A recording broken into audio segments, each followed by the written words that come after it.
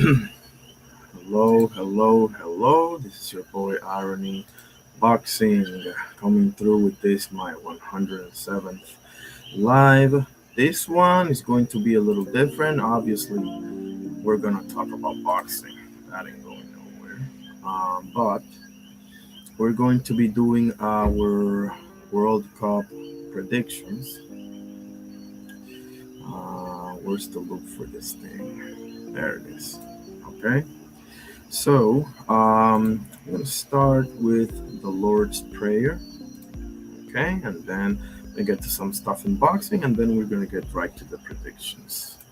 In the name of the Father, Son, Holy Spirit. Our Father, who art in heaven, hallowed be thy name. Thy kingdom come, thy will be done on earth as it is in heaven. Give us this day our daily bread, and forgive us our trespasses as we forgive those who trespass against us. And lead us not into temptation, but deliver us from evil. For thine is the kingdom, and the power, and the glory, forever and ever. Amen. In the name of the Father, Son, Holy Spirit. Thank you, God, for everything. Absolutely. God bless every single one of you. I hope you're all having a great day, afternoon, evening, whatever the case may be. Okay. So, everyone's notified, as I understand. Okay, let me first do the survey question.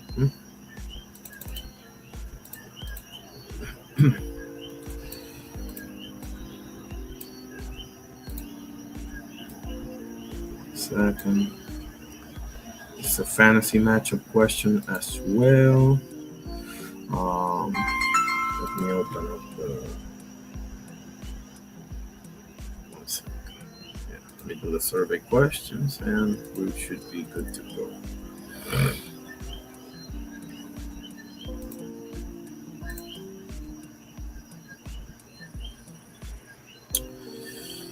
Okay, one second. There we go. Okay, survey, initiate, survey.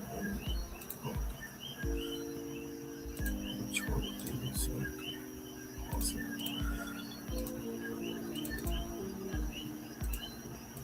Okay, what was the first one? It was, okay, there it is.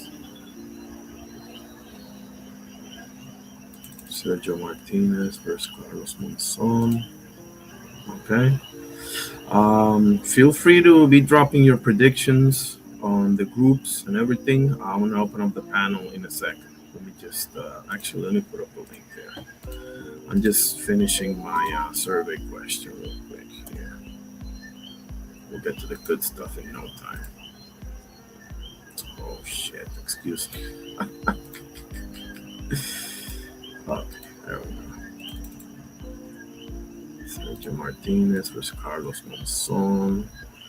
It's the first one. Second one is Andre Ward versus George Jones Jr.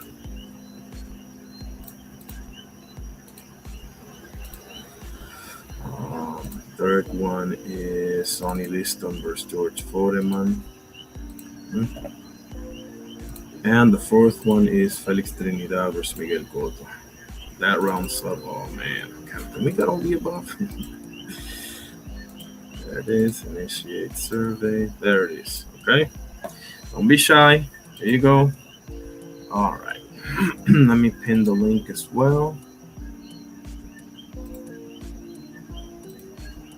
Pin link. We're gonna get to some boxing stuff while I wait for my people to show up. Okay. There it is. Fight Hub. Share screen. Okay.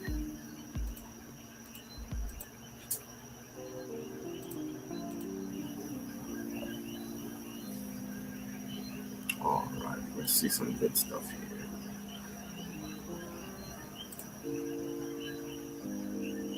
Surprised if he pulls it off. And look, and I wouldn't be surprised if he pulls it off. Very few give him a chance, but he's a big boy. He's strong. He has the heart, and a fighter that's dedicated. Because I know he's very dedicated, very disciplined. heart, and is big enough to be able to take Boots' punch. 12 rounds is not going to be easy for Boots. I could tell you, 12 rounds, Boots would have to look sensational and put a beating on him the first half of the fight. But I think if it goes late into, I think Boots is in trouble because Sander has tremendous heart, big boy. A warrior. He has the heart that won't stop him. He won't back up. I think he has a chance. Honestly, I do. And look, and look at that, Roberto Carlos. Who's this guy? I don't think I recognize him. That's Canelo. Ronaldo, best striker of all time. What's up, T Hill, my brother? God bless, bro. How you doing? Man, it's been a minute. God bless you. I hope everything is good with you, my brother. You said, say what? Ronaldo, bro. That's the best striker of all time. What you talking about? This guy, Ronaldo Nazario from Brazil. Oh, okay. Okay. No worries. I'll be here. Yes, that's right, Oscar. Yes, sir. Tricolor. Mexico 2, South Africa 0, bro. Bunch of red cards, man. I didn't see it, but I saw like the stats. You know we gotta do the predictions of the group, Oscar. You gotta come up here, man. I don't know if you can do it or not, or you can do it on the chat. But there's the groups right there. We gotta predict these groups, man. This is getting interesting as holy hell, you know. But I'll wait for you to come up so we can do this. Let's see what we have here. Let me share my screen again so we can see this link up.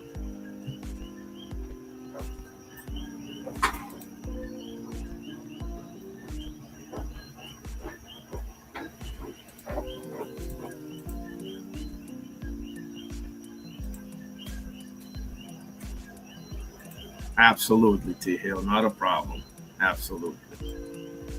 He says all these reds. Maybe I'll hop on in a little while. Sure. Let me know if you can do it, because I would love to do group predictions with you. This would be awesome. Saying hi to T Hill right there. T Hill saying hi back. There it is. Let's take a look at this link up right here. Ronaldo Nazario. How about that? Canelo, Roberto Carlos. Come on. Roberto Carlos had a missile for a left leg, man.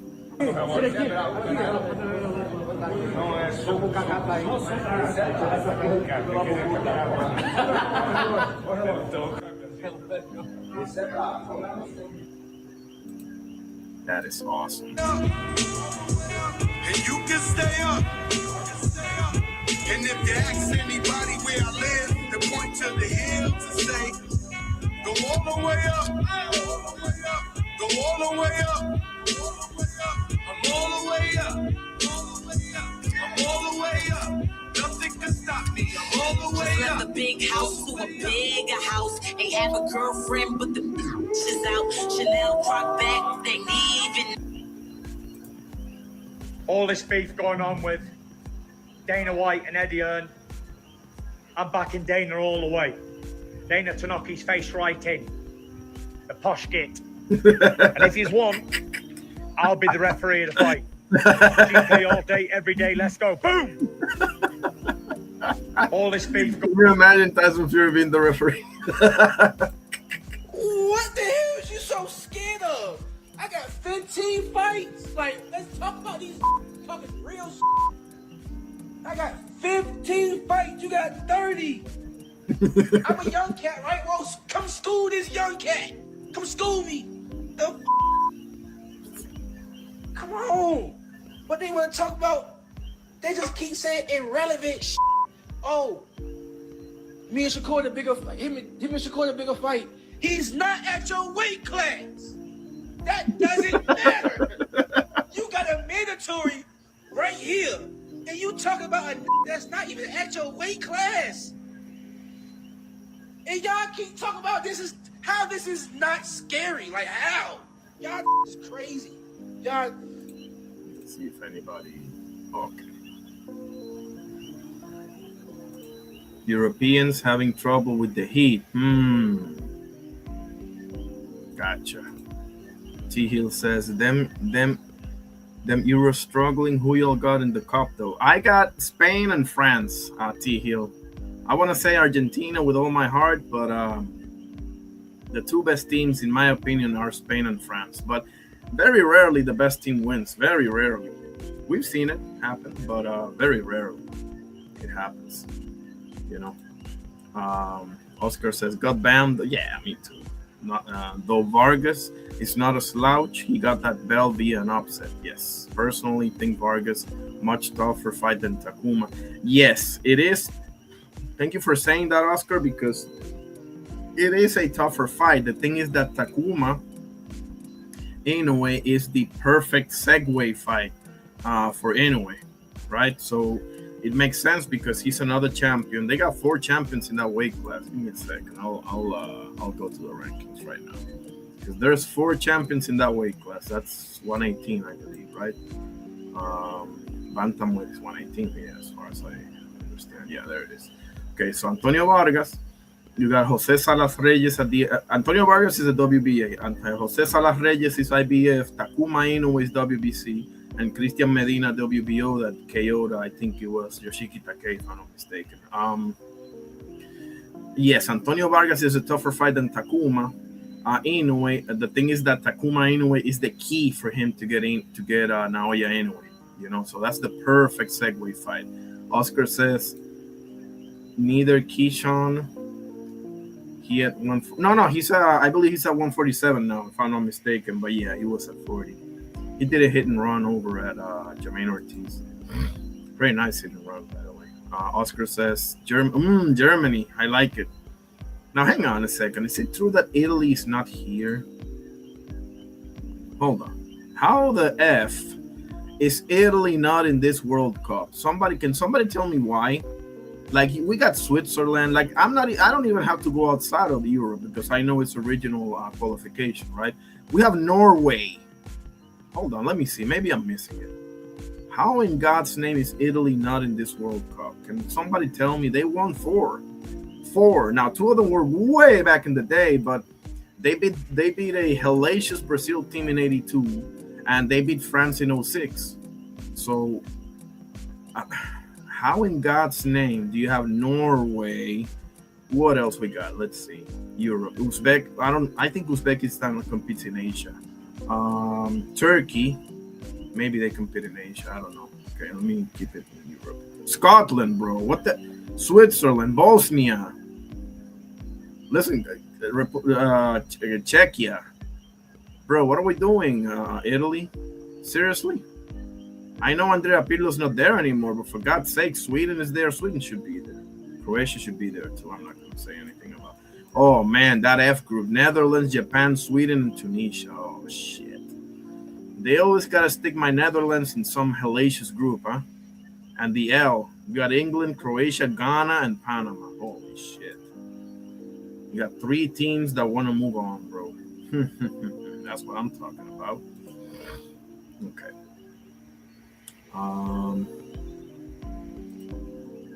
What's up, Ja, my brother? How you doing today? What up, Arnie? Peace and blessings. God bless you. God bless you as well. I'm doing good. I'm doing good, man. I'm doing pretty good today. I appreciate all the prayers and stuff too. Like, I really be believing in that. And that, I feel like it's helping me. You know what I'm saying? I felt energetic today, like, and able. So that's what's up. What are we talking about today, though? It's more a World Cup oriented show, but yeah, I've shown some boxing stuff because I can't help myself. Did you give an answer to the survey question? Yeah, I put Roy Jones and Andre Ward. I love it. Yeah. I like George Foreman. him with anybody, but I can't say that I'm so familiar with Sonny Liston. The first two people, I don't really know who that is. I think I just know who one of them is. So I gotta look them up because it's probably some real bangers that I want to see. Trinidad and Kodo, I feel like Trinidad probably wash Kodo like prime for prime. Interesting. Who else you had on there? Sergio Martinez and Carlos Monzon. Now That's the a ones I dark gotta horse. look up. I gotta look Okay. those ones up. I know who Sergio Martinez is, but I still gotta familiarize myself with him. It was one more you had on there though. George Foreman, Andre Ward, Sergio Martinez, Yeah, George Foreman and Sonny and Liston. Cotto. Oh, that was just all right. That was all of them. Yeah, I can only put 4, unfortunately. I bet you Sergio Martinez and the other guys probably be the best fight besides like Liston and Foreman. I thought about Joe Louis, but I think I'm gonna put Joe Louis with Lennox Lewis in a fantasy matchup. That would be awesome. Still thinking about it though, because I got Larry Holmes that I want to pair with somebody. You know, there's a ton. Just at heavyweight, I should do a fantasy matchup of heavyweight alone. Now that I think about it, you know, like, man, thinking like an Ali Tice. Go ahead. Yeah, no, I like that. I like the Andre Ward and Roy Jones, like, cause I really don't know who will win that one. Cause Andre Ward is super smart, and Roy Jones Absolutely. is just super gifted. Like, That would have been an unbelievable match right there, bro. Prime versus Prime. I can't really call that one, bro. Like, that's a high level chess match right there, brother. I might have to go with Andre Ward, and that could be at any weight, cause they fought at the same weight classes, especially at light heavyweight. Though I would have to give it to Andre Ward. Interesting. You got like But a Roy- UD or something? I don't know. I feel like Andre Ward could stop Roy, or it could be UD. But like in the prime, I would give it to Roy. I feel like he would like a smaller weight class Roy, like maybe 154, 160, because Roy would be too fast for Andre Ward. His foot movement and his hand speed would be too fast, I think. Yeah. I mean, I got Roy by split decision, but man, I don't see a stoppage in this one. I don't see it. At light heavyweight, maybe a stoppage possibly, Interesting. but I don't know. Trinidad and Cotto, I mean, man, that's because Cotto is a better boxer, but I think Trinidad has that one hitter quitter. I mean, Cotto got power, but Cotto, to me, outside of the left hook to the liver, I don't believe he has like power at Trinidad's level. You know, Trinidad could hit you with the left hook and just put you to sleep. You know. Yeah, I think so- Trinidad's too explosive for Cotto.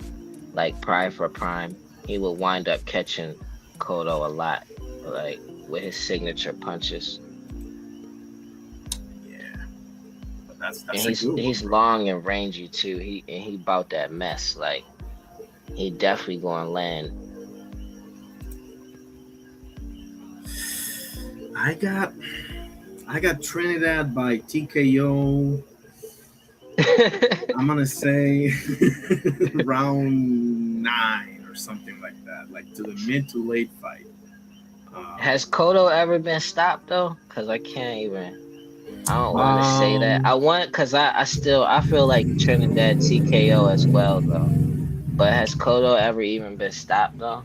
Well, he was stopped by Margarito when he had casts in his hands in the first one, and I think he got stopped by Saddam Ali in his last fight. Other than that, no. Like the losses that he had against. Well, hang on a second. Didn't he get stopped against Pacquiao? Let me take a look. Yeah, I don't know if he might have got stopped by Pacquiao. Was crushing So, some yeah. people around that time. 12 round TKO. Yeah, there it is. 12 round TKO. Yep. Um, so yeah, but it's not like he got put to sleep either. But you know that does count with as a stoppage. You know. Cotto he's slick though. He's good on defense. So I feel like it wouldn't be easy for Trinidad, but like Trinidad just super explosive and he yeah. Yeah, I mean, unbelievable, man. I just feel like Cotto will probably outclass him a little bit early in the fight, and will stay away from that left hook. But I just feel like Trinidad's gonna catch him. Yeah, At some eventually he gonna wear him down, yeah. Yeah, that makes sense. Cause he definitely relentless. He just he's he's so rangy that you can't really tell how relentless he is all the time. Cause he don't be like smothering his punches. Exactly. And do you know anything about Monson? And I probably do if I look him up and then I'll know like, oh, I seen this guy. Let me look him up right now, matter of fact. Check him out.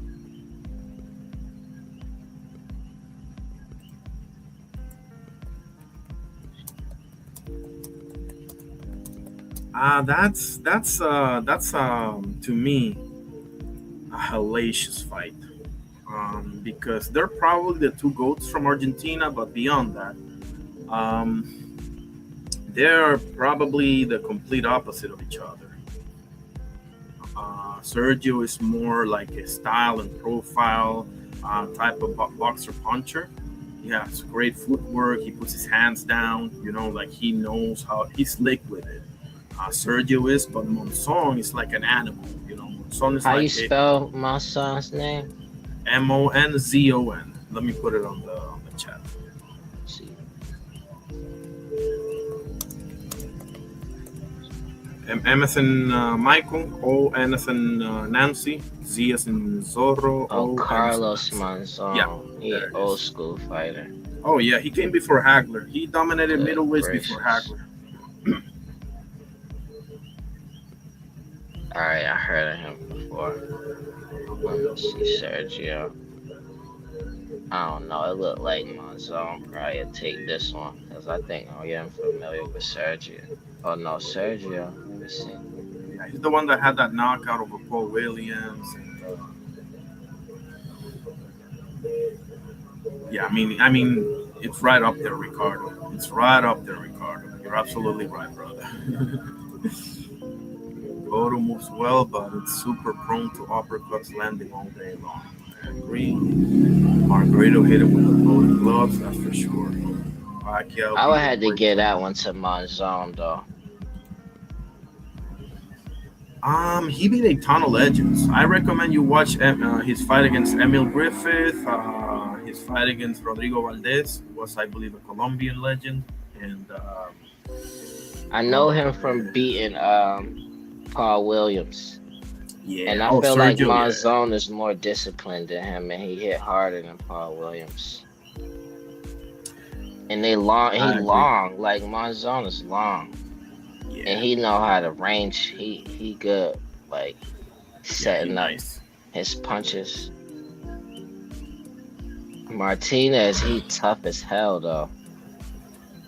And he Sergio explosive. Martinez, bro. Yeah, he But had one of the Monzon best. look like he tough. Like he from an older generation. He look like he could probably take more punishment. Yes, you're absolutely right. And Monson is built like a brick house, bro. Like he Yeah, had yes. yeah, Good God, I'm about to look at him some more. got a ton of great wins against legends. Like the thing about Monson is that he beat a lot of people that were way more skilled than he was, but he had a Chavez like pressure and just built like a brick house and just used his attributes to his fullest advantage. You know, he was never the best boxer, but my goodness, he Nah, was he a just killer more- though. He's a killer. Cause he really trying to like when he trying to land, like he trying to punch your head off. He different. Yeah, he would maul you. Trust me. He different. I like him. I never really looked at him that much. I just heard of him. Okay. Dang, I wish they had more fights. Like, Give me your official prediction for Bam versus Vargas. Bam, but like, hold on. Let me look up Vargas. Antonio Vargas. So I could actually give a real prediction.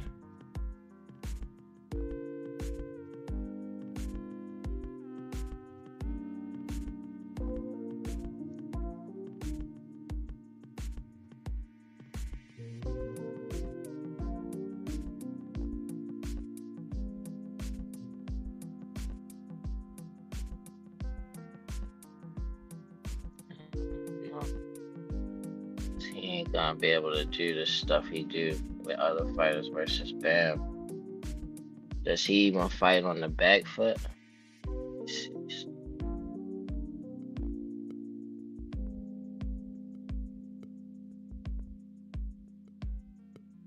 When the last time he fought? Can you hear me? I can't hear you. Oh, I'm sorry, I was muted. I'm looking him up right now on the. When the last time Antonio Vargas fought? He fought on July 30th of last year, so almost a year off. Okay. He beat Daigoiga. Oh no, well that was a draw actually. Hang on a second. It says D and then dash UD. What is that? Because MD is majority draw, but what the heck's that mean?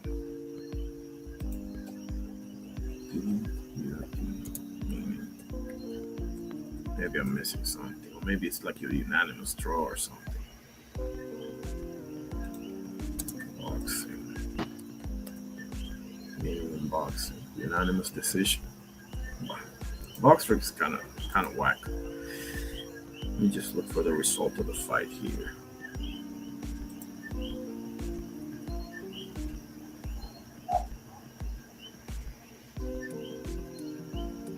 It's weird. Boxrec says like D-UD. Like, what are we doing?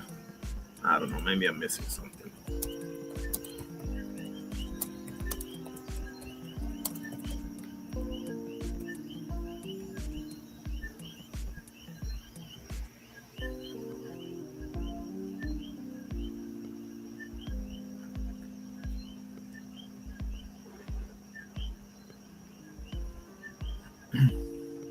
Oh, yeah. Okay. Maybe he's having a phone call or something.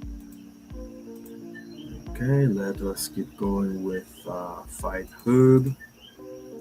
Let's start with the predictions, which draw. I love it, Ricardo. I love it. Hey, Ricardo, do you know Monzon? Can you make a prediction on Sergio Martinez versus Carlos Monzon, bro? Man, that's a hard one for me, man. That's a hard one for me. Everyone is hard. I mean, Sonny Liston versus George Foreman. I'm going to say Foreman because I love Foreman a little bit more, but Sonny Liston was a badass, man. Like, he had one of the greatest jabs. Powerful, power jab, you know? Like, man, I don't know. I put these matchups together and I'm having trouble figuring those out. I mean, I guess it's supposed to be, right? It wouldn't be interesting if you. Oh, let me check the survey. Let's see how many votes do we have. Trinidad and Coro over there, and over here we have 3 votes. Heck,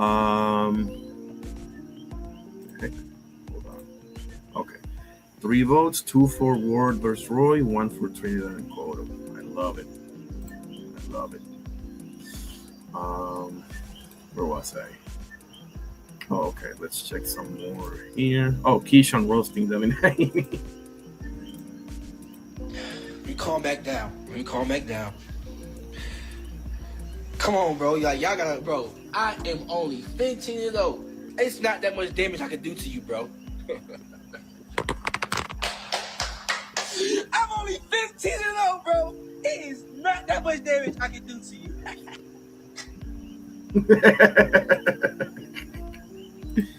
No problem with him. He don't have no problem with me. Potential foe, and that's not off the table. We talk to them too. Like, you know, like if we. So I already had Zepeda on the line basically, and that was the route we chose. So we were already lined to fight Zepeda anyway. He actually called me out and we talked. Like, he called me on the phone. Was like, "You trying to fight?" Yeah. Like, well, I told him to call me, but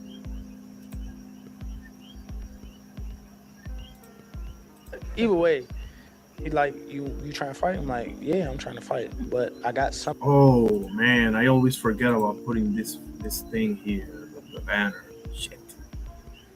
Come on, Fight Hub. Don't be a crap, bro. I'm not monetized. It's educational purposes only. All that. Carrier, how you doing, sir? Man. Good question. Coming in. Aircraft carrier coming in hot. Devin or Keyshawn? I want to say Keyshawn with all my heart, but I think Devin's gonna UD him, in my opinion. Especially now at this stage, you know, he's not accustomed to the weight. Not only does he not have that many fights, Keyshawn hasn't fought that many boxers anyway. You know, we got Jamaine Ortiz, we got Dennis Berenchik. Who else? Unless I'm missing somebody, nobody else, right? So Devin has fought people like Keyshawn, you know, Brian Norman, Linares, a few others that I'm forgetting now. So not that they're exactly like Keyshawn, but they're similar. Keyshawn's for sure never fought anybody similar to Devin Haney because, with all the respect to Jamaine Ortiz, he's not really like that. He fights more on his back foot than he does on his front foot. Devin does too, but not as unbalanced as Jamaine is, and Berenchik was like half his size. So. God bless you, Carrier, my brother. Something on the line. If it don't go through, then we can line it up. It ain't, you know what I'm saying? That's what it was. And then we left it alone. And then, you know, he did his, you know, he do his call outs and stuff like that. But it's boxing. That's what people do. Like, it ain't nothing wrong with calling nobody out. You don't have to see it as disrespect. Some people should look at it as, oh, a fighter wants to fight me. Obviously, you have the pedigree that you want. That's the name you want on the resume. Even though he's going to lose if we face each other. You know what I'm saying? Like, that's a testament to me. People think Keyshawn is one of the better fighters in the world, and obviously I'm one of the better fighters in the world. So, you know, a matchup with him would be great. But as you can see, he's huge, bro. Like, he's big, and he's going up to 47 now. So I wouldn't fight him at 47. I fight him at 40, but I wouldn't fight him at 47. I'm a 35 pounder.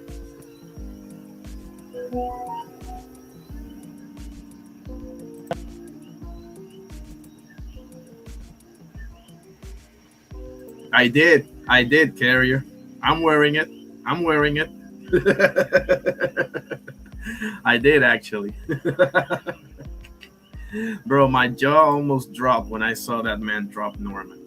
Like, I can see him winning, but dropping him in a million years, I thought that, bro. Like, I swear to God.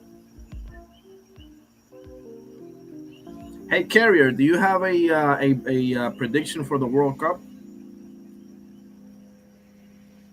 Do you have something for me on that, or no?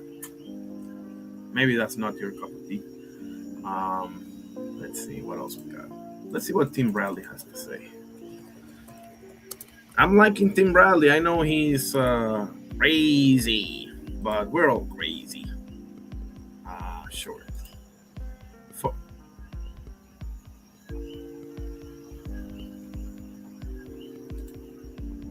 Yo, Tim Desert Storm Bradley, you already know the damn rest. Yeah, y'all see what's going on.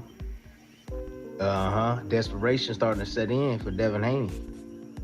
He's starting to budge, it sound like, on IG, Twitter, whatever the hell they going back and forth on. That's all they do is a whole lot of talking. Yeah, pick up the phone call, bro. Pick up the phone. Hello? Hey. Let's make this happen, dog. Pick up the damn phone. Get off the damn Twitter and all that shit. Nobody care about that. Shit. And then on top of that, if this shit get made, Keyshawn, I told you. I told you. Boy, you put yourself in line for the belt and all of that shit, man. Shakur about to get you up on it. I told you, boy. Second fiddle always to Shakur Stevenson. Yes. He better than Okay, no problem. Hey, Carrier, did you vote on the survey? Which one did you pick? Which fantasy matchup did you pick? We have Carlos Monzon versus Sergio Oh, you picked Sonny Liston versus Foreman, right? Was that you? Liston versus Foreman? Man, I love it. Man, I love it. Give me your prediction for Bam and Antonio Vargas, Carrier. Give me that one. Let me have that prediction. Okay, let's start with Group B now. Let's do prediction for Group B. Jay Will, how you doing, brother? Irony, what up? Okay, that's my brother Jay Will right there. I picked Liston versus Foreman for fantasy. Liston power jab on a special. Talk to me, bro. Talk to me. Liston's power jab was special. Roy Jones, my guy, but I always felt he was so much superior to Ward, especially at 68. Maybe at 75, Ward has a shot. I agree. Still a tough-ass fight, though. Okay, just tell me here, Carrier. Tell me here. We got Sergio Martinez versus Carlos Monzon. We have Andre Ward versus Roy Jones Jr. We have Sonny Liston versus George Foreman. And we have Felix Trinidad versus Miguel Cotto. Hey, Jay Will, how do you see Trinidad versus Cotto? Give me that one. Yeah, real. Back again. God bless. What up, my bad. I had to go somewhere real quick. Yeah. But I got Bam winning. Okay. Unanimous decision. It could be a stoppage though. I don't know. Because I don't know how much pressure Bam gonna put on him. But I think Bam is gonna be too much for him. He's gonna be too consistent. This guy is gonna be good though while he lasts to me. Like, no disrespect to him though. No, no disrespect at all. It's just that this guy is special, you know? Yeah, Bam. You're going to stop him round 4 or 5, I think. Damn. Yeah. I think it's going to last longer than that, though. Like, maybe like 9, 10. I don't know, though. Yeah, I don't know, though. Because I can't tell. Because this guy looks good, but none of those fighters he was looking good against is Bam, though. Man, I would love to see Bam like get out of a tough situation, you know? Yeah. Probably only gonna happen if he move up. I just want to see him versus Inoue, bro. I'm not gonna lie. I just want to see that fight. So just give me that fight by all means. Man.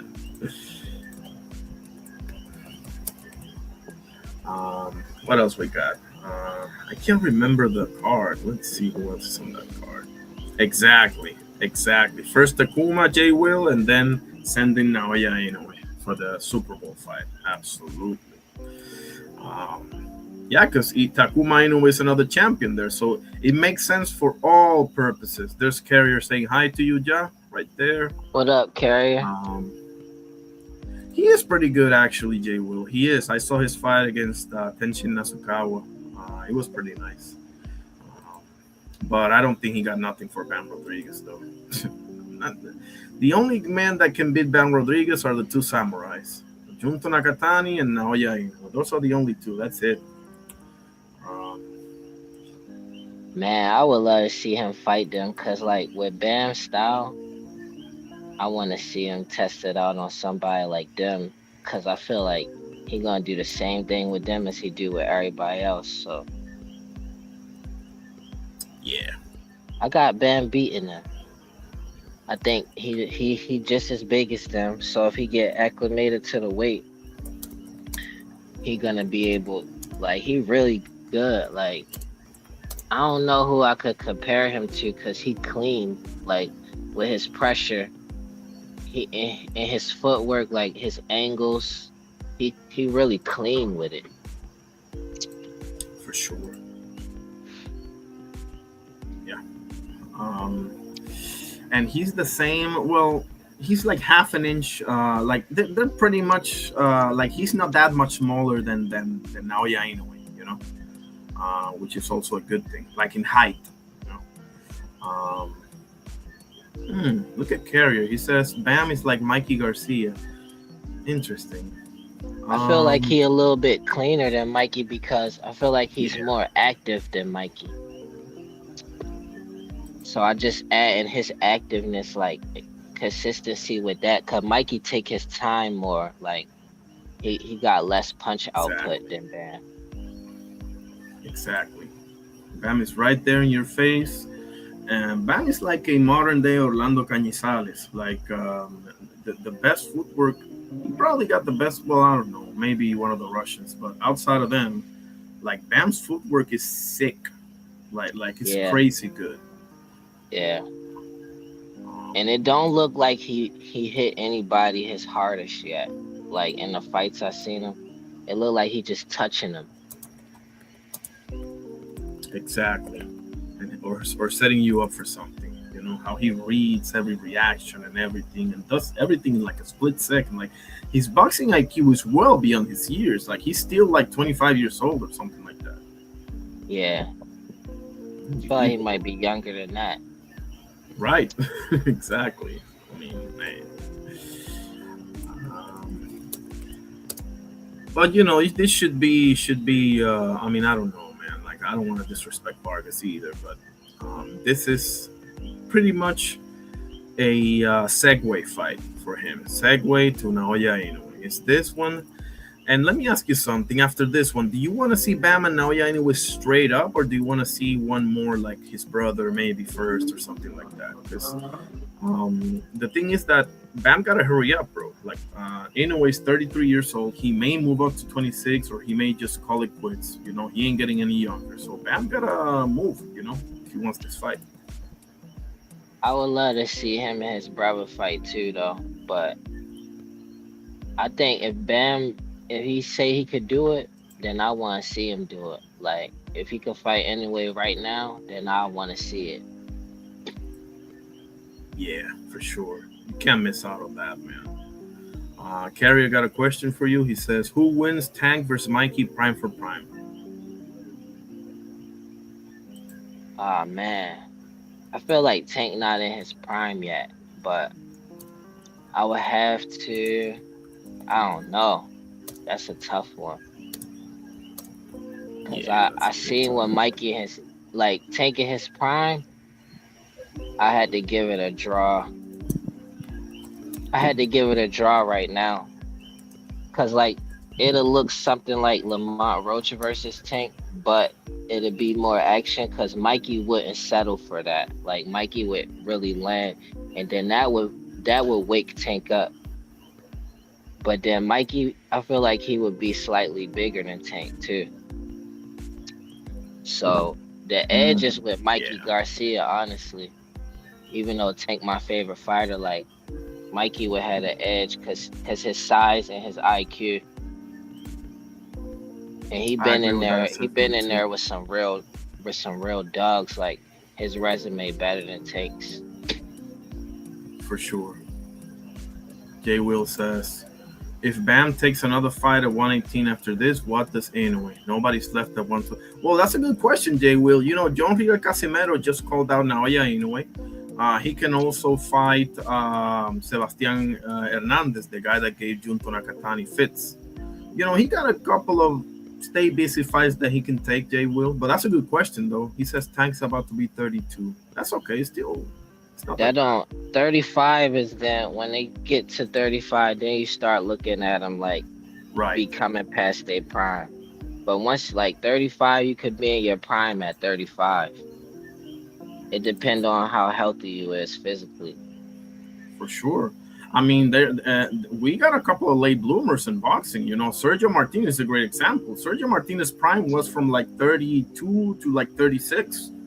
You know, he was smoking people. So those years are prime years because you older with wisdom, and then You got your Exactly. strength. Your strength is like different, like, and you fight differently,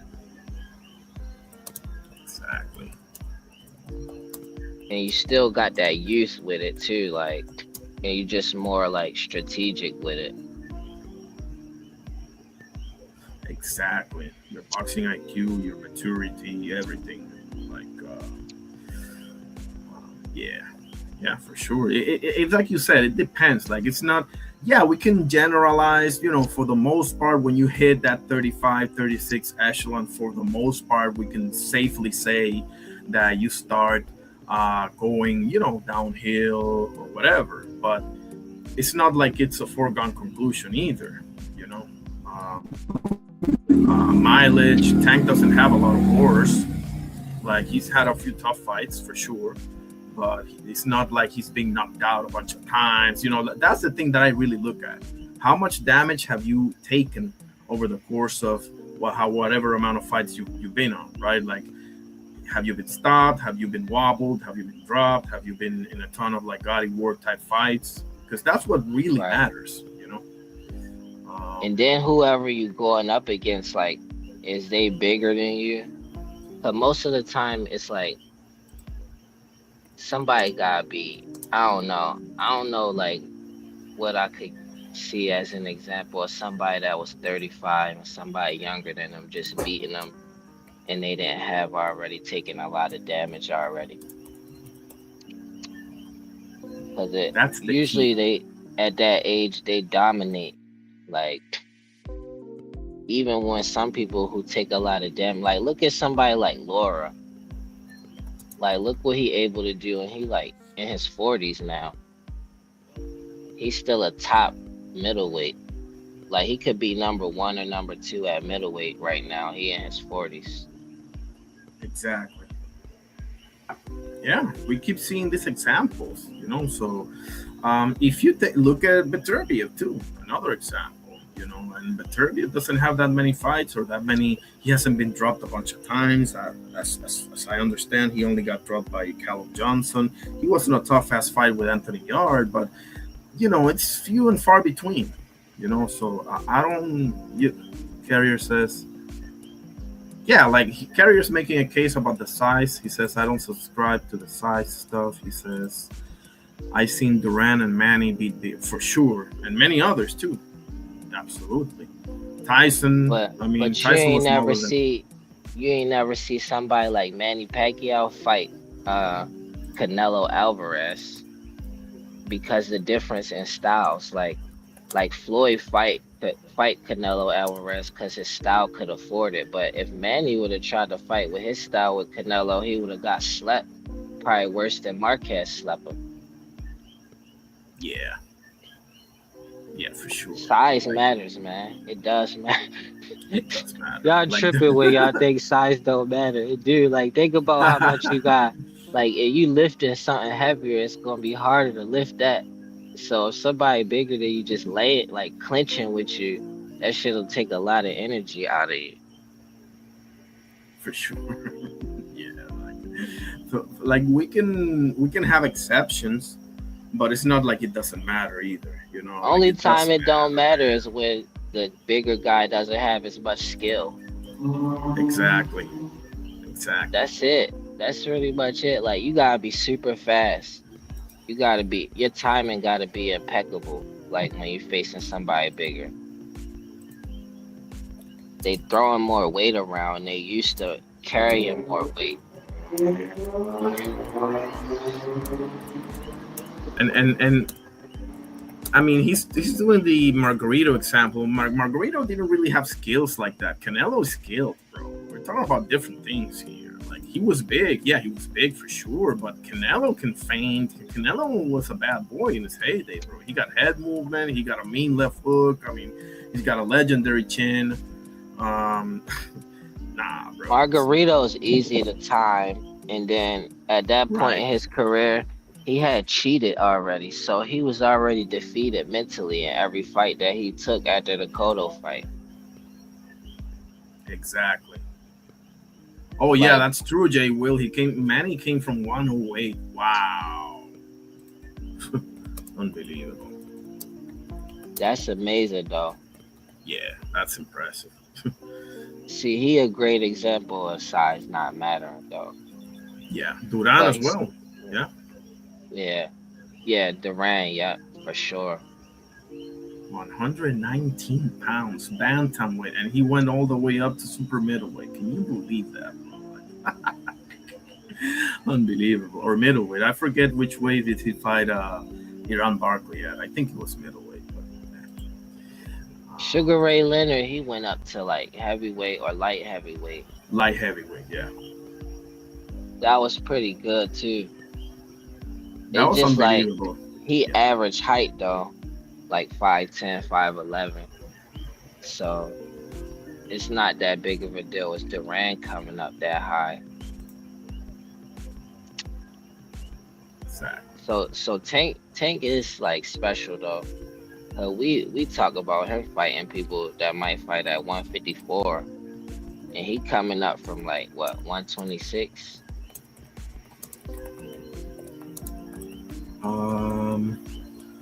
I think so.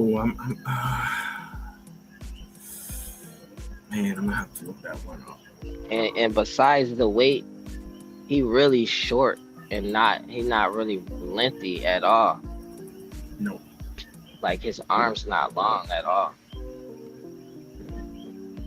That's the thing. Like, if you have long arms, you can make. That's why Floyd was able to have success. I mean, among other reasons, right? But that was one of the reasons why Floyd was able to have success against a Shane Mosley and Canelo Alvarez, because, yeah, he's giving up some inches in height, but he got long arms. So with that, you can offset a lot of that height difference, you know. But if you ain't got that build, because that's the thing with Manny Pacquiao, he got the footwork and everything, but he doesn't have the best build for boxing. He doesn't have long arms or long legs, you know. That's why he had to hop like he did, which is awesome. Obviously, made him an all-time great legend, but he can only move up so far, you know. Carrier says we seen Tank bit bigger guys, so I don't want to hear Tank is too small. and Floyd, he mastered his body. Like only he could do the certain stuff he did. Like some of the defensive movements that he did, only he could pull it off. And then that jab to the body, because he already short and then he got long arms still. His jab to the body was deadly. Floyd had one of the best jabs. I would say in history. I would say Floyd had one of the best jabs in history. Yeah. Without a shadow of a doubt, man. Because there was a real snappy jab, and it doesn't look like a power jab, but it really is a power jab, man. Like, he will stop you in your tracks with that thing, and it was like a like how do you say this? Like a snappy. That's the word. Like real snappy. Like, bro. Like, make you think twice, man. Like, yeah, I'll put Floyd up there with whoever. Larry Holmes, Tommy Hearns. I'm just thinking out loud here, the best jabs I've ever seen. Off the top of my head. Yeah. Floyd's father had a great jab. Like, I feel like that's why Floyd jab was so good, because his father, I feel like that was his best punch. Exactly, Jay Floyd Will. Sr. Like a whip. Oh, yeah, Floyd Sr. Super underrated, man. Yeah. His jab was his best punch to me. Man, I seen that fight against Sugar Ray Leonard, man. He was doing nice. I don't know what the hell happened to him in that fight. I mean, Leonard, obviously you're fighting Leonard, obviously, but he was doing good, man. Like that's a fight we should see together at some point. Like, that's an interesting fight to watch, in my opinion. Like, Floyd's a flawless talent for sure, Carrier, for sure. He's saying Sugar Ray Rock. Oh, yeah. Larry Holmes, the Eastern Assassin. I think he meant to say Leonard at the end. He put Robinson twice, but yeah, flawless talents. But yeah, Floyd Sr., aside from him, so let me ask you this, Gerald. You got one fight for your life, or whatever, however you want to put it, right? For all the marbles. Who is your trainer?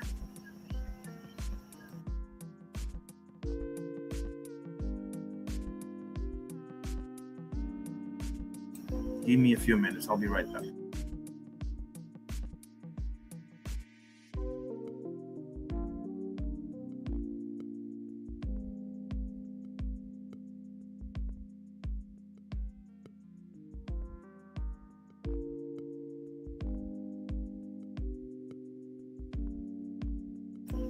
Okay, I'm back now. In my corner is Floyd Sr., bro. I want that man in my corner. I don't think I've ever seen. Obviously, the back in the day coaches, the Eddie Fuchs and the Ray Arcells, Angelo Dondis, all of them. I don't know enough of them. I can just speak to the coaches that I've seen.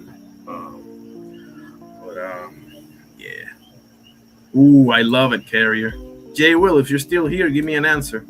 You got one fight for all the marbles. Who's in your corner? Manuel Stewart, man. I love it. Carrier with the Kronk Gym representing, huh?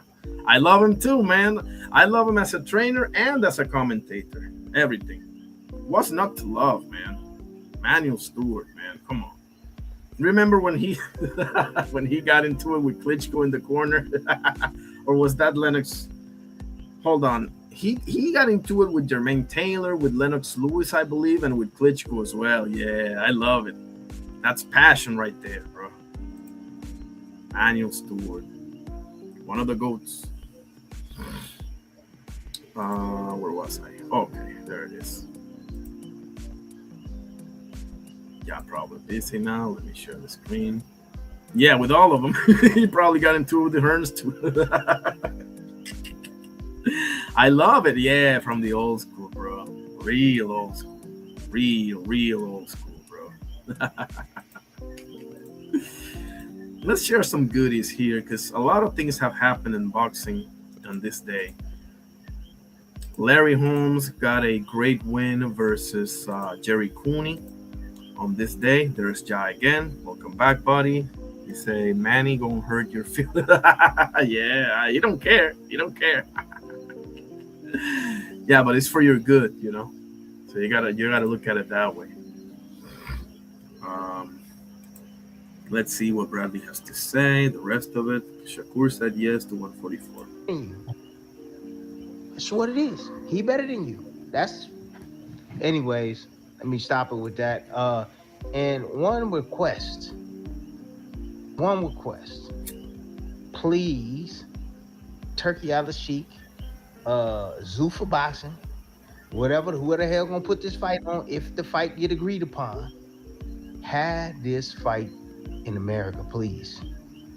We don't want, no offense against Saudi Arabia, no offense against them, but have Shakur and Haney in America, please have it in America, man. Shit, it gotta be here. Yeah. Anyways, I Tim agree. Stone Bradley, hey. I agree. It's gotta be in USA, man. Certain fights gotta be in, like, for example, Fury and AJ gotta be in Wembley, man. No, I wouldn't say that ever, Carrier. Teddy Atlas overrated. No, I wouldn't say that. No, I wouldn't say that at all. He'll give you one of the best pep talks ever.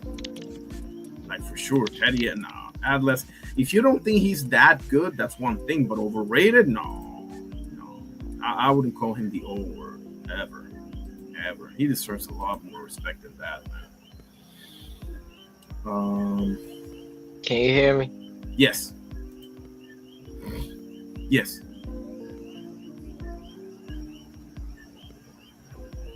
Yeah, I don't get it, Carrier. Yeah, I don't understand. That's gotta be at Wembley. What are we doing?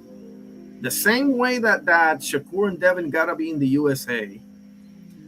AJ and Fury's gotta be at Wembley. I don't want to hear Saudi. I don't want to hear USA. I don't want to hear nothing. That's gotta be at Wembley. Bro, you had AJ and Dubois at Wembley. You're not gonna have AJ and Fury at Wembley? Seriously?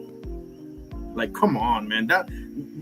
Carrier, that shit would sell out in 2 minutes. In 2 minutes, that shit's gonna sell out at Wembley.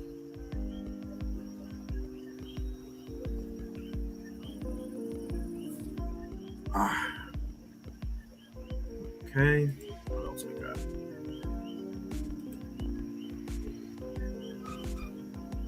Let's go to my Discord and watch some goodies.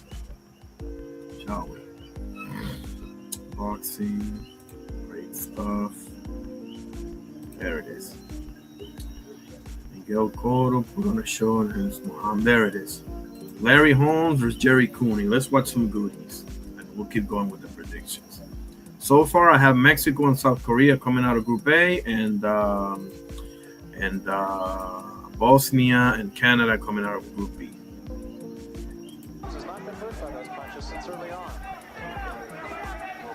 Hang on a second. Is this Tom Rank? Okay, no. Nevertheless, let me put this thingy here just in case. The banner. Okay, just in case. Where was I? Okay. Holmes again just keeps that right hand cocked, works with the left hand right now, but does seem to be looking for the one punch. And there's the right hand, but again, Cooney does not back up at all. So maybe some of Holmes' punches did not have quite the impact they did. 1 minute remaining here in the round.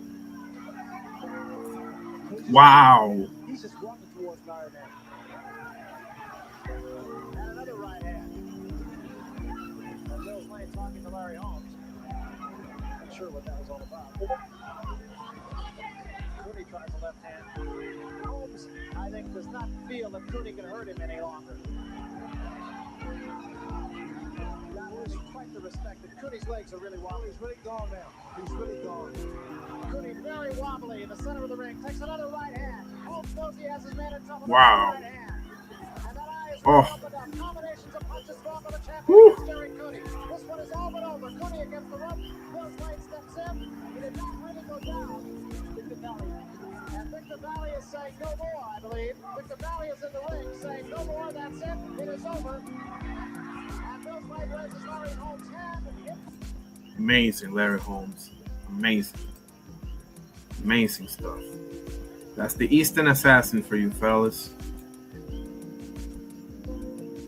Miguel Cotto, on this day, put on a show in 2005 against Muhammad Abdullayev. Let's see. Anybody here? Okay.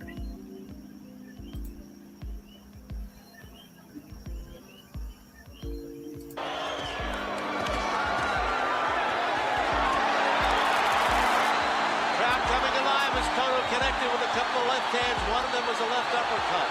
And he's giving Abdullayev the full arsenal. Cotto again with the quick hands.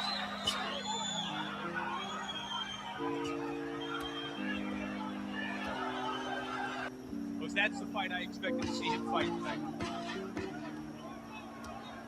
Left to the body by Abdullayev. Very effective punch. He's doing some damage. Doesn't seem to be in any danger whatsoever right now. Cotto connecting twice with right hands. Back comes Cotto. And now Cotto unleashing that power. And this is the fighter they came to see. Oh, Right to the body by God's sakes.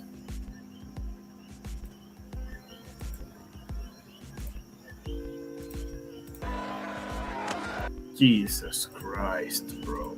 right to the body by Cotto. That could be heard in the balcony. Left uppercut by the champion. That's the thing. You see? That's what Carrier's saying. Or Jay Will, I can't remember. See? That's for the uppercut right there. There's more body work by Cotto.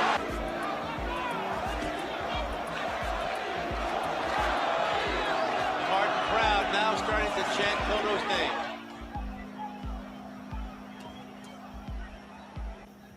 Abdullayev is game and he's aggressive, Sal, but right now he's really not very effective. Right hand by Abdullayev, but Cotto comes back with his own right. Well, we'll see now if that becomes a factor. That's a good flurry by Cotto, but Abdullayev is just a determined guy. He doesn't even take a step back. He just comes right back in. And now Cotto is teeing off. Neutral corner. Time. Give me time. Timeout by the referee. You got Abdullayev maybe. Look at that face, bro. Checking the eye. His eye is closed. So, Down here. Miguel Junito Cotto, Puerto Rico's finest. What else we got?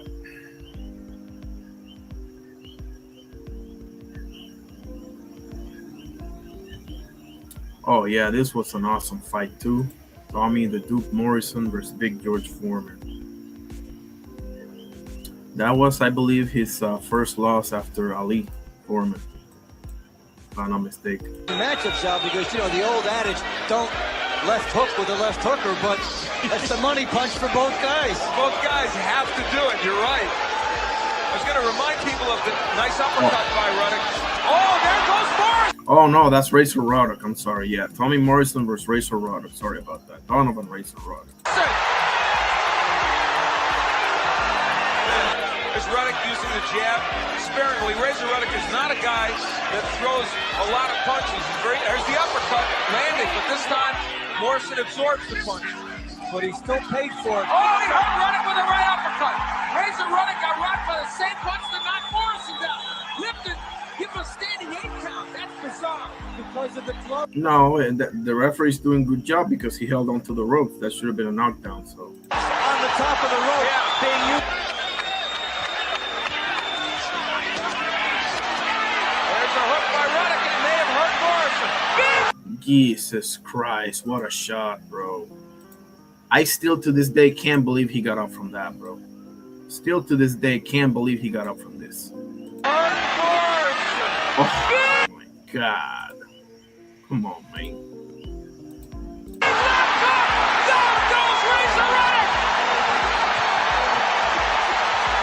How in God's name did that man got up from that? We have not seen for rounds. Can Morrison put him down again? What a terrific shot. Morrison hitting, candidate. Morrison hitting on the break, and both men have been guilty of that. How about Ruddock getting up? What does Morrison have left? A standing 8 here. Now, this is a standing 8. The knockdown. That counts the knockdown. The 3 Here. And Ron Lipton told us before the fight he would like to see the standing 8 not in effect here. The 3 knockdown rules not in effect because of flash knockdowns. He may be forced to stop this, yet both fighters look like they can keep going. Remember, Razor Ruddock was part of the most controversial stoppage of the year when the fight was stopped against Mike Tyson by referee Richard Steele. Morrison is nailing him though, but Ruddock is still holding on. He needs to buy about 10 more seconds, and it's a long one. He will not do it. It's over. Well done, the Duke. Well done by the Duke.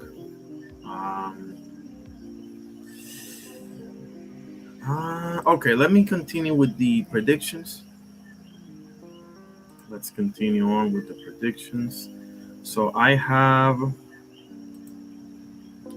on the first group, Group A, I have Mexico and Korea and South Korea. I have in Group B, Canada and Bosnia.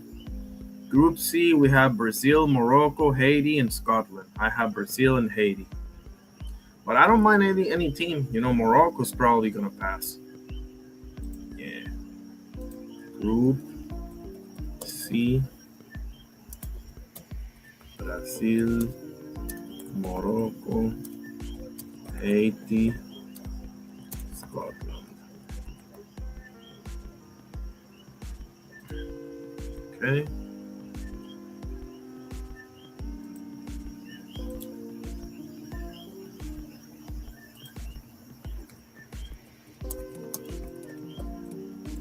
Brazil and Haiti. I think Haiti will upset the apple cart. I would love for Haiti to advance, to be honest with you. Group D, USA, Paraguay, Australia, Turkey. Interesting. Group E.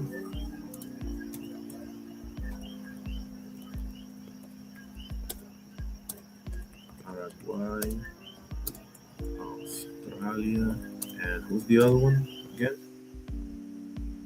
Yeah. Interesting group.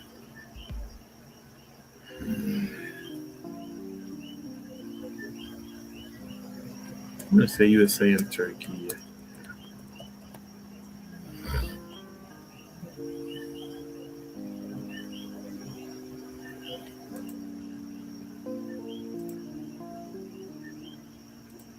E, Germany, Curacao, Cote d'Ivoire, and Ecuador.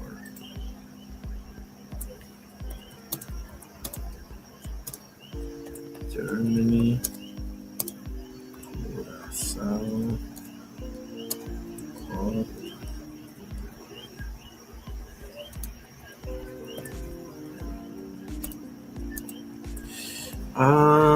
I'm gonna say Germany and Cote d'Ivoire. Yeah.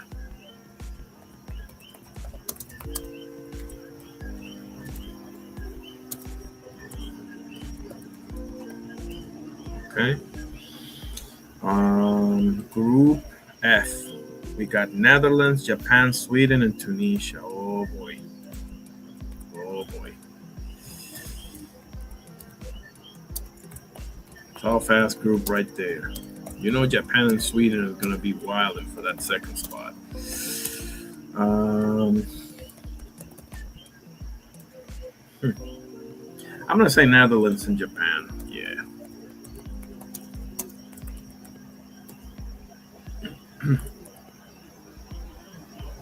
Yeah. Okay, Group G. Belgium, Egypt, Iran, and New Zealand.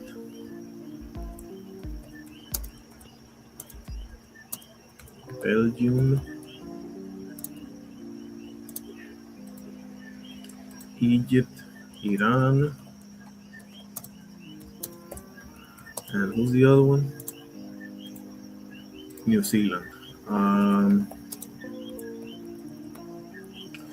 Belgium and Iran.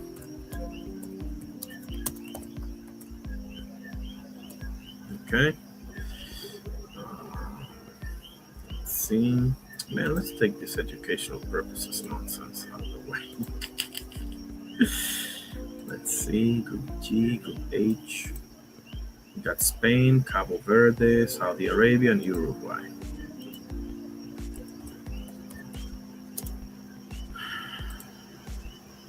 H, Spain, Cabo. Oh my God, bro. Come on, let's have Spain and Uruguay written all over it, man.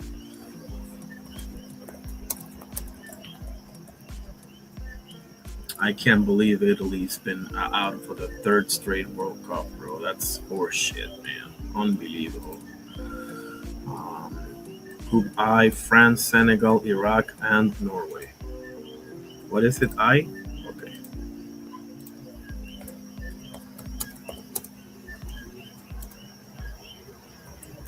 France, Senegal,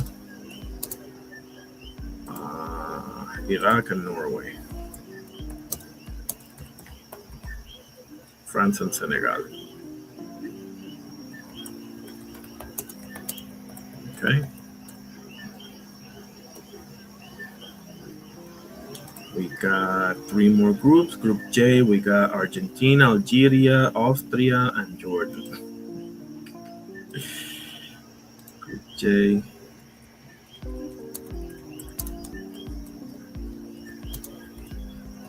Algeria is dangerous. Okay, Algeria, they know how to play.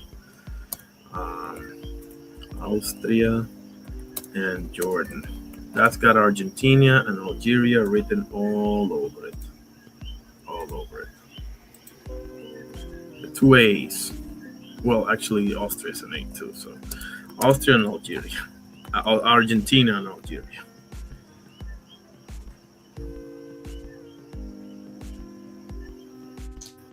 Okay. Group K, Portugal, Congo, Uzbekistan, and Colombia. That's an interesting group. That's an interesting group. This is Cristiano Ronaldo's this is Messi's last World Cup too. Portugal, Congo, Uzbekistan, and Colombia. Damn. I'm going to say Portugal and Colombia. I know many Colombians love them. Portugal has reached the semis a couple of times. So Portugal and Colombia. Okay, and Group L is England, Croatia, Ghana, and Panama. Interesting. A bit dicey for the English over there, but they're probably going to pass. England, Croatia, Panama, Ghana, and Panama. I have. You know what? I'm going to have England being the upset of Messi. Oh, wow. Seriously, Carrier? Oh, wow. What a treat. What a treat. I'm going to say Croatia and Ghana. And England is going home. But I'm probably wrong about that. We'll see, though, because Croatia and Ghana. England and, Croatia beat England to go to the finals 2 World Cups ago, so they have an excellent. Croatia's been second and third before. They were third back in 1998. So this is interesting. I'm gonna give it 5 or 10 minutes to see if T. Hill and Oscar want to pull up, or Ja, or whoever. But those are my group predictions right there. Oh, okay. The team is called Inter Miami, but it is in Fort Lauderdale. Okay, that's awesome. Yeah, my sister's been to a couple of games, a couple of MLS games over there. Now that they got all those retired legends over there, they either signed for Saudi Arabia or the MLS. Yeah, there's other options too, obviously, but those are the two. Premier destinations when you are no longer at that Champions League level. You know, you're still good, but just not the killer that you were before. You know, nothing wrong with that. Let's see, we got 2 votes, one for Sonny Liston versus George Foreman, and one for Trinidad versus Cotto. And on the laptop version, we have 5 votes. 3 for Ward versus Roy, 1 for Liston Foreman, and 1 for Tito Cotto. I love it.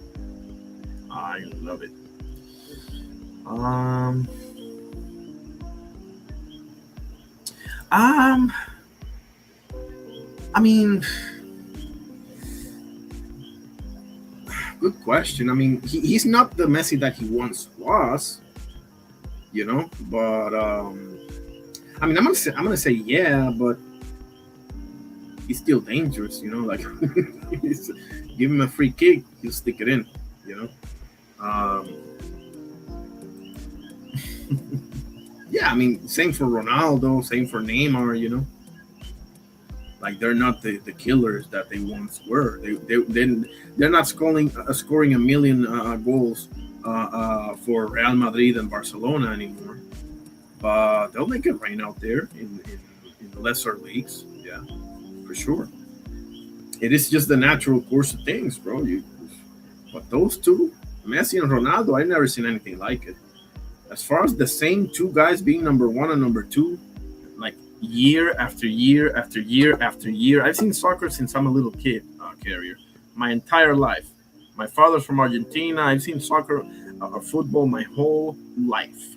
I've never seen anything like it. I've seen amazing players. I've never seen anything like those 2. Never, not even close.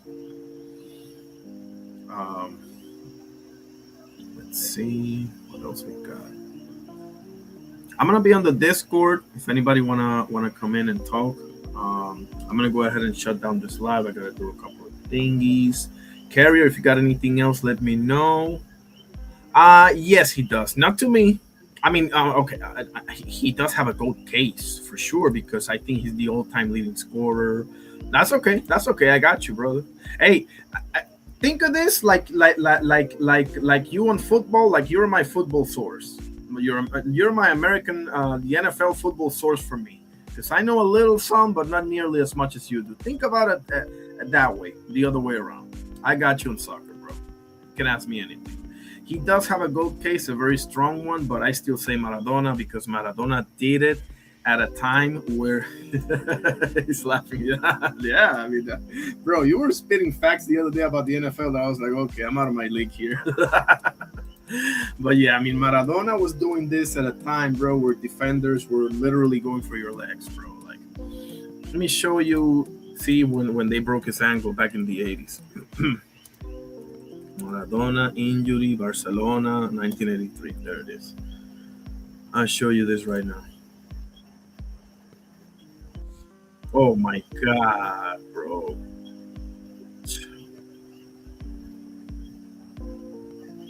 See if they show the. Nah, give me a sec. Yeah, there it is. Oh my God, bro. You do this shit today and they call the cops on you. Yeah, but not GOAT level.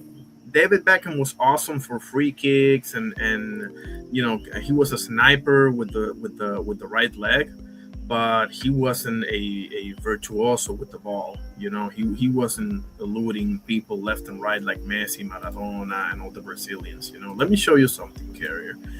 He did this at a time where defenders could do this to you. Now, this happened at 83, and he won the 86 World Cup, which is the year where I was born. This happened 3 years before he won the World Cup, bro. So you can imagine how they were at the edge of the heart attack in Argentina. Take a look at this. Antoni Goicoechea, el mateix jugador basc que havia lesionat. You cannot do this in football today. You do this in football today, bro, they'll call the cops on you. Shit. There it is. Let me slow this thing down. A little bit less. Yeah. Pay attention. Did you see his ankle? Did you see his ankle twisted over there? He literally broke his leg.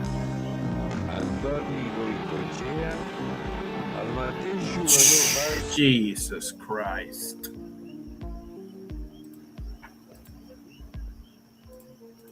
Que havia lesionat Schuster, van vestir Maradona a Barcelona a la quarta jornada i l'argentí va patir una lesió tan forta que no va tornar a jugar fins a l'inici. Broke his leg.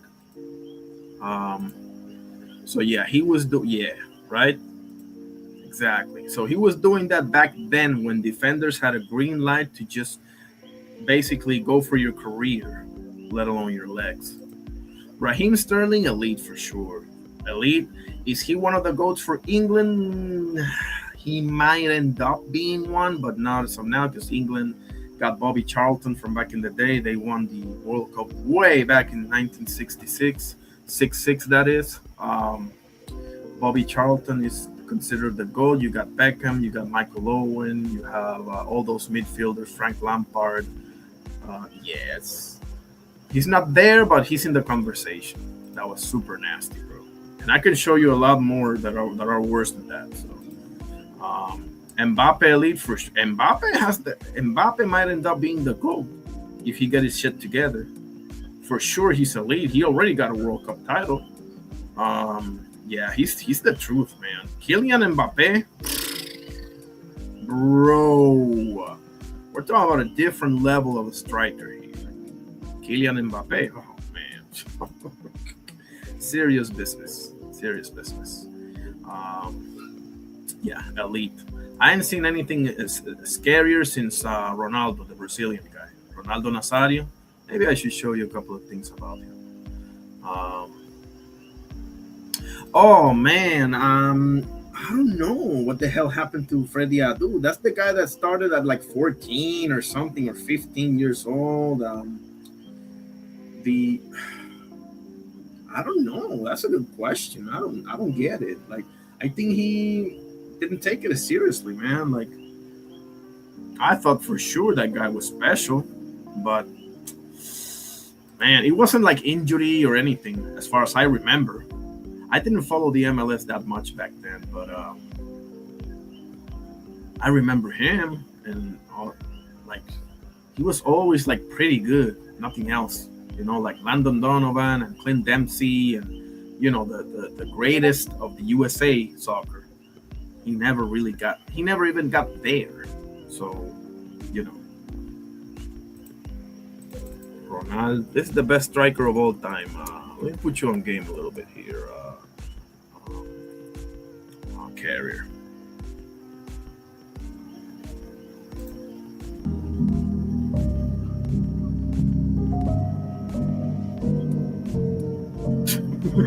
see how he breaks your ankles with that move.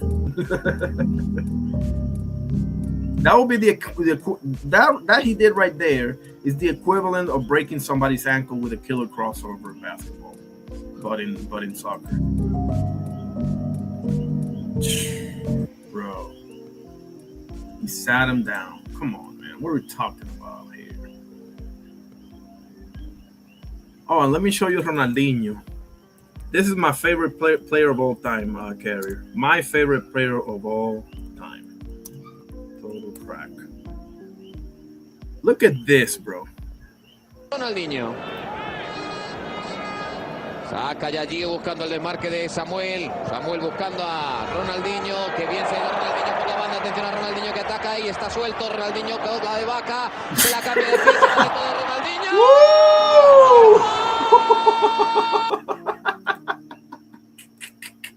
Did you see that, bro? Come on, what the hell are we talking about here?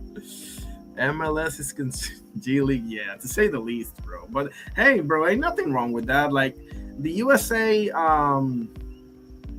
that's Cristiano Ronaldo, elite. That's one of the GOATs, bro. Cristiano Ronaldo, this guy, right? The guy to the right, to the left. The guy to the left, right? That's Cristiano Ronaldo. Yeah, he one of the GOATs. Oh man.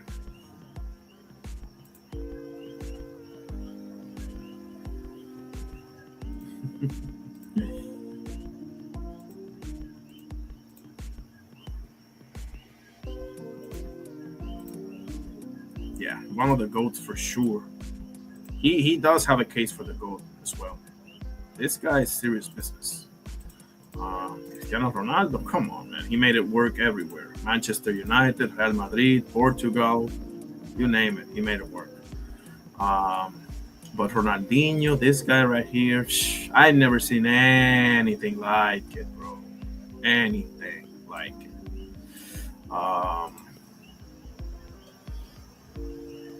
What else can I show you? Let me show you the best goal of Cristiano Ronaldo. Best goal or goals. I don't know. Let me see if I can show you a short or something. Acrobatic goal.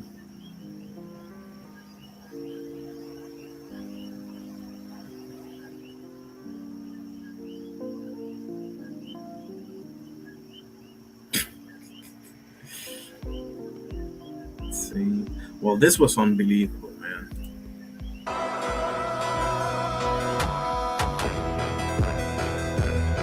Bro, he shot that shit from the parking lot, bro.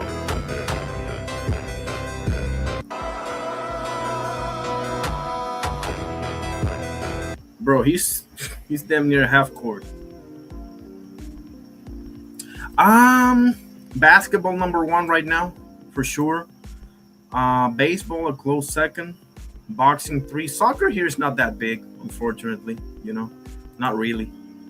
It's getting bigger. It's like the USA. You gotta understand, Kerry. USA is coming in late at soccer. They're coming in late. They didn't have. The World Cup's been going on since the 1930s, Carrier.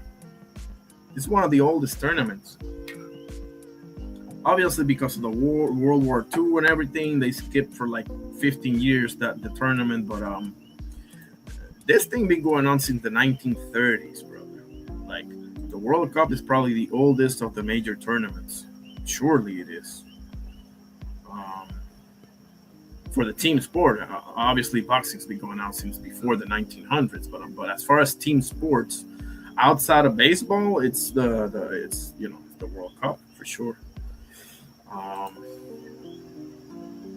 Let me end the surveys. 5 votes over here. Most of them for Ward versus Roy. Liston and Foreman got a couple. Tito and Cotto got a couple. Sergio and Monson, no love whatsoever. There it is. There it is. Okie doke. So yeah, that's. Let me know if you want to know anything else, Carrier. Otherwise, I'm gonna go ahead and call it. I'll give it 5 or 10 minutes to see if anybody want to pull up or if anybody want to chat it up.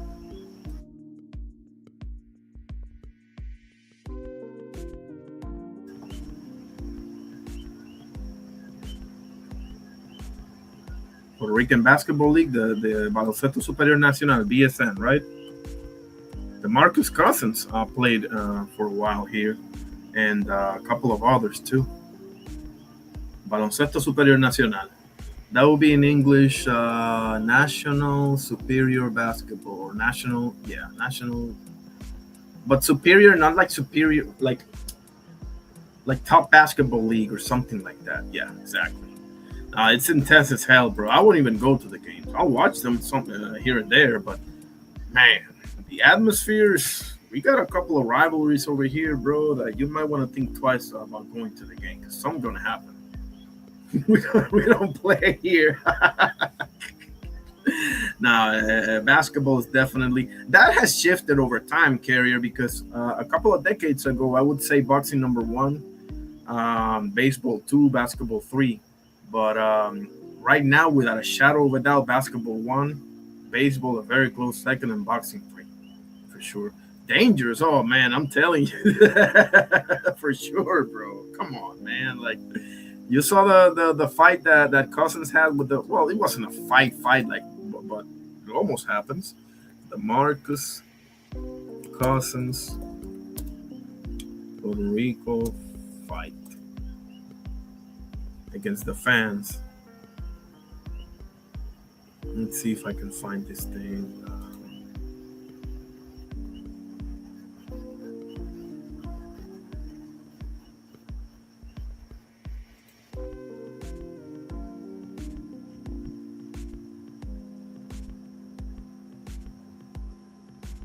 Oh man, this got real nasty. I'm gonna show you this, and I'm gonna probably call it.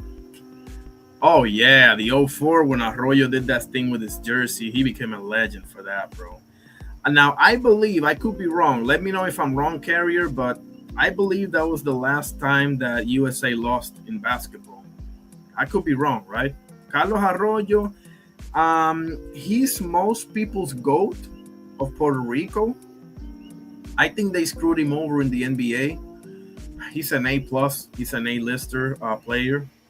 But my GOAT is Eddie Casiano. That is my favorite player of Puerto Rico, is called Eddie Casiano. He got into it with T-Mac once in a game. Tracy McGrady, yeah. They got into it badly. He ain't afraid of anything. He's the coach for the national team, I think, or was the coach for the national team. Now he's coaching one of the teams here. But that boy ain't afraid of nothing, man. That boy ain't afraid of nothing. He'll go at you, whether that's Michael Jordan guarding him, whether that's whoever. He don't care. That's what I love about this guy. Here we go. Let me show you this and this. There we go, Carrier. Let me show you when he got into it with. Let me show you the Marcus Cousins debacle first.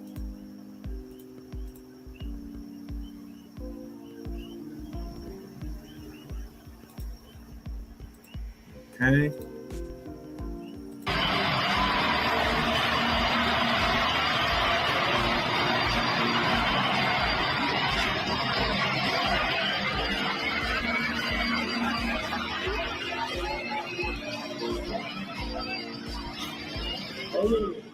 Los fanáticos tranquilos, muchachos, tranquilos. Ya lo tuve. Ya.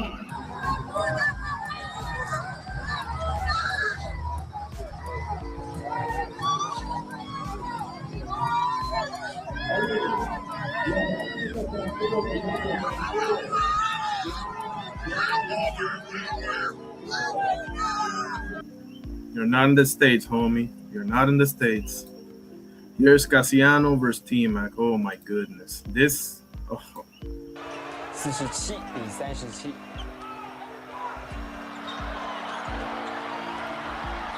哇，被抄掉了。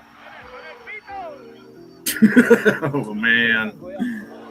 这个 T-Mac 还稍微愣了一下，确定哦，没有任何哨音的，那他自己再来做冠。好。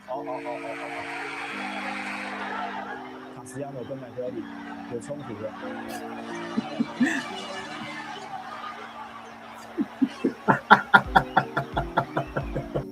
再看一次，这个导火线是怎么产生的？先去撞 T-Mac。 That's the thing. He started it, man. Like he's looking for that shit. Like I gotta give it to T-Mac a little bit there, but okay. Yeah. Right, Carrier?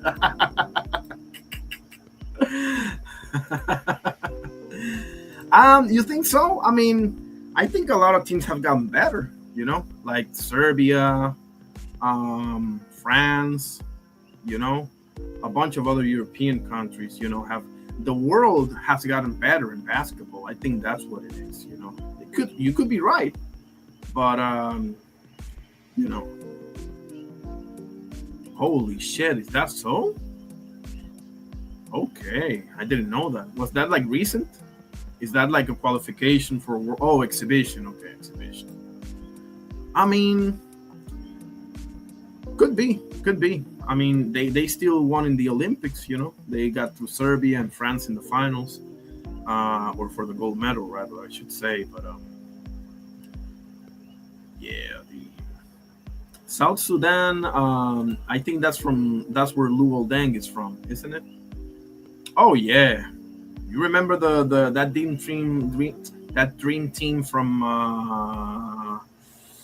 92, was it? 92, right? That had you know, MJ, Bird, Magic, Stockton, Drexler, Pippen,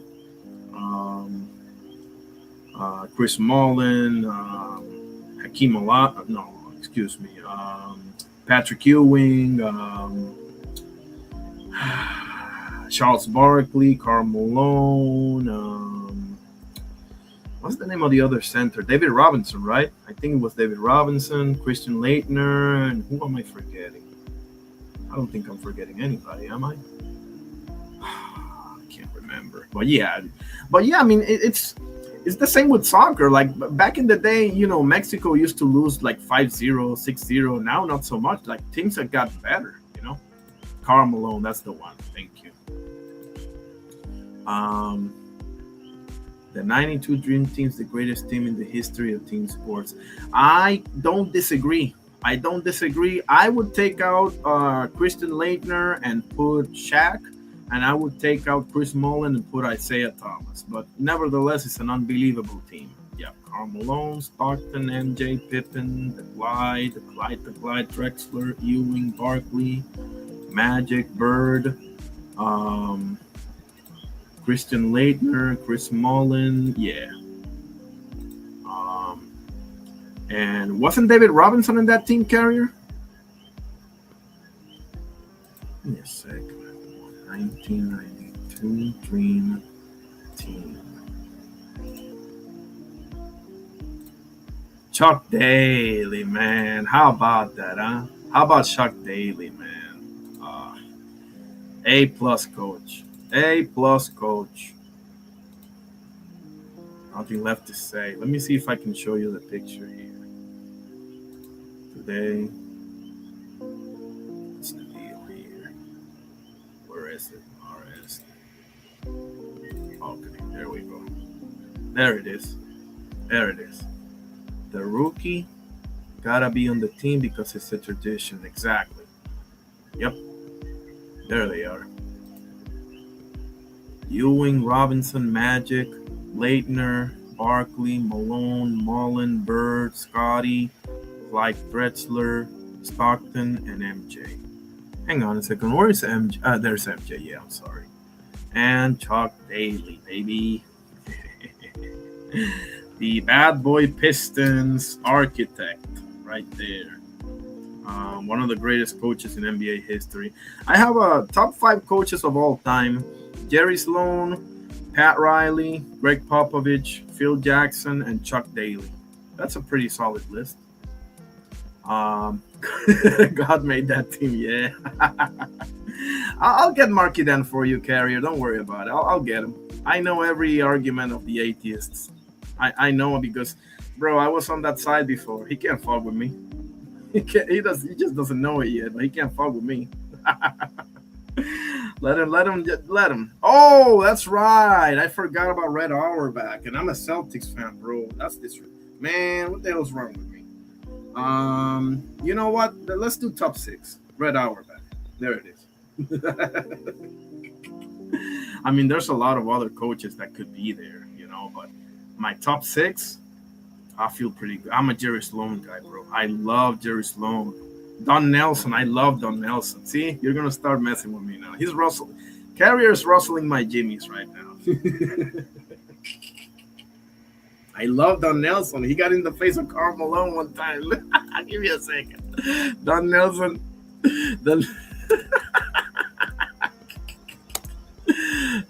Carl, he don't care. He didn't care, bro. I love that. Fucking love that. He got it, bro. He got ejected all the time. Come on, Larry Brown. I forgot about Rick Carlisle. Exactly. See what? Actually, let's do top 10. So I got my 6. 1, 2, 3. All of them are in there. So we got one more. Man, Rudy Tomjanovich. That's it. That's top. Don't mention any names. Any more names. That's top 10 right there. Okay, we can go to top 15 if you want to, but I gotta show you this because this is too funny, bro. Don Nelson got pissed all the time. But that's what you need, bro. You need a coach with balls, man. You need that. You need that energy. You need that. What's up, Champ Ross, my brother? How you doing? Man, Lenny Wilkins, that's another A+ guy. Steve Kerr too.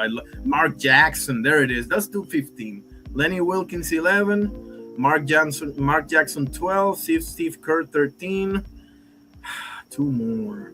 Shit.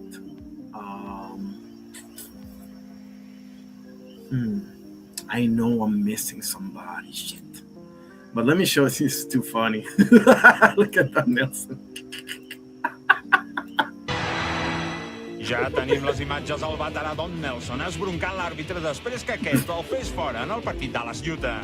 Moments abans que s'encarés amb ni més ni menys que Karl Malone. La broma li va costar un partit de suspensió. He don't care. He don't care. Toni és un valent. He don't give a shit. Qui és el guapo que és capaç d'enfrontar-se amb Karl Malone? Doncs hi ha un home i es diu Don Nelson, l'entrenador dels Mavericks. Love that guy. Love him. Love him. This is the type of coach that will stick up for you, bro. That's the type of coach Don Nelson is. He'll stick up for his guys, bro. That's my guy. You don't know about Mark Jackson. Mike Brown, come on. I mean, he got ways to go, in my opinion. What he's doing with the Knicks is unbelievable. Eric Spoelstra, not my cup of tea. I'd rather have Brad Stevens than Eric Spoelstra, personally.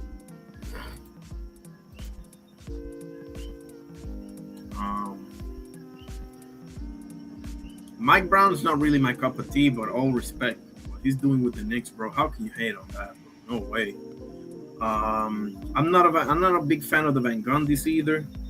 None of them. I like Jeff a little bit more than Stan, but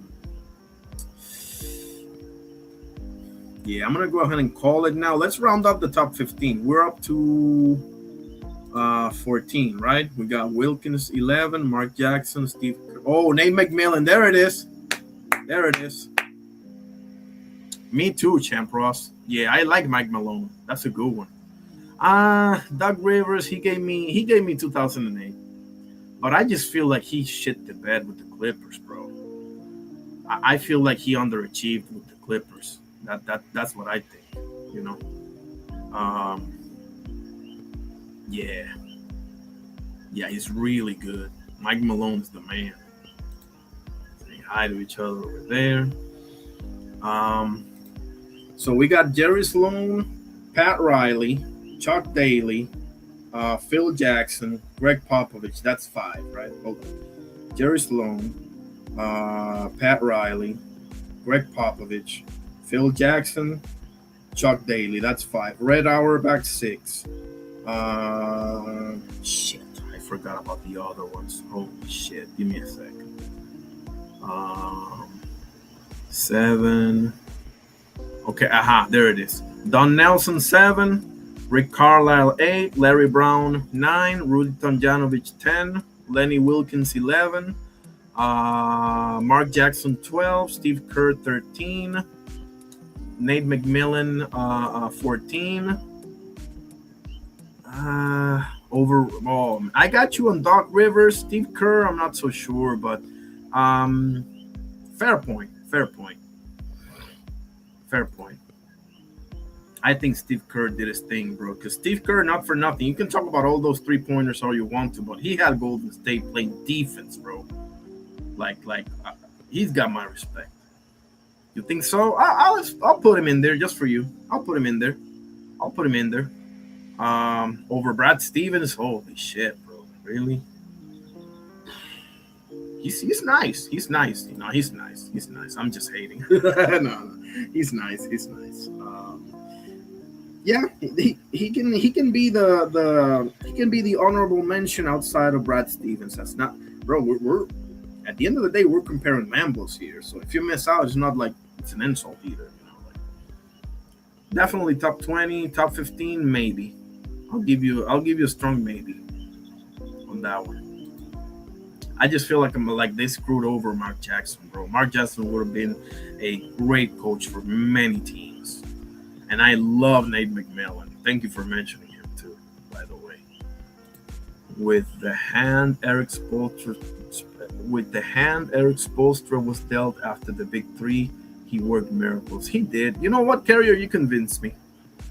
Yeah, I'm going to put him in there over Brad Stevens because Brad Stevens was awesome, but he didn't really last that long, in my opinion. So, got to give it to Mr. Eric over there. So, Brad Stevens, you're number 16, buddy. Sorry. Doc Rivers, nah.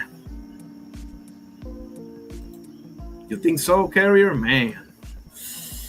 I don't know about that. Larry Bird was an awesome coach too. I forgot about that. He was awesome as a coach. He just didn't coach for that long. You know, that's the thing. He had that run with the Pacers where he took them to the finals and what have you, but like he didn't coach for a decade or anything. You know, that's the problem. The Warriors wouldn't have won chips with Mark Chet. You think so? Damn. Well, I'll tell you this. He's the one that started it, though.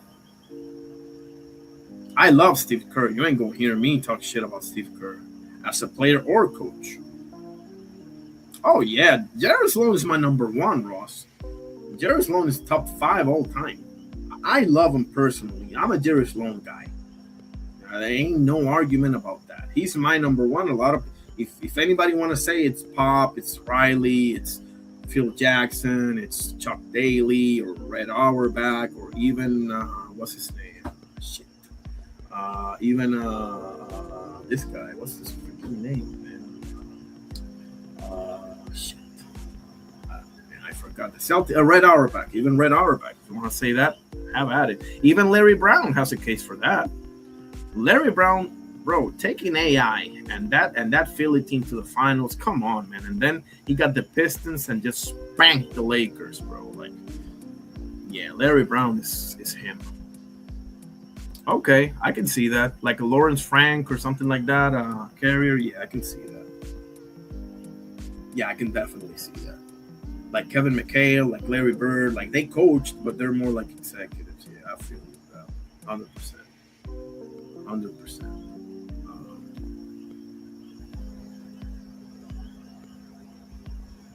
Oh yeah, that's true. Yeah, I forgot about that too. Exactly. Exactly.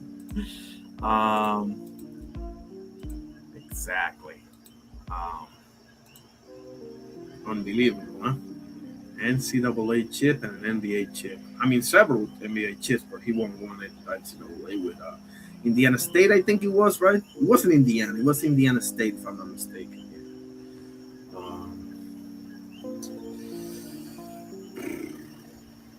Yep.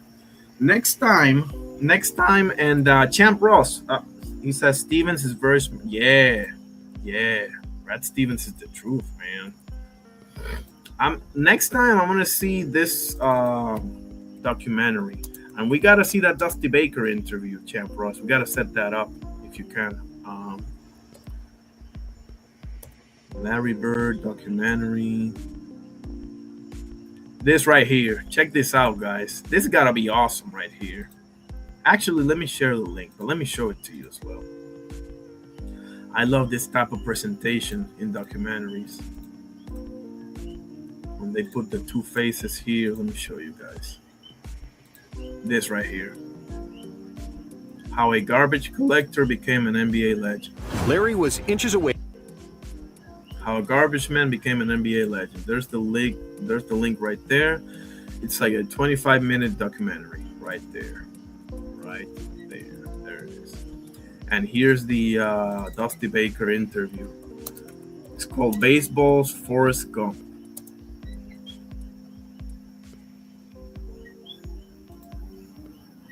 Get me off the field. Dusty Baker's 50-year MLB journey. Come on, man. An hour and 12 minutes. That's my number 3 all-time manager. I got Joe Torre and Bobby Cox and Dusty Baker. That's my 3-headed dragon as far as all-time, all the smoke baseball. There it is right there.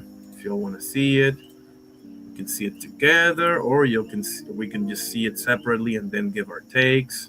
Absolutely, Champ Ross. Yep. I'll shoot you an email, and I can just send you the link on StreamYard or Discord, or if we don't have time for it, we can just chop it up here when we see it,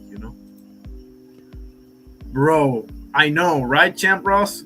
Like, bro, over 5 decades in the sport, like that man has just come on, bro, just a warehouse of stories.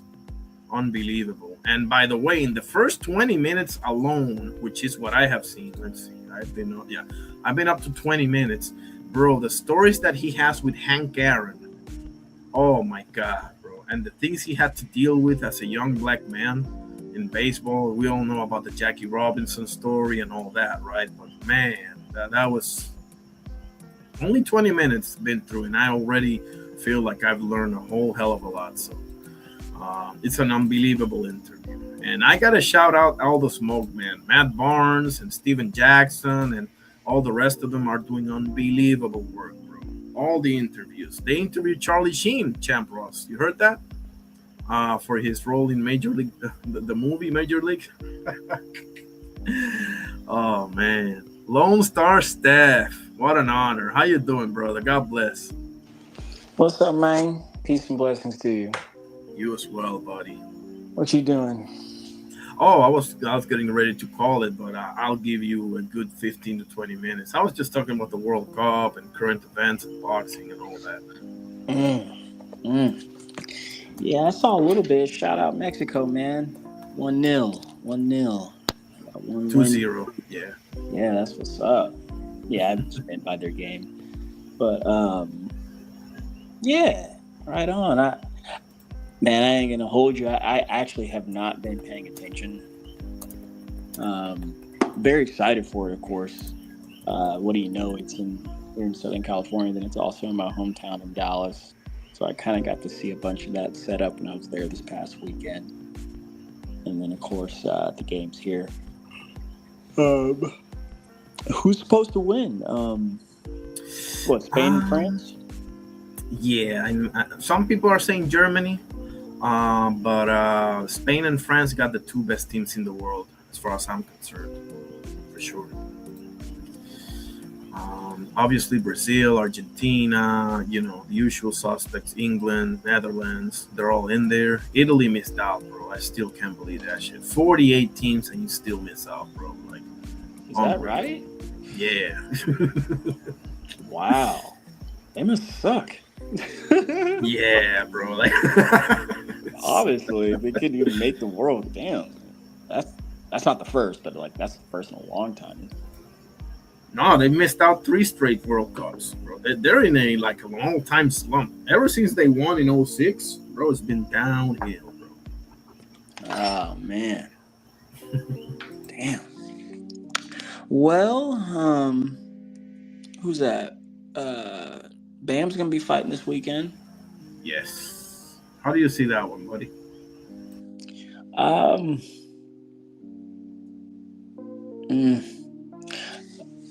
I guess of course I got Bam Rodriguez winning. To tell you the truth, yeah, I got him winning. He might stop the young man in Vargas, but Vargas seems up for it. He seems up for the challenge. He's the champion. He may go down, right? But I feel like he'll get back on his feet and finish the fight. Been seeing some interviews with him with some of the other boxing streamers and whatnot. Terrific young man, full of faith and just ready for the challenge. So I'm hoping he makes it. But Bam is an elite talent. Elite talent. It seems like his ascension is that he wants to be going for Naoya anyway. So let's see him get through Vargas first. Yes. The blueprint that I think will happen is he gonna beat Vargas. I got him stopping at round 4 or 5, something like that, and then go after Naoya Inoue's brother, who's another champion in that weight class. His name is Takuma Inoue. Yeah, and that would be the perfect segue fight for him to get Naoya Inoue. Now he gotta hurry up though because Inoue is 33. So he got to move real quickly for that one because Inoue is not stupid. Inoue is not going to wait for being 37 or 38 to fight him. That's not going to happen. So, yeah.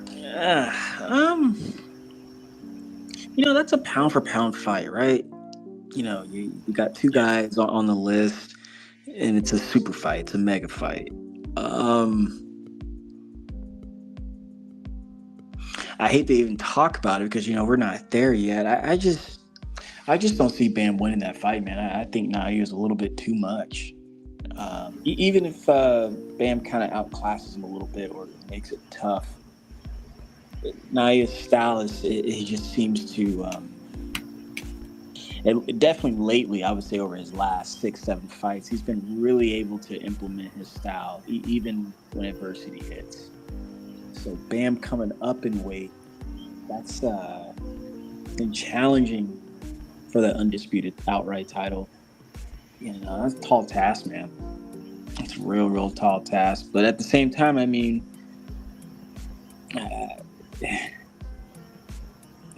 maybe if I was a super fan of Bam, I'd be like, hell yeah. But I'm just like, he still got a lot of work in 18. But now I'm hearing he's too big for the weight. I'm like, now which is it? So I'm just like, God, dog. So we'll see. But I got some time this weekend to kind of catch up from being jet lagged so much. So I'm really gonna be paying attention to Bam this weekend and watching him. Awesome. Yeah. Bam needs Naoya Inoue more than Naoya Inoue needs Bam Rodriguez because Naoya got a ton of big names on his resume, and if Bam misses out on that fight, there's not many big names really outside of Junto Nakatani, so that's why I'm saying he gotta move quickly because if Inoue moves to 126 or calls it quits, you pretty much, he can go for undisputed and undisputed great things, but as far as like a big fight, you're not going to get a bigger fight than Naoya Inoue. It's not possible. Yeah, see, when you say it like that, it makes a lot of sense. Excuse me. Makes a lot of sense. he, like I said, it's a pound for pound fight, man. So I'm not too mad at it, but I mean, if that's what he wants, go ahead and get it, man. Go ahead and get it, especially if Naya is down for it. I think he could go through some other avenues talking about Naoya at 126 and higher, but I mean, if he's willing to wait, fuck it. Yeah. Yeah. Do you think that should be in Japan or in the States?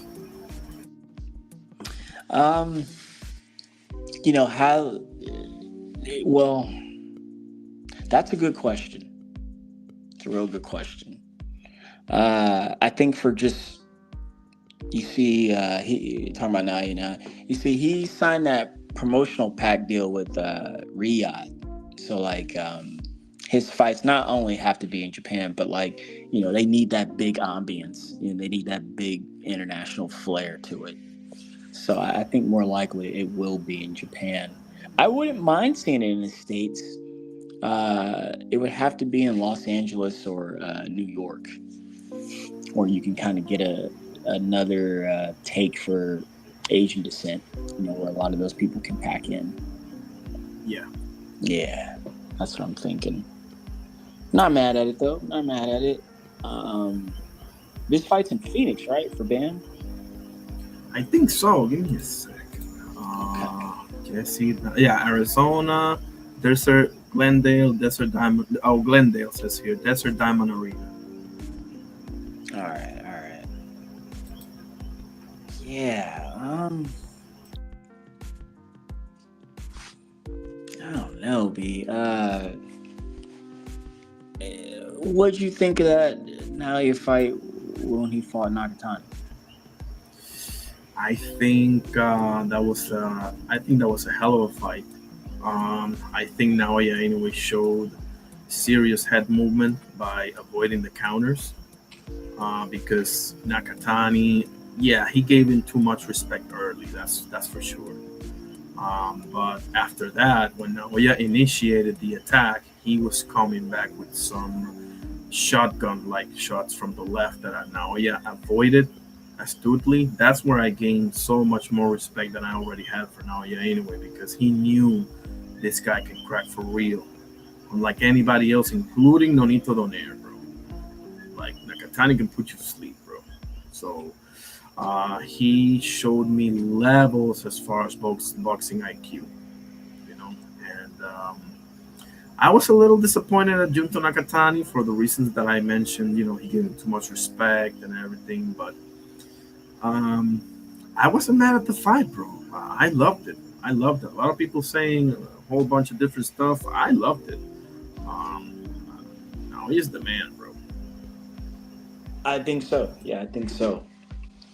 I thought I was like you. I was really impressed with just how Naoya was able to just really kind of stick to his game plan and kind of force the issue, because at some point we knew that Nakatani was going to make an adjustment and was going to have to try to get back in the fight, and I thought he did.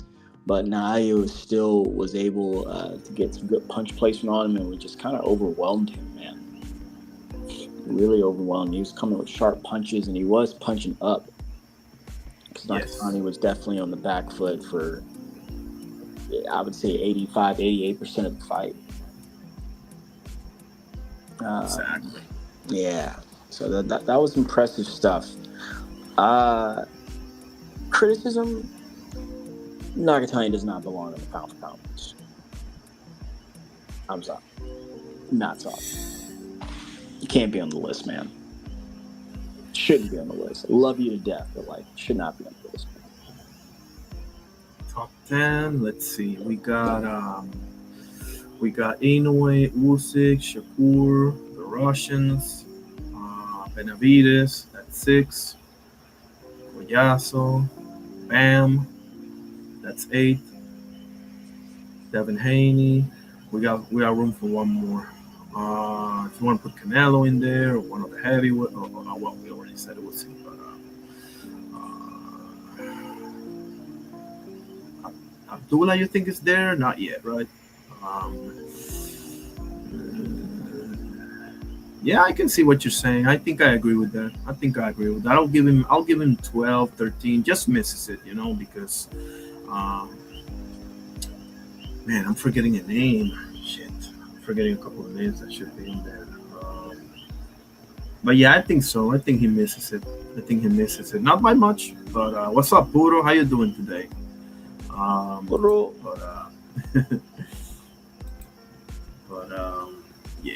Yeah, I think I agree with you.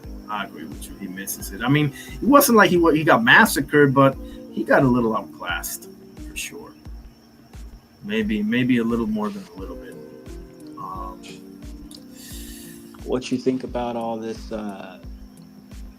Shakur Stevenson, Devin Haney mess?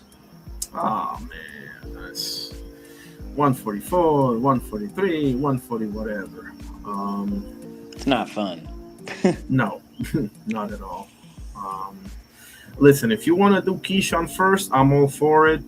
But I'm sick of this, bro. I'm sick of this whole hoopla back and forth, this and that. And Shakur's got a track record. Like Shakur, the thing with Ashaki Foster. Now Murataya's saying that he's avoiding him as well. Like, are they all wrong here? Is everybody wrong and you're the only one that's correct? It's kind of hard to picture that, Like, he's on my shit list, bro. Devin is too, but Devin at least had the nuts to fight Lomachenko. Forgive my language, right?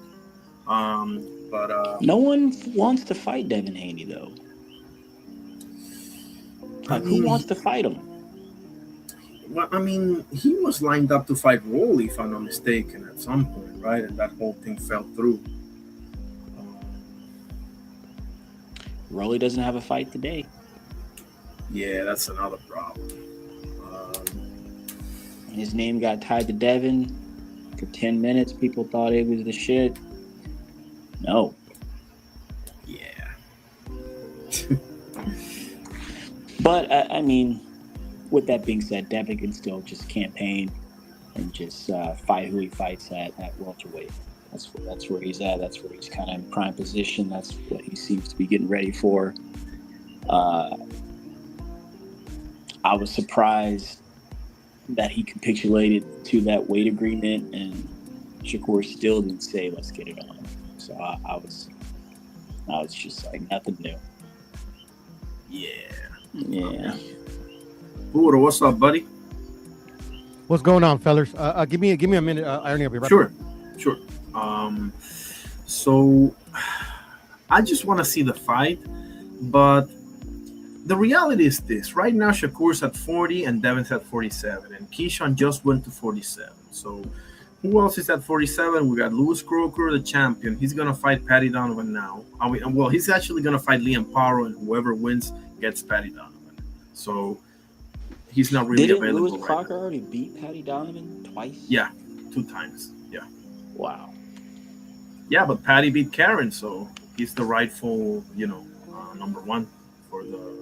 He won't go away, man. You got to respect that.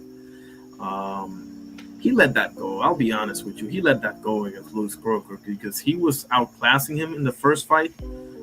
Second fight, different story. But in the first fight, he was outclassing him and just decided for whatever. He went Andrew Golota on Louis Croker. Like he just started just fouling him left and right with the elbows. I mean, what is the ref supposed to do? He gonna disqualify you, bro. Like you're giving him no choice. And then the second fight, he got caught with a hellacious left hook in the second round, bro. I still can't believe that boy got up from that, bro. So I kind of feel bad for him, but not really, because a lot of that was your own doing, So Paddy's nice. He is nice. If he can get his head case, if he can get his head together, he can be nicer. But I'm not so sure Louis Croker gets past Liam Paro, brother. I'm not so sure about that, man. I'm not real high on Louis Croker. I'm not. He is who he is, But who else is at 47? I just forgot. Let me take a look at the freaking rankings. Liam Paro's the Australian dude, right? Yeah. Okay. Who did he fight? He must have lost in his last fight, right? Paro? He lost, against Richardson Hitchens. Yeah. Okay. Yeah. Okay. I know what we're talking about. Because the thing with Devin Haney, excuse me, is that he doesn't seem to have the Ryan 2 option on the table. And then Lewis Croker's not available for the reasons we just gave. And then we got Rowley, and that ship kind of sailed. So if you're Devin Haney, I mean, what do we do? All roads lead, because if Shakur doesn't move up, you pretty much have to fight Keyshawn Davis, right? He's your number one. Well, they haven't ordered that yet. That has to be ordered. That has to be, you know, like purse bid style and all that kind of good shit. So as far as that goes, I mean, I want that. I would watch that for sure. But just to be safe, it's just not ordered yet. Because Keyshawn has said a million things, man, and done something differently. Yeah. And I like him. I like him. I think Keyshawn's sharp. I think he's good. I like his catch and shoot. He's entertaining as hell, too, when he wants to be. Yeah. The thing is that I don't see Keyshawn has ever been there with anybody like Devin Haney. Like, okay, Jermaine Ortiz and Dennis Berinchik. Dennis Berinchik was like half a size. And Jermaine Ortiz fights mostly on his back foot. Now, we can make the case that Devin Haney also fights on his back foot often, but not nearly as much as Jermaine does. You know, so that is a concerning aspect of this matchup for me, because Devin Haney's been in there with Brian Norman, Jorge Linares, you know, not exactly like Keyshawn, but similar enough, you know, whereas Keyshawn hasn't really been in there, unless I'm forgetting somebody, with anybody similar to Devin Haney, you know, with that jab. And No, I think Dev could just outsmart him, simply. I think he's just a smart guy. Yo. For sure. What's going on, fellas? Good. We're just dissecting the Devin Haney and Shakur saga. Give me 5 minutes. I'll be right back. Oh, there's T-Hill. At T-Hill, it says device not connected for some reason. I don't know if something is wrong with your mobile or something, but it's not letting me. Yeah, try again, T-Hill, my guy. Let me wait for T-Hill to pull up, and then I'll go with something. I'll be right back. Go ahead and cook, fellas. Yeah, I was gonna bring up those stuff about you know, like Patty Donovan possibly getting like another shot at Lewis Crocker, you know, for the title. It's like that's like kind of like essentially why, like, you know, Zuffa, you know, is like an existential threat, because like all these sanctioning bodies, bro, they're like it's all like it's all like a handshake, you know, like none of these guys like follow their own rules, like literally like don't get me wrong, like a guy earning himself the position to fight for a title again, no, regardless how many times he's fought the actual champion, like that should hold some type of weight, but like he's not like the only guy like out there, you know, like literally there's like they should do it like they used to do it, like if you lose, like you go down and you let the next crop up, you get what I'm saying? But that's not what they do, like, you know, but that's the thing though, like literally every sanctioning body has like these really like close relationships with the promoters, and they just, it's clear favoritism, you know. So at the end of the day, bro, it's what it is, man. Yeah, I hear that. No, I hear that, man. I hear that. Fucking box. I always say it now, man. Boxing's not about merit anymore. It's about your team and how they can move you and get you to have success. And don't get me wrong, it's always been about that. But the thing is that they had a show, like at least the people that don't understand, you know, how they move, like certain prospects, especially the popular ones and stuff like that. They excuse me. They didn't just like outright, you know, like just ignore all the other contenders. You know what I'm saying? Excuse me, Steph. Right. I agree with that too.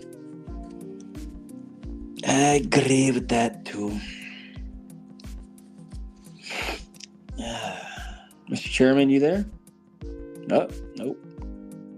He is not.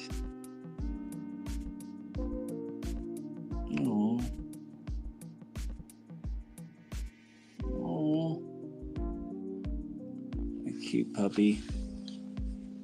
I always wonder how these homeless people get these dogs. Damn, that's crazy. New face of boxing. Who's that? No, he's not.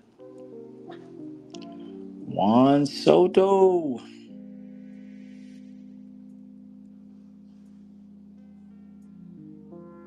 Whoa. Dang. All right, my bad. Got a phone call. Yeah, I'm here. Yeah, man. I mean, like, just kind of like I was saying too, Steph. Sorry, I don't know if you guys were talking. Did I interrupt anybody? Go ahead. No, go ahead. No, like just welterweight is just an example. Like you have two champions there that, like, by no metric should they deserve the title shots that they got, you know? And you know who I'm talking about. And I'm sorry, I get another phone call again. Excuse me.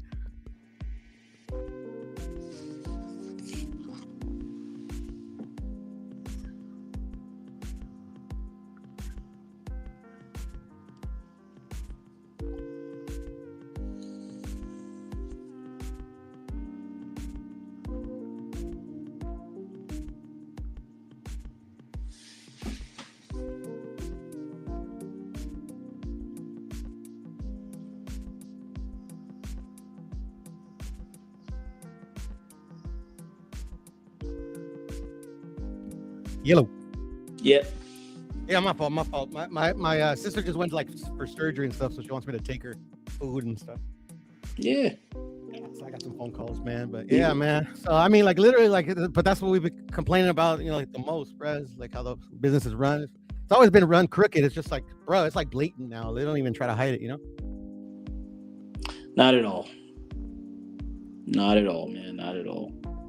You know? And you would think like just in a welterweight, like just to keep it at welterweight, you think there's like a method behind their madness. That's kind of what makes me scratch my head.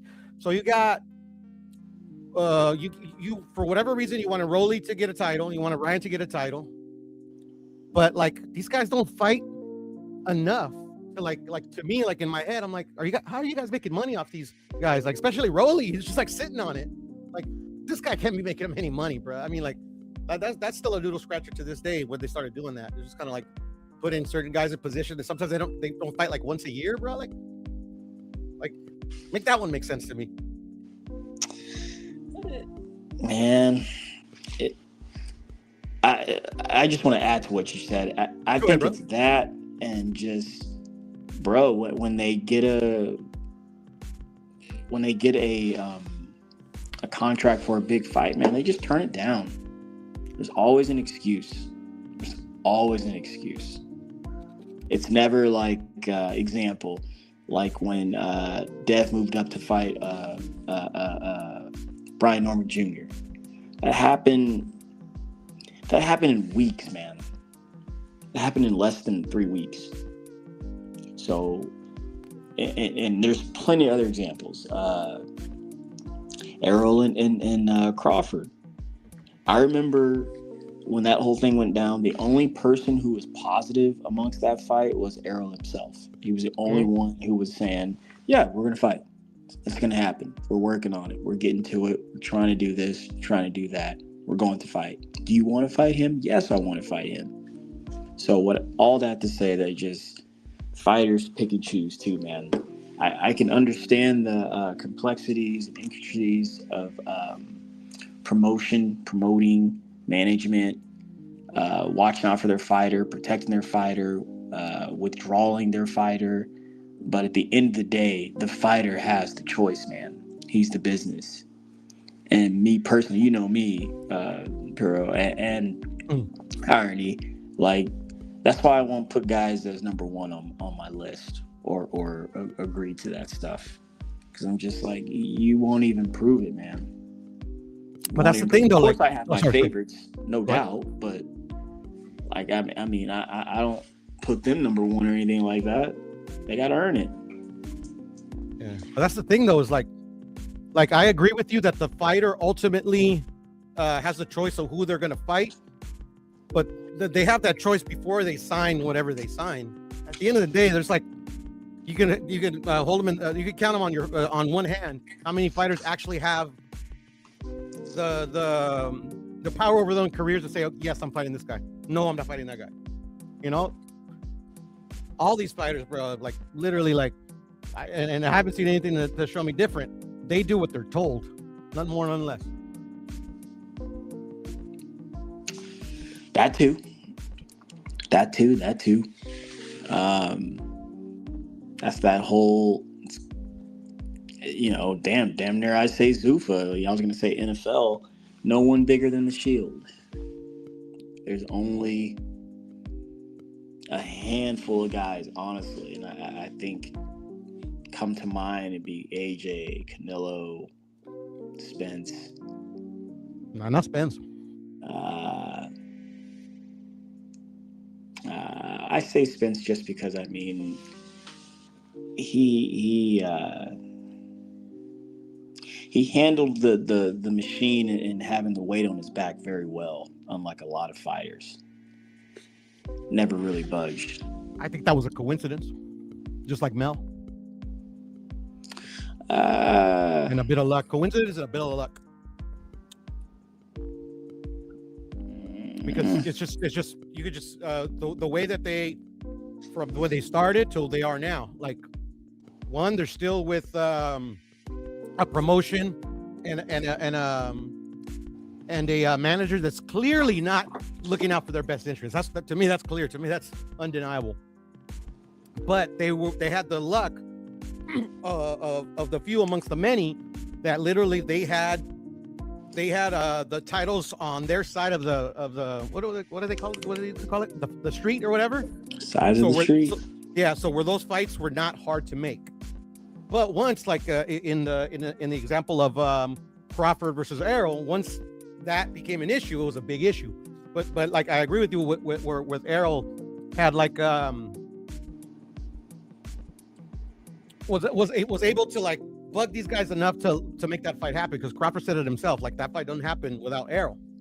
And at the end of the day, like he doesn't even blame Errol for that. Like literally his people are telling him, no, don't do it, until finally, you know, they probably, like, I don't know, got fed up or whatever the case may be.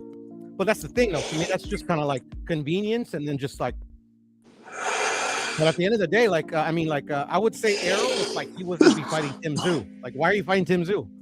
Because Tim Tszyu is still under contract. But, you know, that it's just, you get what I'm saying? So, like, literally, I don't know if he's still under contract, but he's definitely not a free agent yet. Tim Tszyu got a really good management team, though, Pero. I mean, they always, A, keep him busy, and B, have had him in championship fights for the better part of his come up and his contending series and being a champion and losing. And, you know, he's fought a lot of smoke, and even when they promote him back home, you know, they shut the city down, man, and they hold it down for him. So I think again, coming back to my point as far as like it's about how your team moves you and put you into success, I think that's why he was able to get that fight. And then also, I think more importantly, those guys are moving up to 160 pretty soon. Both of them, because they're both fighting at the catch weight of 158. That lets me know. Talking about Spence and Tszyu. Oh, Spence and Tszyu. Yeah. Since that's a catch weight, I believe their next fights will be at middleweight there. So, I don't know about Errol, to be honest, but maybe Tim. I have no idea. Yeah, man, Spence has got a lot of he's got a lot to prove to the doubters, the naysayers, to the people who say he's completely done. I can't argue with people who say that. I mean, if that's what y'all see, that's what y'all see. Again, yeah, I think he's just got a lot to prove there. And go ahead. I was gonna say I'm not mad at the fight. I think it's a good fight. I think. Well, neither am I. I'm not mad at it all either. And like, it just like, to me, like, he doesn't really have anything to prove. To me, he's proved it time and time and again. Like, you know, he's not some up and comer. You know, but I get where you're coming from. I think you're coming from a place where it's like, you know, we haven't seen him since he got his ass kicked. Like he has to. He's got to. I wouldn't use the word prove. It's like he has a lot to show to the people that he still got it, because we can't just be like looking at him, hitting the bag, and no, anybody can hit the bag, but like for me, like, cause I'm a big EJ fan, I picked him to beat Crawford, but he lost, and big deal, shit happens, fighters lose, but at the end of the day, I want him to succeed, but but I do agree with you that it is a good fight, it's Tim Tszyu is like not a world beater, I think he's already proven that.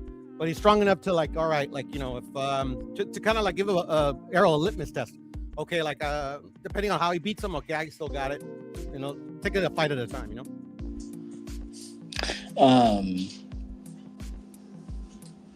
What was I gonna say? Man, I need to go. I might pass out to that tonight.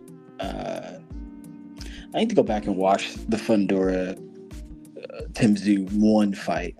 Because I thought Tim won, man. You thought Tim won? Yeah, I thought he edged thought it. Fundura won, but I thought he edged it. I don't think you're wrong. Like, literally could have gone either way. Was that close? Yeah, like, it was, but I just thought like. Okay, we're back now. I don't know. I just thought that like sometimes, Hero, like I try to. Because us crazy boxing fans, most of us will score the fight. We'll like make that presumption as we're watching the fight, right? I tried to get out of that years ago, and I tried to put my mindset, okay, what is the judge seeing? That's kind of, and then by rounds 6 and 7, I kind of chose my winner. If it wasn't over before then, right? But a lot of people I tried to think like that. So given that, I thought Tim had the better power punches, like especially after he figured out that he had to start punching upward like the Mendoza blueprint. And dude, he was knocking Fundora all around. He just couldn't see. And then second, in a scary moment, at any moment, I thought the ref and the doctor were gonna stop the fight. That's what I kept thinking. I was like, oh man, this is gonna end in like a non-contest, and then. But coincidentally, I was like, you know what? They're going to say, fuck it, and just let it run, because they're just like, we can't have that right now. Yeah. But and then if you look at the position of the cut stuff, like as soon as I saw like in the rewatch, not kind of when I watched it then, but in the rewatch, the position of the cut, it never once went into his eyes. So like the blood was a nuisance, but it wasn't something where he couldn't see. Okay, all right. I'm not too mad at that, but I think if we both asked him, I get you. like, I get you. Like, especially if you're a Tim Tszyu fan, you're like fucking worried that they're gonna stop this fight, And fellas, I gotta go take my sister her food. I'll be back.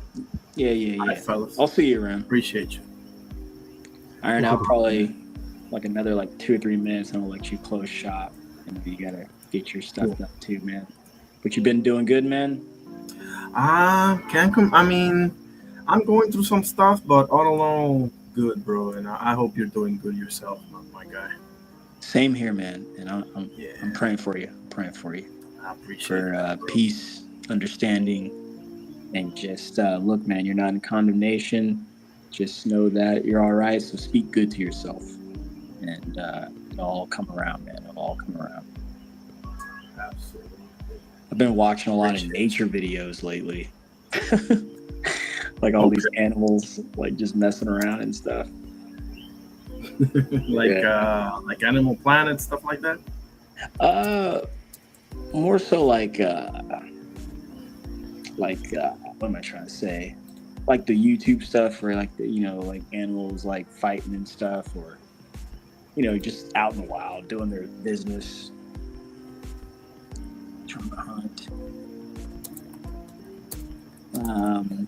I'm gonna tell you something right now. I have a passion for learning about animals and wildlife and all that. Like I've seen documentaries of I subbed. I was with him the other day. Awesome. I appreciate you, AD. I was with him last night when the Knicks did that unbelievable comeback. Hey, AD, I'm sorry I know I went off a little bit at the end there, but can you blame me?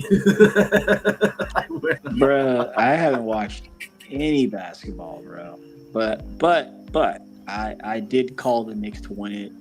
And when I say that, I'm just like, it's been too long, man. And they've been getting close over these last 3 or 4 years. So let them get it. Plus, those are some of Kobe's kids. So, and that's Villanova as well. So I'm just like, those guys have a lot of playing time with each other as far as that style goes of play, how they play. And then they introduce Cat to it. So, yeah, I think the Knicks would get it. I think they get it. But I've only watched maybe a quarter's worth of where they stand today. So they'll win if they win next game, it's over, right? Yes, they are 3-1 ahead. That's crazy, man. And I haven't watched basketball in 7 years, but this playoffs, bro, got me hooked, man. I'm such a baseball guy now, man. I'm old. So I just watch baseball, bro. Yeah. Oh, I love baseball. I can talk baseball. I follow that thing for I followed basketball for 30 years, so baseball for 20. Yeah. Yeah, I like them all. But I think just do pastime and just supporting and going to it just has made me a bigger fan. So I'm always watching baseball. You got to see some of the channels I follow on YouTube, man. There's T Hill right there. T Hill, how you doing, my brother? God bless. God bless you. God bless the good brother Steph Brown. What's up, Mr. Chairman? You already know, man. Oh, I miss Puddle, huh? Puddle bounced out. Peace to you. Yeah, he literally said, T Hill's coming, man. I can't handle him. No, I'm just messing around.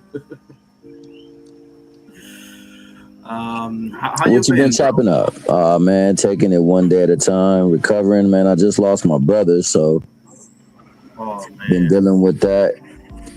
The person he was married to kept us from finding out anything, and on top of that, would not divulge any information. So we had to do a separate and a part eulogy and celebration for his homegoing.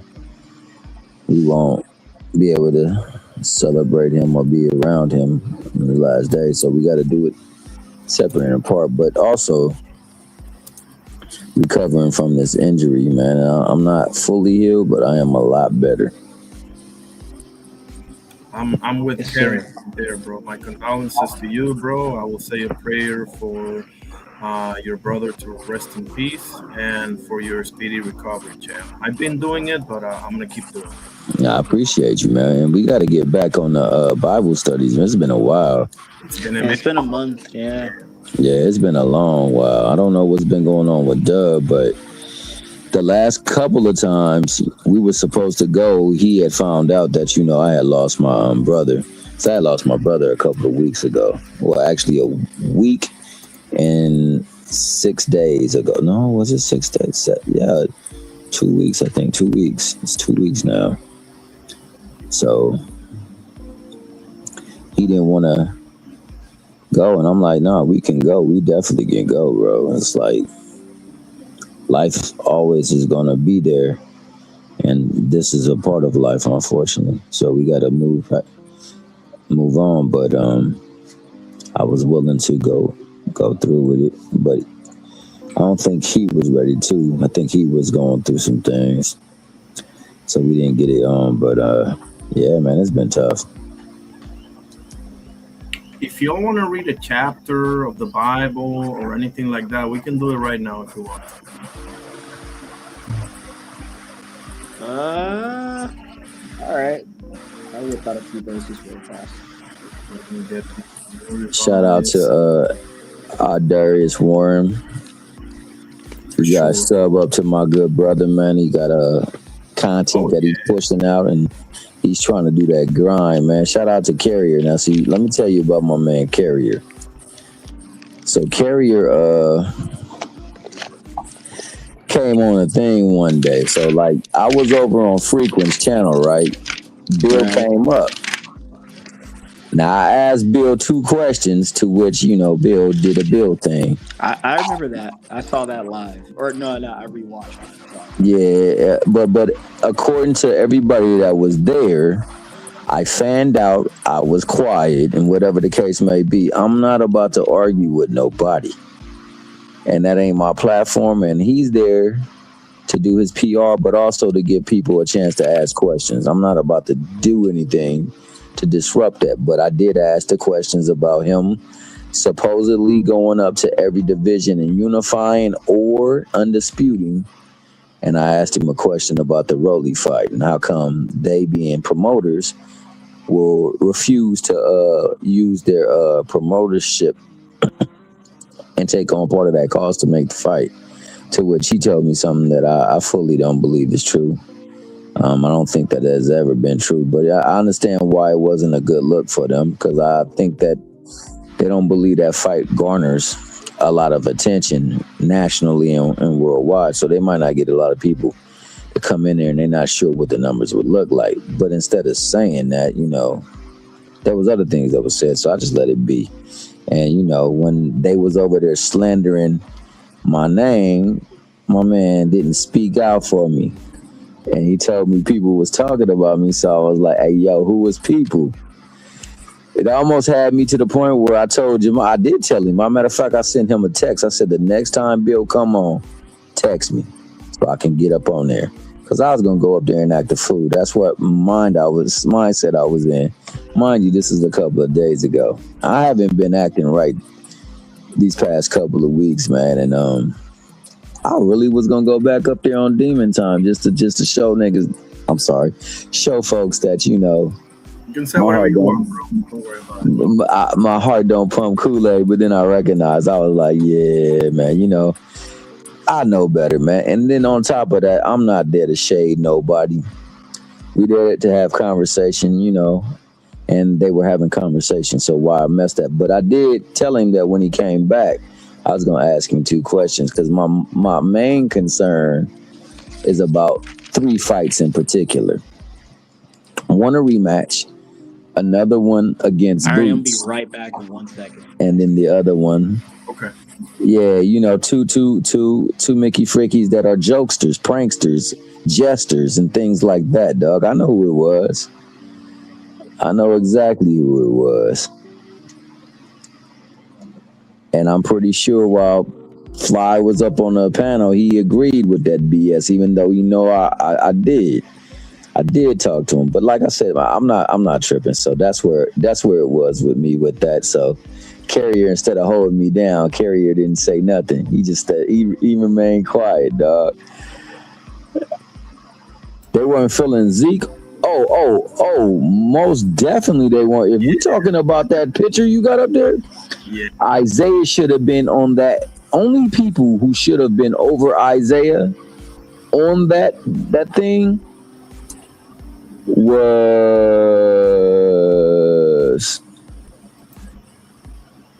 Pippen, yeah, Jordan, Barkley, Malone, David, and Ewan, and Bird, just because it's Bird. Everybody else, they could have definitely not been on there over Isaiah. Isaiah was clearly and is clearly one of the best to ever play the game. And at the point guard position, as a true point guard, that boy gave people business. And that Mickey Fricky literally beat my Lakers on a bum-ass ankle. And, I'll never forget that, because he was balling on a wounded leg. It's several people who never get credit that is deserved to them. Isaiah clearly is one of them. And if we want to talk about how great Jordan was, and then Isaiah was one of the people that constantly won series against them. So did the Celtics with Bird and them. Bird and them team was stacked, bro. They had a hell of a team.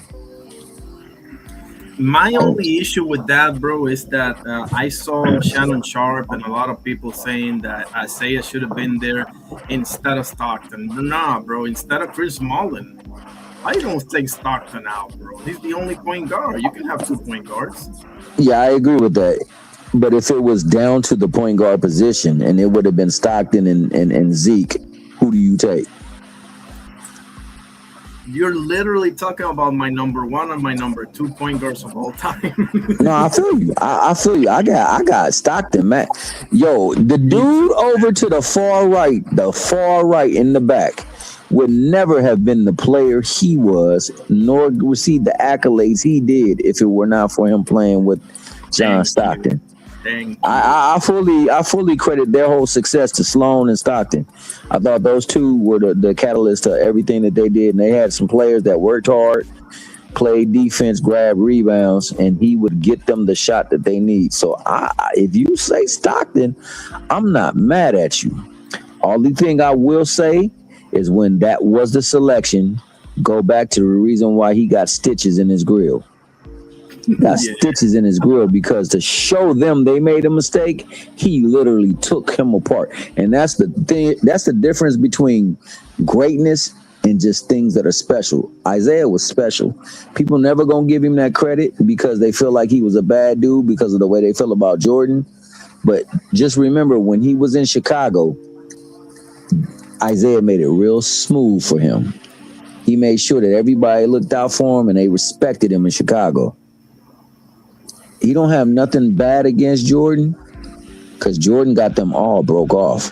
Jordan is the reason why a lot of them players get the money that they do get from collective bargaining and also on retirement because of Jordan. So they got that, but they do know that, you know, your boy Jordan, he wasn't no saint like every one of us.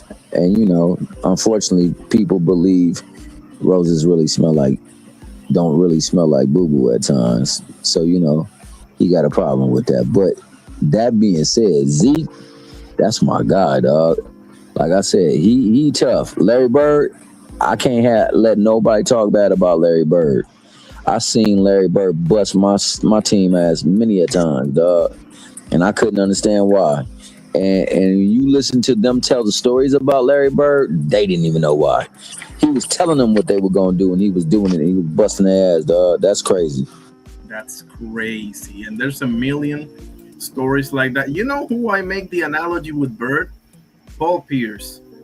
Because you think about it, neither one of them can jump through over a pair of sneakers, really. And they will still drop 40 on you, just on basketball IQ alone. Like, they knew how to play the game in such a way that they could find a way to be effective, and they found ways to use your strengths against you. Like, it was unbelievable, bro. It was like they were playing chess and everybody else was like a step behind them, you know? I love Paul the Truth. Come on, man, the Truth. One of the most clutch players you'll ever see in your life. Paul Pierce right there. But think about it. When you look at threes, you think about LeBron, KD, Kawhi, Scotty. They were all million times more athletic than Paul Pierce. But just Paul Pierce had a thing, bro. He played the game between his ears in a way, bro. I love that guy. No, absolutely. But I'm not going to never take away the fact that they had a hell of a team, too. And it helps to have that little guy named Rondo on that team. It helps to have that big dude named KG on that team. Yeah. And then that enforcer, that big Diesel, and then have some of the cats that they had on the wing like that. It makes it easier when you got people to take it off. And that's what I say a lot in defense with some of the players. Because some players, man, if I named you who they had on their team, and how many years they stayed in the league, it'd be amazing that people would throw the shade on them that they do. A lot of times people don't get to have that continuity nor that type of talent around them. Ray Allen and the enforcers, like you said, Kendrick Perkins, Scott Pollard, PJ Brown, like they had it. Oh yeah. Ray Allen won that fool LeBron James a title for sure against the Spurs. That fool hit that damn 3-pointer, man. If they would have made the free throw, though, it would have been over. But, yeah, that damn 3-pointer he hit in the corner, boy. Ray Allen is big, man. He was huge for both of them teams. They had some talent, man, but Paul Pierce was definitely a force, man. And only problem I got with Paul Pierce was, you know, he talking a lot of talk now. And that damn scene he did where he made it look like his ankle was about to fall off. got carried out and then came back like nothing was wrong. The theatrics, but I ain't gonna lie to you. He was a solid player for sure, man. Hell of a 3. You right about that. And he played in an area in an era where there was a lot of good 3s.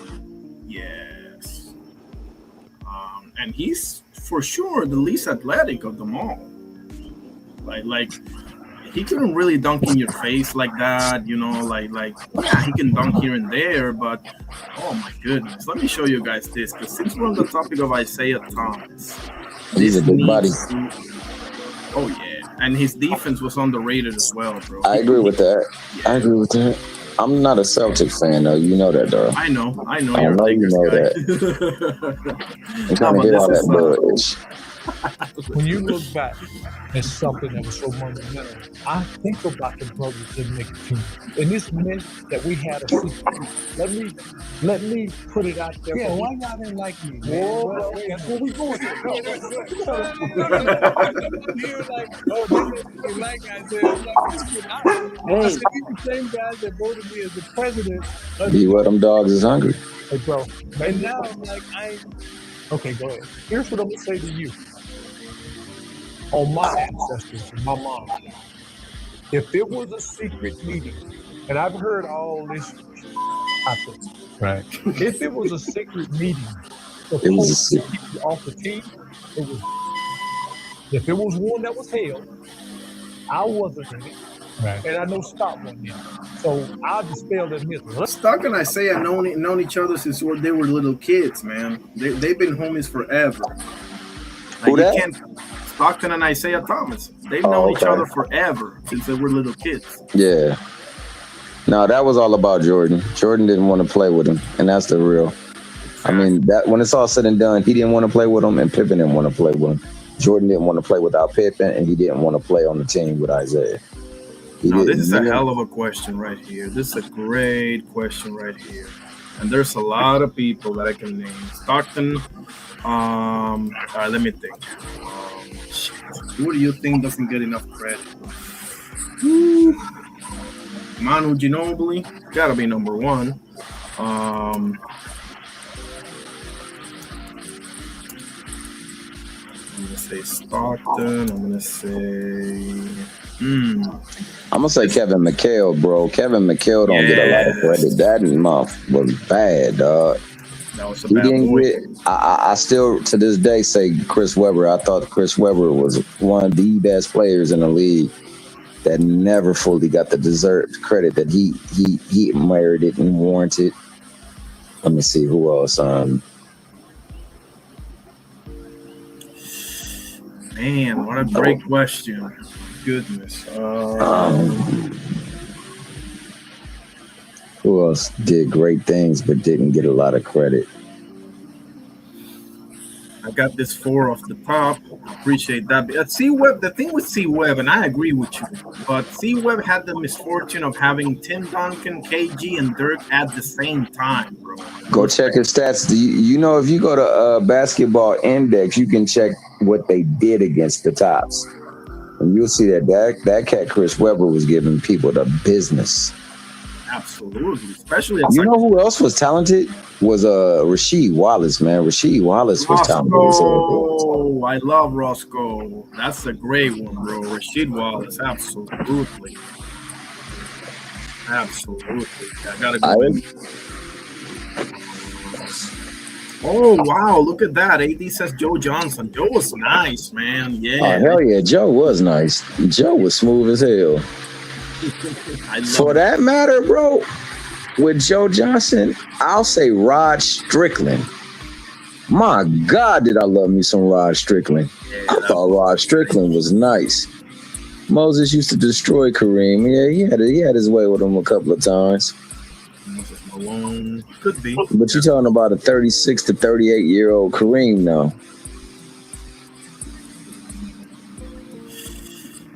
And Kareem still was giving people the business. And he was giving Moses the business too. Rod Strickland, man. Thank you for saying that name. Absolutely. Nah, Rod Strickland was freaking, man, that fool layup package, immaculate.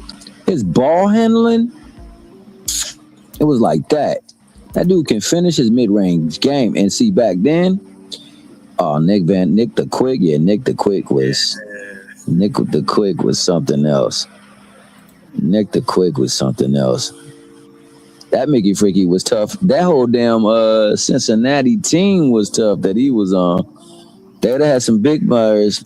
And speaking of that debate that they have between them and Redeem Team, I think the biggest difference between those teams is the center play. I think the center play was better on the Dream Team. I think the perimeter play, and then Charles Barkley was a beast. You know, I don't think there was nothing that anybody did with Charles Barkley and them thing. Sean Kemp was my guy. I love me some Sean Kemp. For sure, the Rain Man, bro. That's a good one. Jamal Mashburn, that's a good one. He was an all-star a couple of times. Yep. Monster Mash had them injuries. If he didn't, he probably would have. I think Monster Mash, Penny Hardaway, Grant Hill, Patrick Raw, Brandon Roy. That's what I meant to say. I don't know why I said Patrick Raw. That's hockey. Brandon Roy, one other person. Like what if? Deron Williams. Oh hell yeah, I loved me some Deron Williams when he was explosive. Yeah, it was nothing. Mahmoud Abdul Rauf. Yes. That Mickey Freaky didn't get the credit he was deserving. I loved me some him. He was the original 6 shooter. That boy come in there, his range was unlimited. His nickname was he was water. He was dripping like water. We beat them with Moses Malone. What are you talking about, Jay? Well, I know you Philly, baby boy. But we beat them with Malone. What you talking about? Exactly, AD. Exactly. But AD, let me tell you guys something about D. Will, man. Like when he was in Utah, yeah, I'm glad you said Utah because when he went to Brooklyn, he was like a different dude. But when he was in Utah, oh my goodness. Injuries ain't no joke, man. You got to be healthy. They did. Moses did beat the Lakers. It wasn't just Moses, though. They all was having a hell of a game, man. It wasn't just Moses. Moses did dominate. He was on that glass like nobody's business. Was that the Sixers that had Mo Cheeks and what's Dr. Man, J there? They had Mo Cheeks, Dr. J, Cunningham. Who else they had on their team? They had some bullies on their team. There's J. Will ruffling your feathers again. Man, Moses was. What was Moses doing? Hey, Basketball Index that one, player. Can you go on the Basketball Index this thing, man? We gonna silence the lambs right now, dog. Let's see what Moses was doing when he was with the Houston Rockets. We gonna cut that is, Jay Will. You wildin', dog. I rock with you Philly guys, but man, you starting to wild. You starting to sound like a biased ass Philly ninja. World Be Free was a bucket. World Be Free was a bucket. Oh, really? I didn't know that. Moses won 2 MVPs with Houston. I didn't know that. Okay. Basketball Index. What are we looking for here? Let's see. We looking for the series in 81, Houston versus the Lakers. Rockets versus Lakers. I've never used this before, but hey, that's what whenever you want to go to anything basketball, that's where you go, dog. That's where I went when people was talking about this damn myth about how much of a ball hog Kobe was, how much talent he had. Man, I went and broke down everybody they drafted on that team after Shaq left and the teams that he had. And you wouldn't believe the ninjas that was on his team.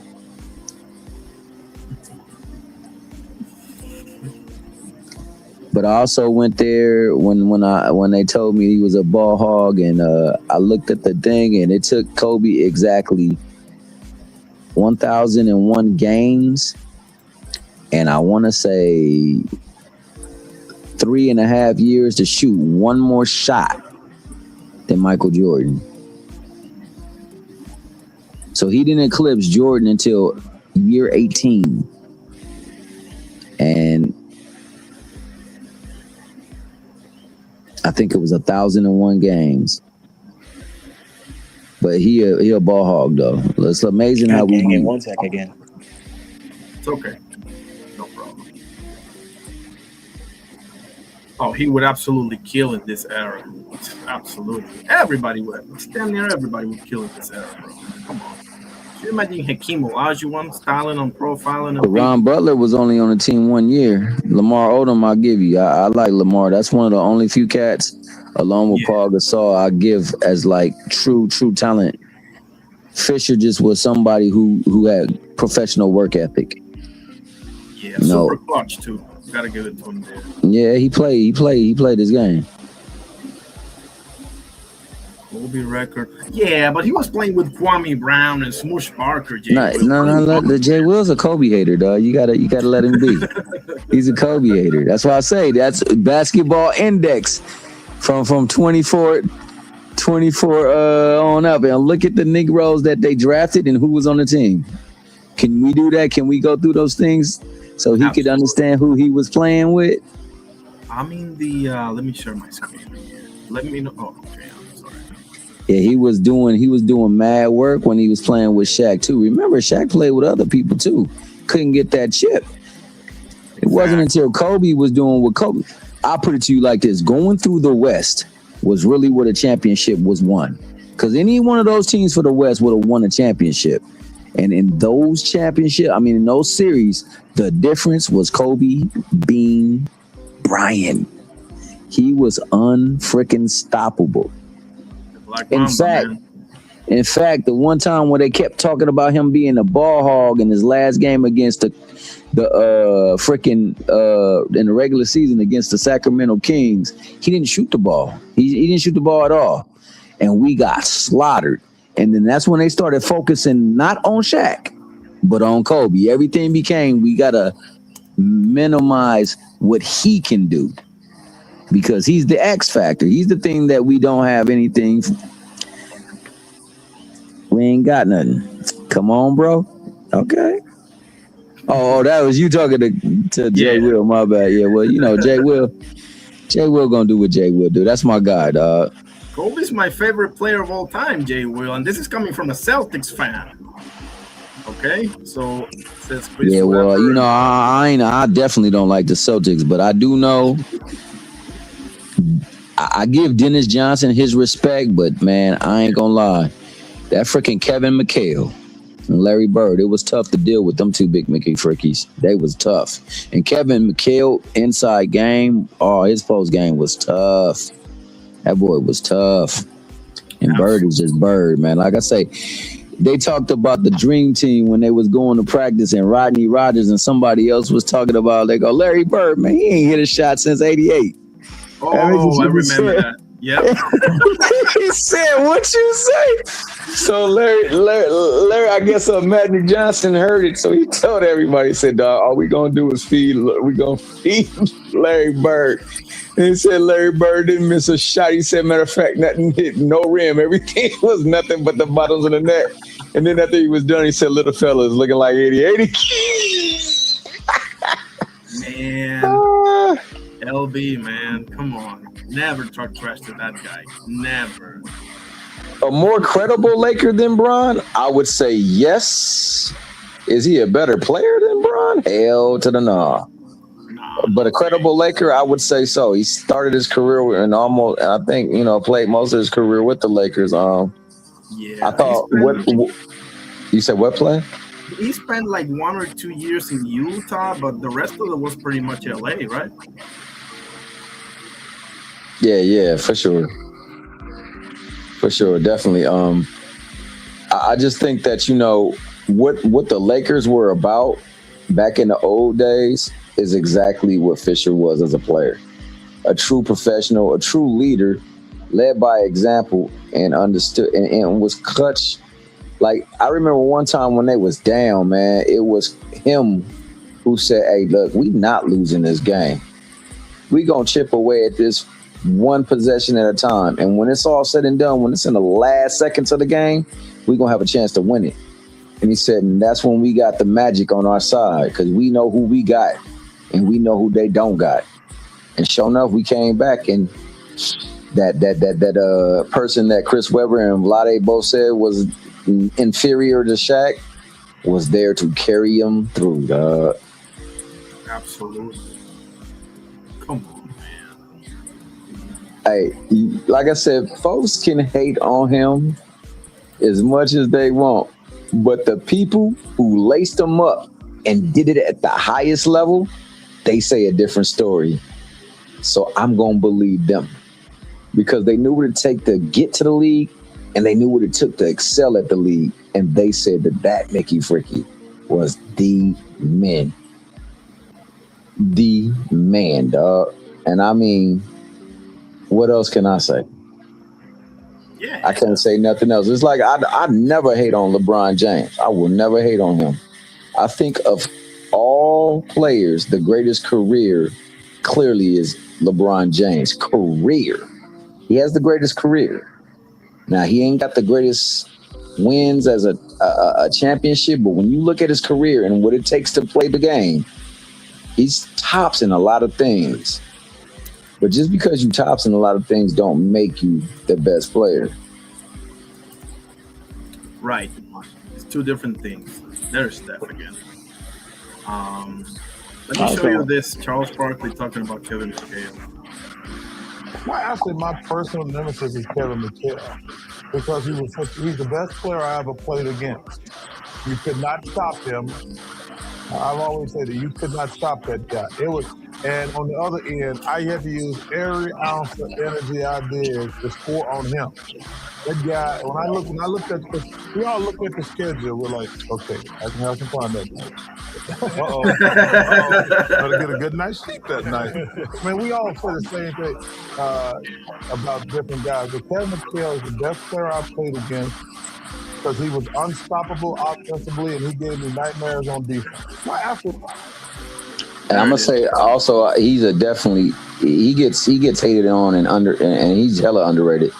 Just imagine he was 6'3.5", bro, or 6'4.5", one of those things, and he was dominating as a power forward. Like Charles Barkley definitely was the ish, dog. I love me some Bart.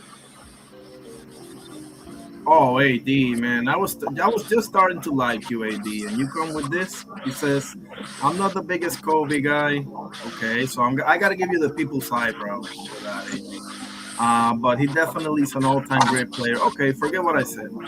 Definitely top 10, top 3, bro. What top 10? What top 10? Man, I gotta get some law and order up in here.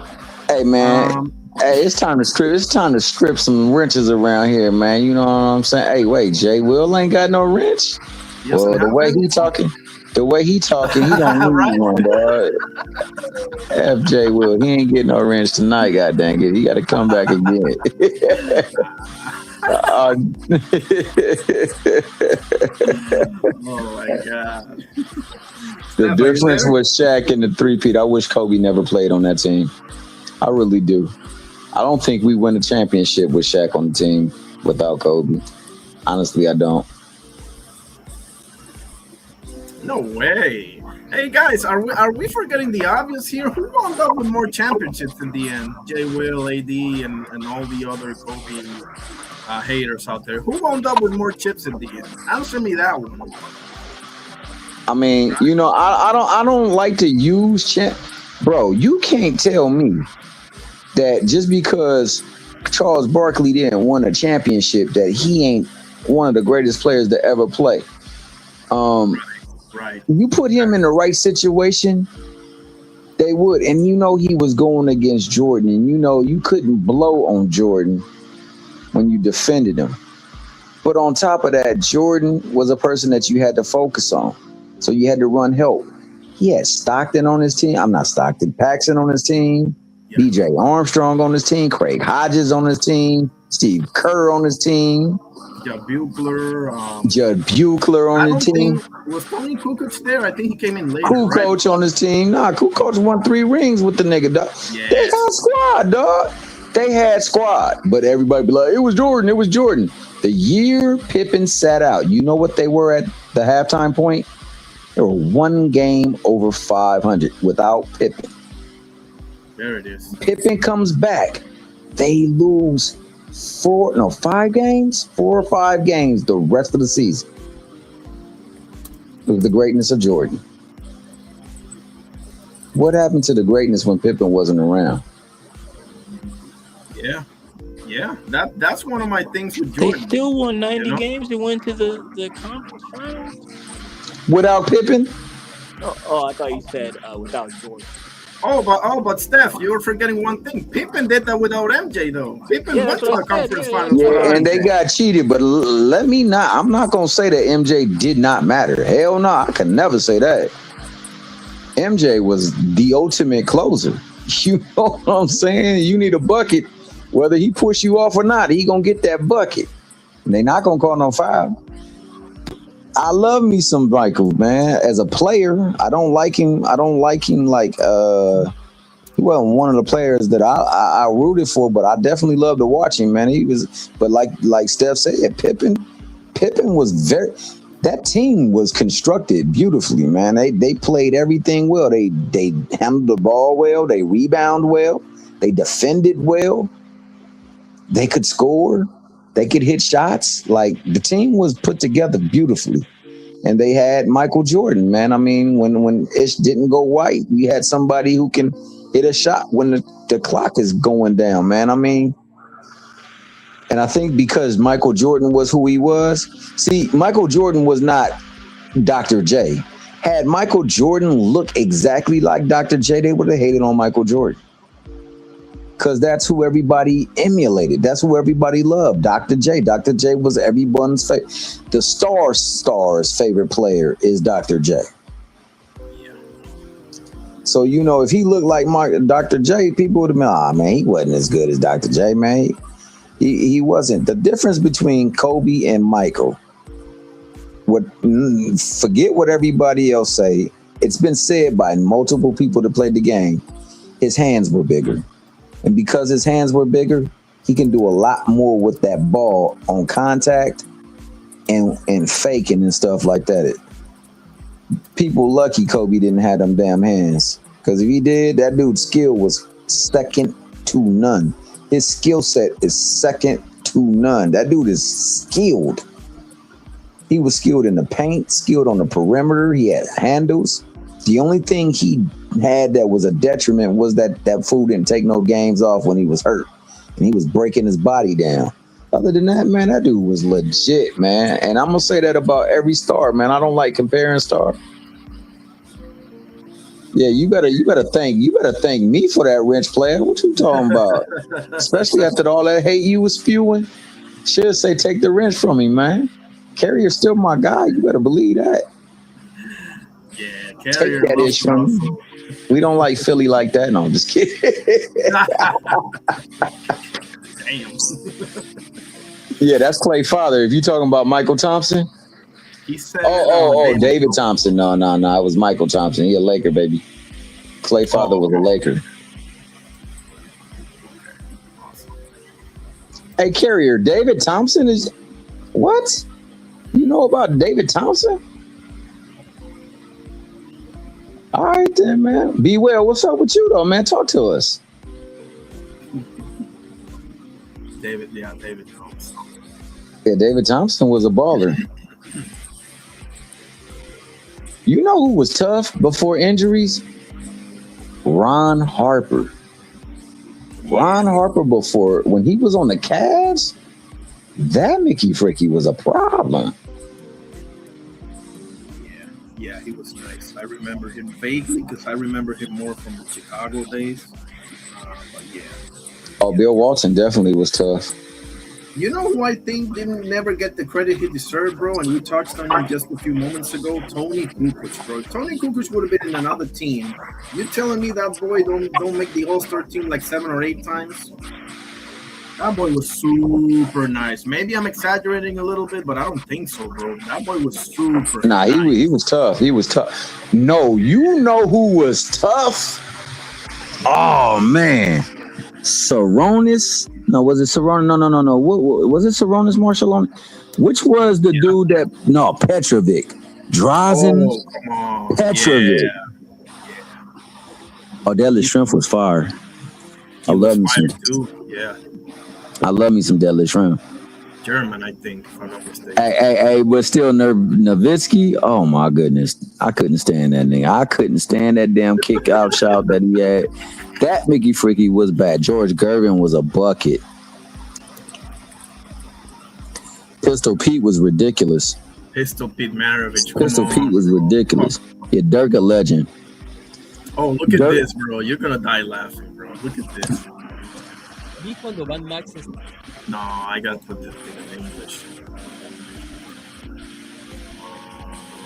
There it is. There it is. Okay. I saw when that Max was in this seat talking about him. I rather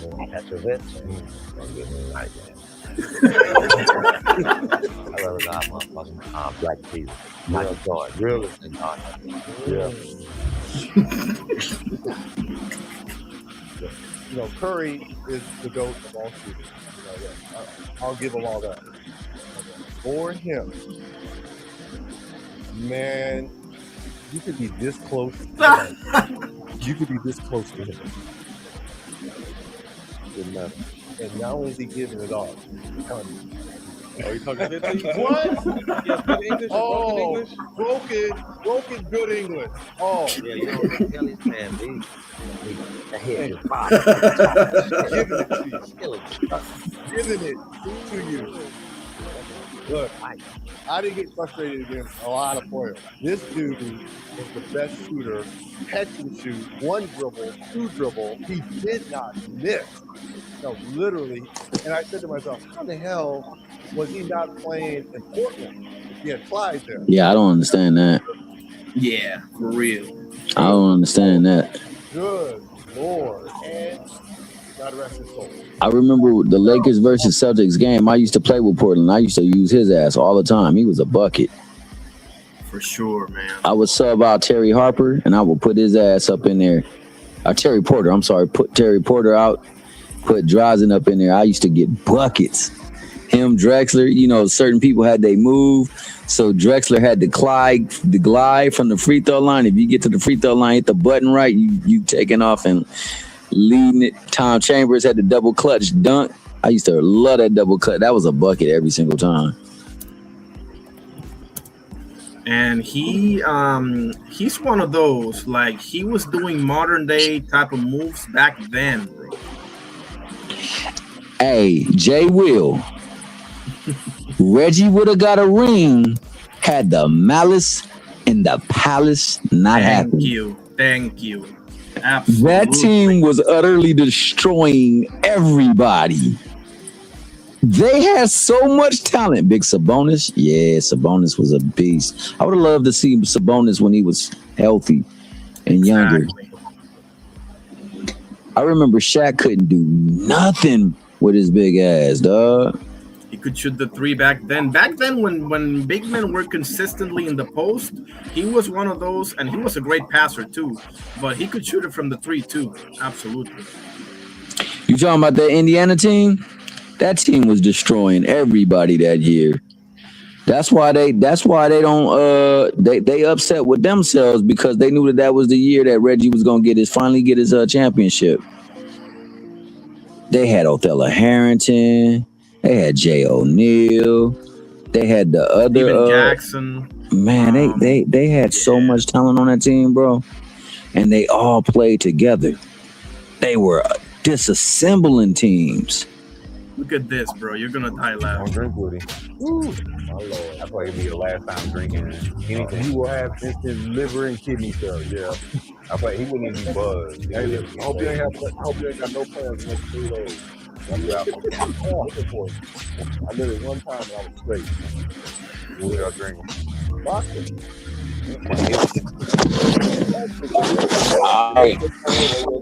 When we don't see him out like that, Falcons don't come out like that. So when time he did, you gotta take advantage of it. And what we think, what we got? How did I rewrite history? No. What did I say wasn't true?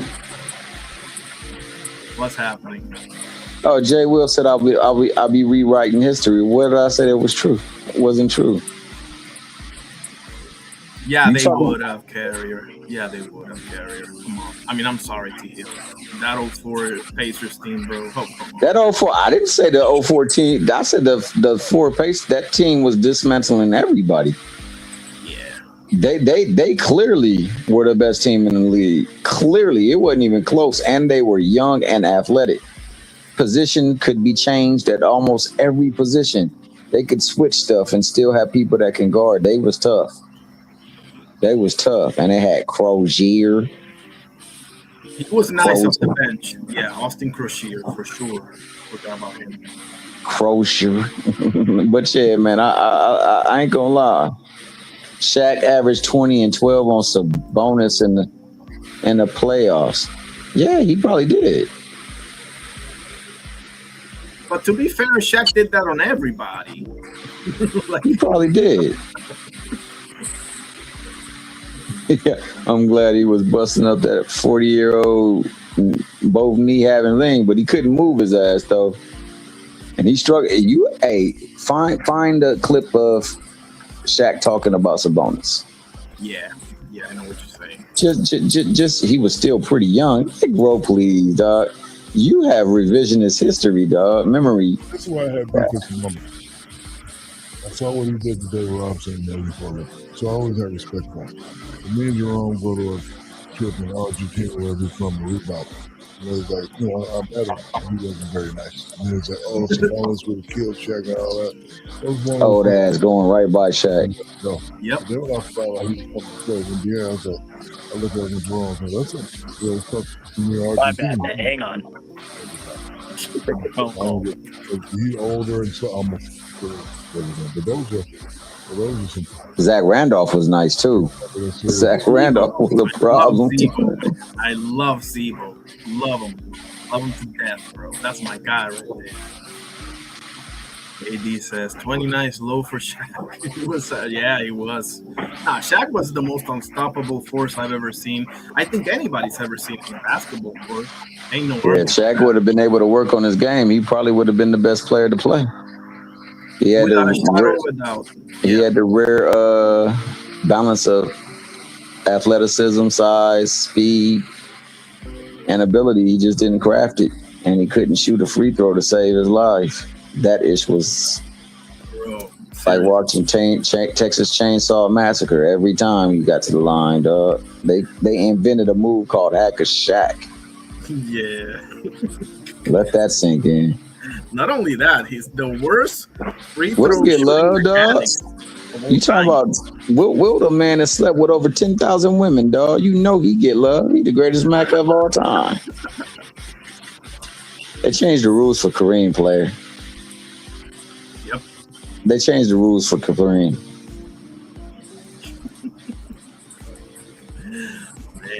Will got to play. He got to play when he was the biggest Mickey Fricky in the league, and he got to sit in the key the whole possession. The whole possession. Will was unfair, dog. He was big. It was like, hey, real rap. I'm gonna say this, dog, and I don't mean no hate with this. When Jordan played in the league, you know what the average size of a 2-guard was? I think it was like 6'4" or 6'5". 6'3.5". You got somebody that's 6'6" going to get 6'3.5", and they're bigger, faster, and stronger, dog. It's a tough task for most of them. That's why a lot of people give Dumars love, because he was able to guard him pretty effectively for being smaller. Now, it ain't his problem. You wonder about that.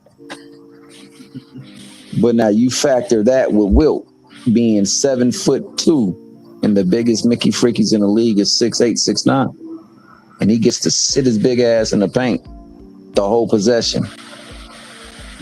That ain't his problem either. but it makes it so much easier for his problem to become everybody's problem. If you know what I mean. Hell, if Kareem could have got to do that, he would have scored a lot more points. Will was tough, dog. And I realized, Will scored 100 points with you guys, so I know that you're a big Will fan, dog. As well, you should be. Will was a bad dude, as was Bill Russell.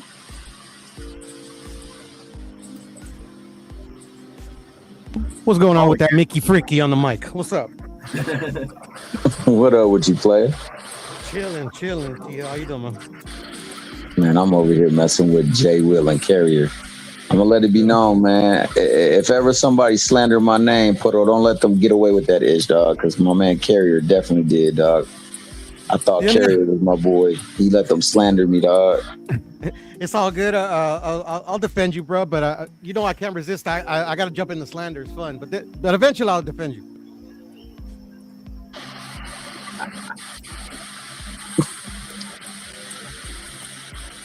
Lost for words, my boy is. Nah. I was on mute, but I was about to say, Jerry West that's the logo, dog. What you expect? That boy was bad. And he was definitely the best executive ever. I ain't gonna lie. Right? That's a fact. I ain't gonna even lie, dog. Next to him though is Popovich. Boy, Popovich a bad boy. This is the picture. This is the photo that the logo got made of, right here.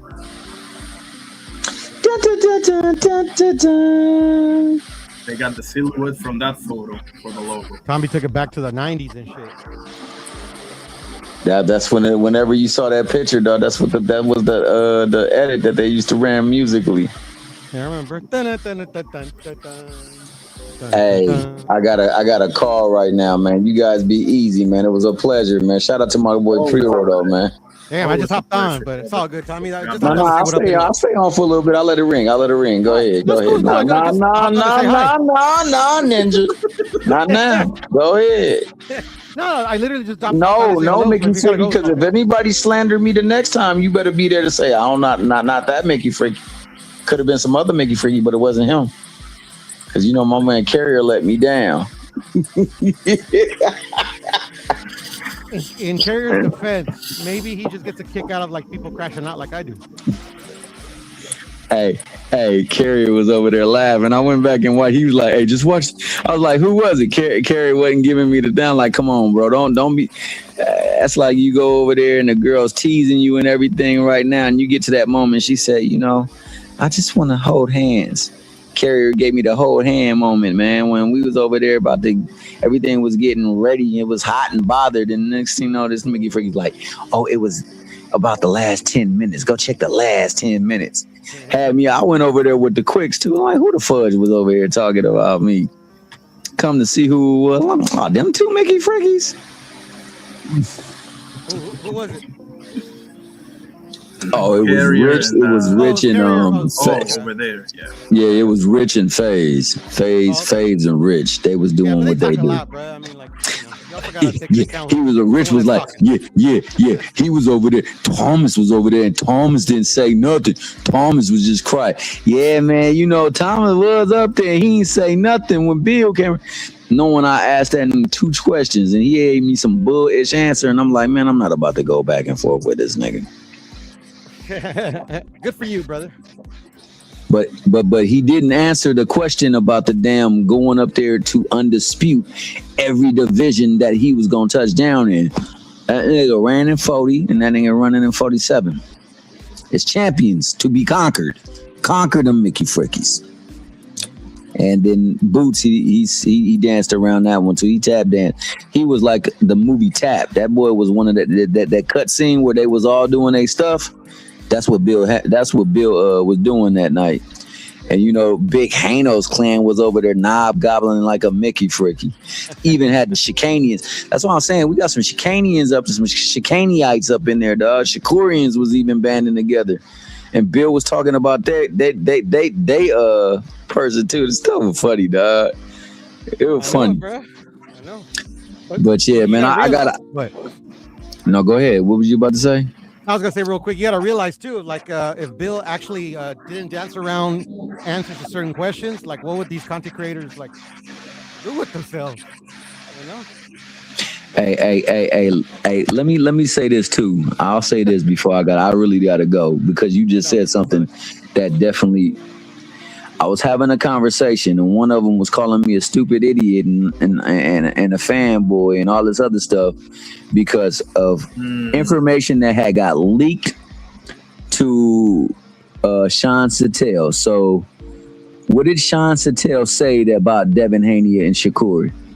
He said Devin Haney was ready to quote, and I quote, whoop his ass, right? So who having that type of information, being an executive separate and apart from DHP, would give information to him like that?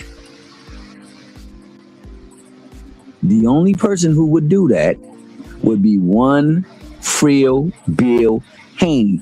Bill Haney is the trusted source that gave him that information. And then after that information went viral, Bill Haney did his And1 mixtape tour, went all place to place. And Sounds about right. Yeah, exactly. No other executive would ever give information and say, and I quote, Devin Haney, Debo is ready to whoop Coors ass. Come on, man. I was born that night, just not last night, player. And on that, man, it's a pleasure.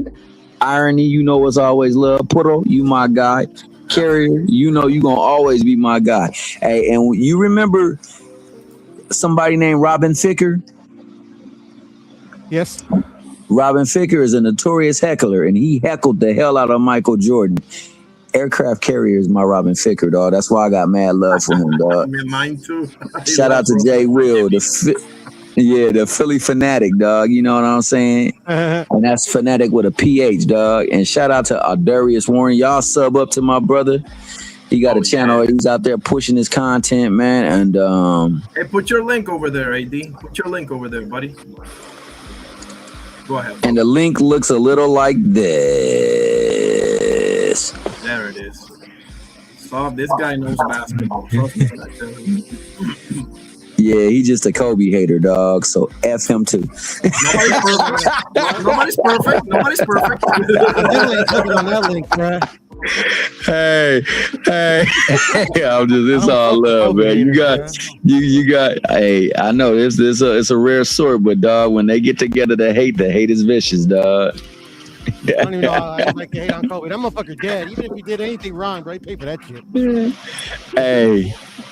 Hey, it's all right, dog. When they talk about you and you ain't even here to defend yourself, you know you a bad dude, dog. And that's all I gotta say.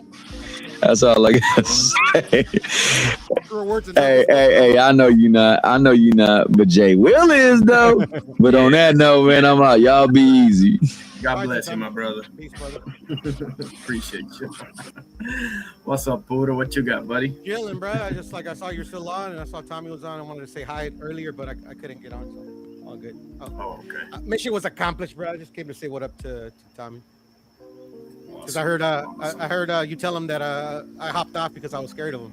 Yeah, I was just fucking around. I was laughing my ass off though in the car when I heard it though. I could have typed in the chat, but yeah, just know I was laughing my ass off. Absolutely. Did you watch? I saw the thumbnail. You watched the game? Oh man, last night. Come on, I was with AD over there. I was no the soccer game. Oh, the Korea game? No, I saw Mexico beat South Africa 2-0. Yeah, that's the one. That's the one I was talking about. Man, you got a few red cards there, right? Yeah, a couple red cards. Yeah, the first one was I was in and out watching the game, so I didn't see exactly when it came out. But the first one was a double yellow, if I'm not mistaken. I think both of them were double yellow. Oh, okay. So it wasn't like a horrific tackle, straight up red. Okay. Not. I mean, I was just asking someone, but they really don't know soccer, so she probably was just like, kind of like just saying yes to anything. But I haven't checked. But I think I saw maybe like 30 minutes of the game. Mexico was pretty much dominating. I think they had like one shot on goal. Oh, okay. Awesome. It was funny though. I saw the back and forth between the coaches. I don't know if you saw it. The coach of South Africa and the coach of Mexico. I didn't see it. No, I haven't catched that. Well, long story short, like they're doing the interviews like after the game, like everything, right? So the South Africa coach was like, yeah, I thought my team played well. I was noticing that at points in the game, like Mexico didn't even know what to do with the ball, and so other things like that. And then then they play the clips of the coach from Mexico just talking shit back, bro. It's pretty funny. That's good. 2-0, man. we didn't know what to do with the ball, blah blah. It's shit like that. I thought it was pretty good. And I saw Korea beat Czech 2-1. So 2-1. Okay. Yeah, So we you got guys are Mexico gonna and go. Korea in the top of the Yeah, group. that was my prediction. Those two were. Yeah, gonna that was my prediction as well. Yeah, for sure. I haven't seen the Czech Republic play in a minute, but the last time I seen them play, they were pretty good. But that was that was like in the early 2000s when they had fucking Nedved and Exactly. and other players. I don't know how good they've been lately. They went to the Euro Cup final in 1996, bro. They Yeah. were- No, in the 90s, yeah, in the early 2000s, they're good. They're good, man. They have some. I think they had Milan Baros, right? I think it was Czech Republic. Milan Yeah. Baros, Yeah, Vladimir that's- Smisser.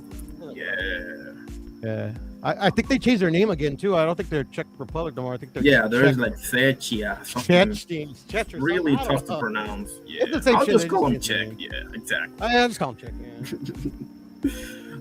Way back in the day, there used to be Czechoslovakia. Yeah, way back it was Czechoslovakia, and then it was Czech Republic. Now it's I can't even pronounce it, bro. It's CZE. I can pronounce it. I just have to see it. Like I only seen it once. Something Chechnya. I want to say Chechnya, but that's a different country. But No, yeah, that's over in it's Russia. like over there. Czechia or something like that. But anyways, yeah, Uh-huh. it's a Czech Republic though. Like it's nothing different. Who's your pick for the finals? For the final of the World Cup. Yeah. Well, you asked me that last time, bro. Like I said, I haven't been like keeping up too much with the international soccer or local soccer. I ain't gonna lie. So I remember like last time I told you, like probably the usual suspects. I don't know what the odds are. Let's go through the groups before I All right, call let's do it, it. shall we? So we got the same. We got Mexico and Korea for the Group A. Irony, Um, can you hold that thought really quickly and give me 30 seconds? Sure, Okay. sure. Hold that thought. 1 second.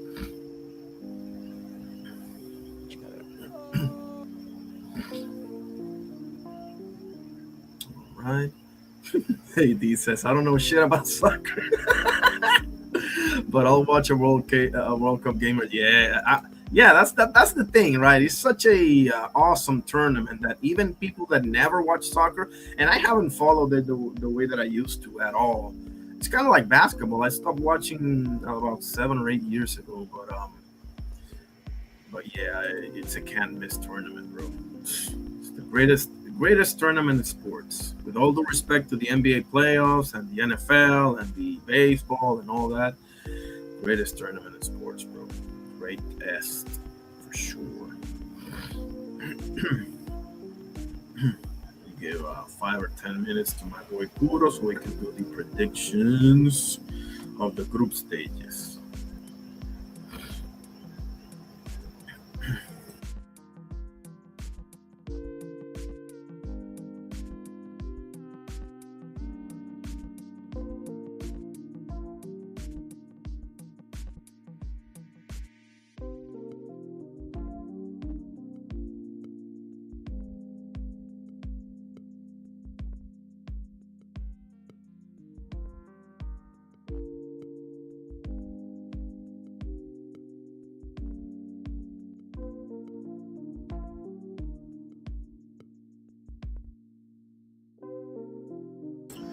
USA, they play. What's the group USA is in? They are in Group D, so they probably play either Sunday or Monday.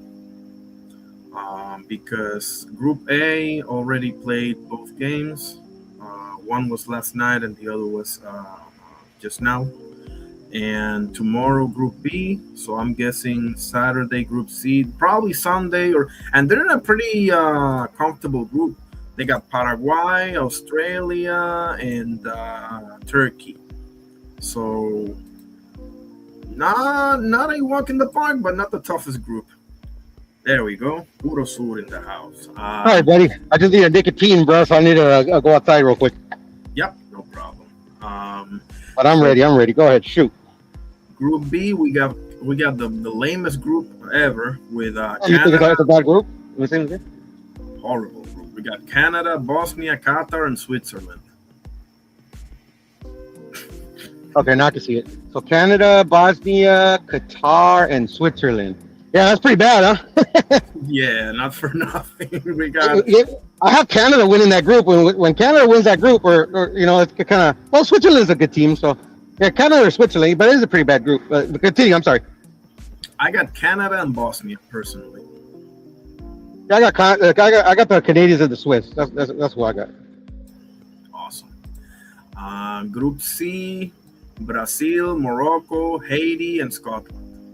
That's a pretty bad group too, bro. Yeah. I got Brazil and Haiti, but it's probably going to be Brazil and Morocco. Yeah, I got Brazil and Morocco myself. Because Haiti, like, isn't this like their first one, or have they been to one before? They've been to one, but that was a long time ago.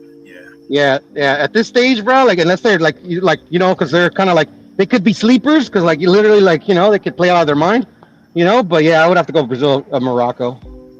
For sure. Group D, USA, Paraguay, Australia, and Turkey. That was pretty. This is a competitive group. Go ahead. Yeah, it's interesting. I got USA and Turkey, but I kind of want Paraguay to pass too. Yeah, I'm gonna go with Paraguay and Turkey. I love it. By the way, are you saying in order, like Paraguay number 1 and Turkey number 2, or just however? Like, yeah, either or, but like because I seen a couple of U.S. games. I seen a few of the playing. I wouldn't say like the USA is in like top form, but I haven't seen really none of these guys play really. But so I'm just kind of like guessing. But it could be USA or Turkey. But I think it's out of those three. It's going to be like whoever moves through. Okay, fair enough. So we got Group E: Germany, Curacao, Cote d'Ivoire, that's Costa de Marfil over in Africa, and Ecuador. I got Germany and Cote d'Ivoire. Yeah. Yeah, I don't know how good Ecuador is doing nowadays, but obviously Germany number 1. Yes, I'll do the same. Like Ivory Coast and Germany. Yeah. Gotcha. Now wait to see. Now you saw Canada's group. Now wait to see my Netherlands, the group they saddled them with. Group F: Netherlands, Japan, Sweden, and Tunisia. That's a good group. It is. Because I got Netherlands and Japan, but Sweden is tough. Yeah, I got Netherlands and Japan as well, but I think the Netherlands are the clear favorites to win the group. But like Tunisia, Japan, and Sweden, like they're capable of getting second, you know. That's going to be real interesting, for sure. Yeah, interesting group, man. Definitely. The toughest one is England, but that's the last one. We'll get to it. Okay, that's all right. F. We got Group G. We got Belgium, Egypt, Iran, and New Zealand. Belgium and Iran for me. Yeah, I'm gonna say the same, because especially since I'm rooting for Iran and shit, since they got it like their backs against the wall. Yeah, for sure. That's why I got them. I want to say Egypt because of Mohamed Salah and shit. You know, they got like really no place to play. But it was cool that Mexico, you know, gave opened their country to them. Yeah, for sure. I would like Iran to pass, and I think they have a real chance to pass. Belgium is tough. Belgium, they're not going to beat Belgium, but they can beat Egypt and New Zealand. For sure. Yeah, Egypt. Yeah. They you know, they can. Yeah, they have Mohamed Salah, but they don't have like, a really good team.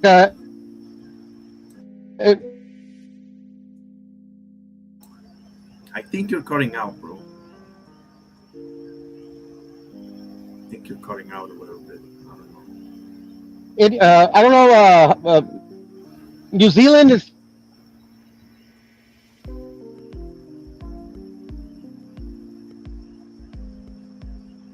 You there?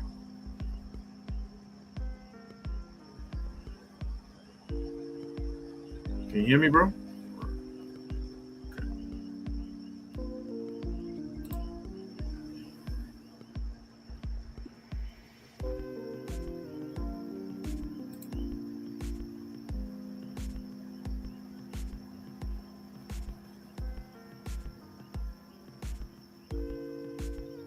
You there, Puro?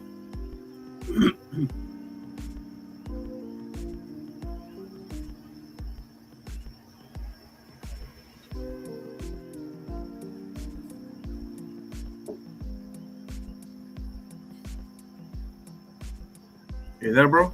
Can you hear me? I heard you. Can you hear me? Can you hear me? 10-4. Hello. Yeah, I can hear you now, bro. Yep. Okay, cool. Sorry. But I noticed what was wrong. I was fixing it.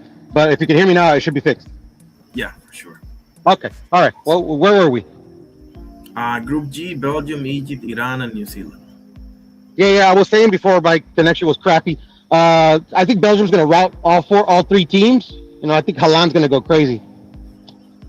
Hopefully. So we got and Lukaku and shit. They're going to go nuts. Yeah, Eden Hazard is there too, right? Hazard. Yeah. No. Belgium got a spot. Yeah, for sure. Belgique. We got. They speak French. They speak French in Belgium. Yeah, they're kind of like Switzerland. They got a region that speaks French, another one that speaks German, another one that speaks Spanish, I think, or Portuguese. One of those. Yeah. Interesting. Yeah, I was going to from France to Netherlands a while back, and I stopped by Belgium for a little bit. I didn't really get to know it because I just stopped by just real quick because I was, like I said, on my way to the Netherlands. But yeah, Belgium is cool. Oh, for sure. I'm sure. That's where Jean-Claude Van Damme is from. Exactly. The muscles from Brussels. Was that where you were at? Brussels or? Yeah, Brussels. Yeah. Okay. Group H, we got Spain, Cabo Verde, Saudi Arabia, and Uruguay. Now that's Spain and Uruguay. Come on, man. Yeah, I got Spain and Uruguay as well. And let's Saudi Arabia pulls off a little mini upset like they did last World Cup. They beat Argentina. Maybe they have an outside shot. Because Cape Verde, I think this is their first time, no? Cabo Verde gotta be. Yeah, I don't remember. I think so too. Yeah, I've been. And then if Bubu Andre is any indication of that country, yeah, they're not gonna do well. They're gonna lose 20-0 versus Spain, bro. That was a joke. Yeah, no, just fucking around. Yeah, but Uruguay and Spain, I agree with Saudi Arabia outside shot. Oh yeah. Group I. This is kind of interesting. We got France, we got Senegal, Iraq, and Norway. France and Senegal. Yeah, for sure. I agree with you. Depending how good Norway is playing, definitely Norway is a sleeper team. Yeah, I'll put it the way you put it. An outside chance to Norway for sure. Iraq, no, not so much. Yeah, Iraq. No, I remember last time Iraq it was. I wouldn't say they were good, but they're having decent. They had this one player, I forgot his name, but I remember they beat the USA in the World Cup. Diouf, El Hadji Diouf, right? Yeah, El Hadji Diouf. No. El Hadji Diouf is the Senegal. Oh, okay. You're talking about which team? Iraq. He looked Asian. He was. I don't know why he looked like the Iraqi Mauricio Cienfuegos to me. I don't know why.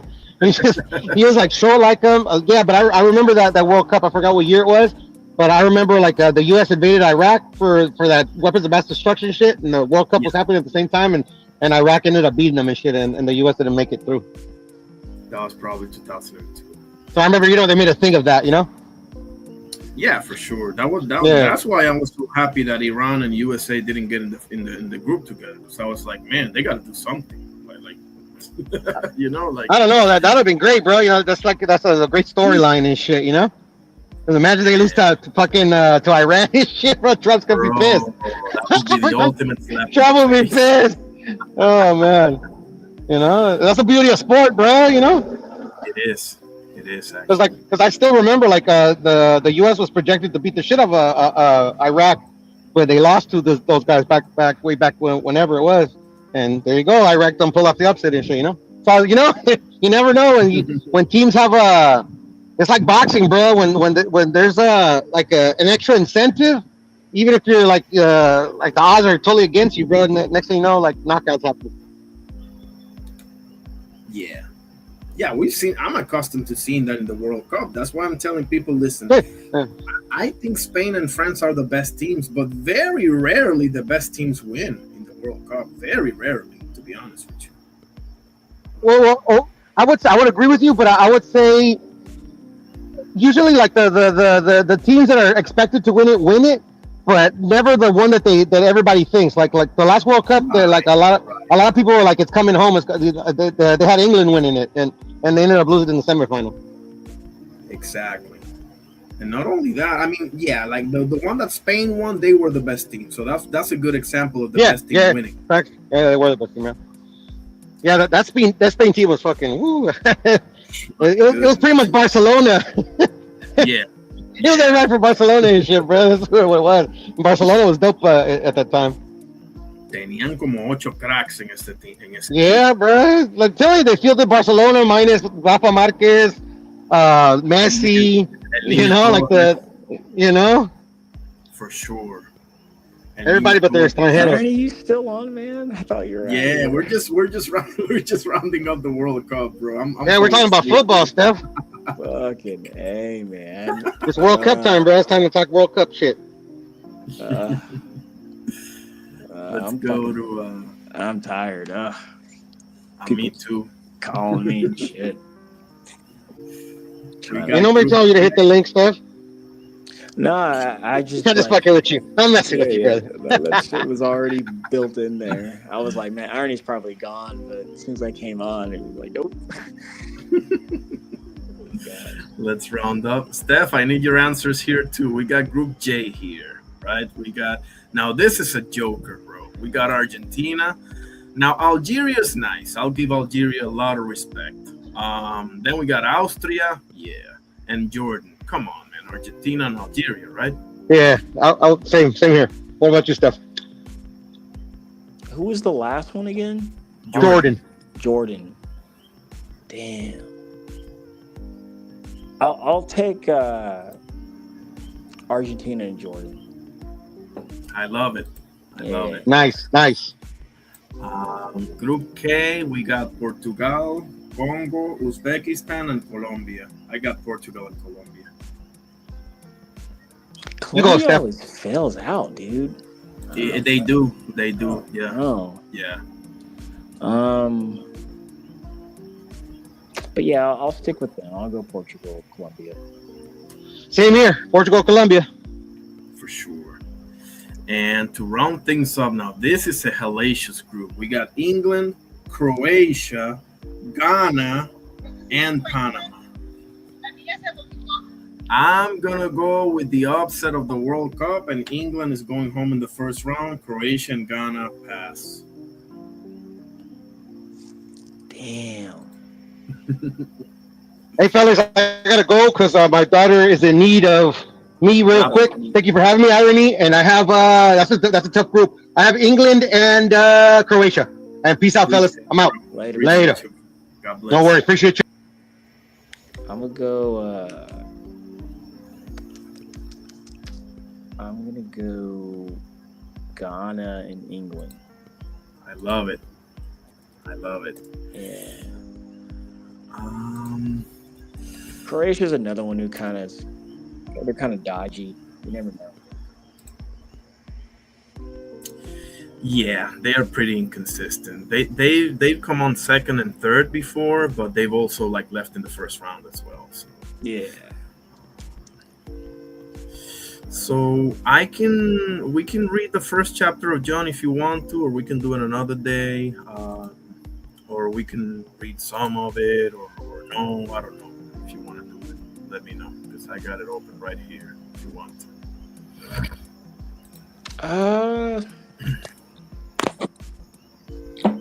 Oh man. Yeah. We can do a couple chapters, man. I was gonna make an excuse to say I'm tired, but like I'm not tired of the Lord's word. No, I'm not tired of the Lord's word. Of the Lord's word. So, yeah, man. Let's get to that. Now I'm reading. You can feel free to read whatever version you want to. I'm reading the New Revised Standard Version, Catholic edition. Sure thing. We'll get there.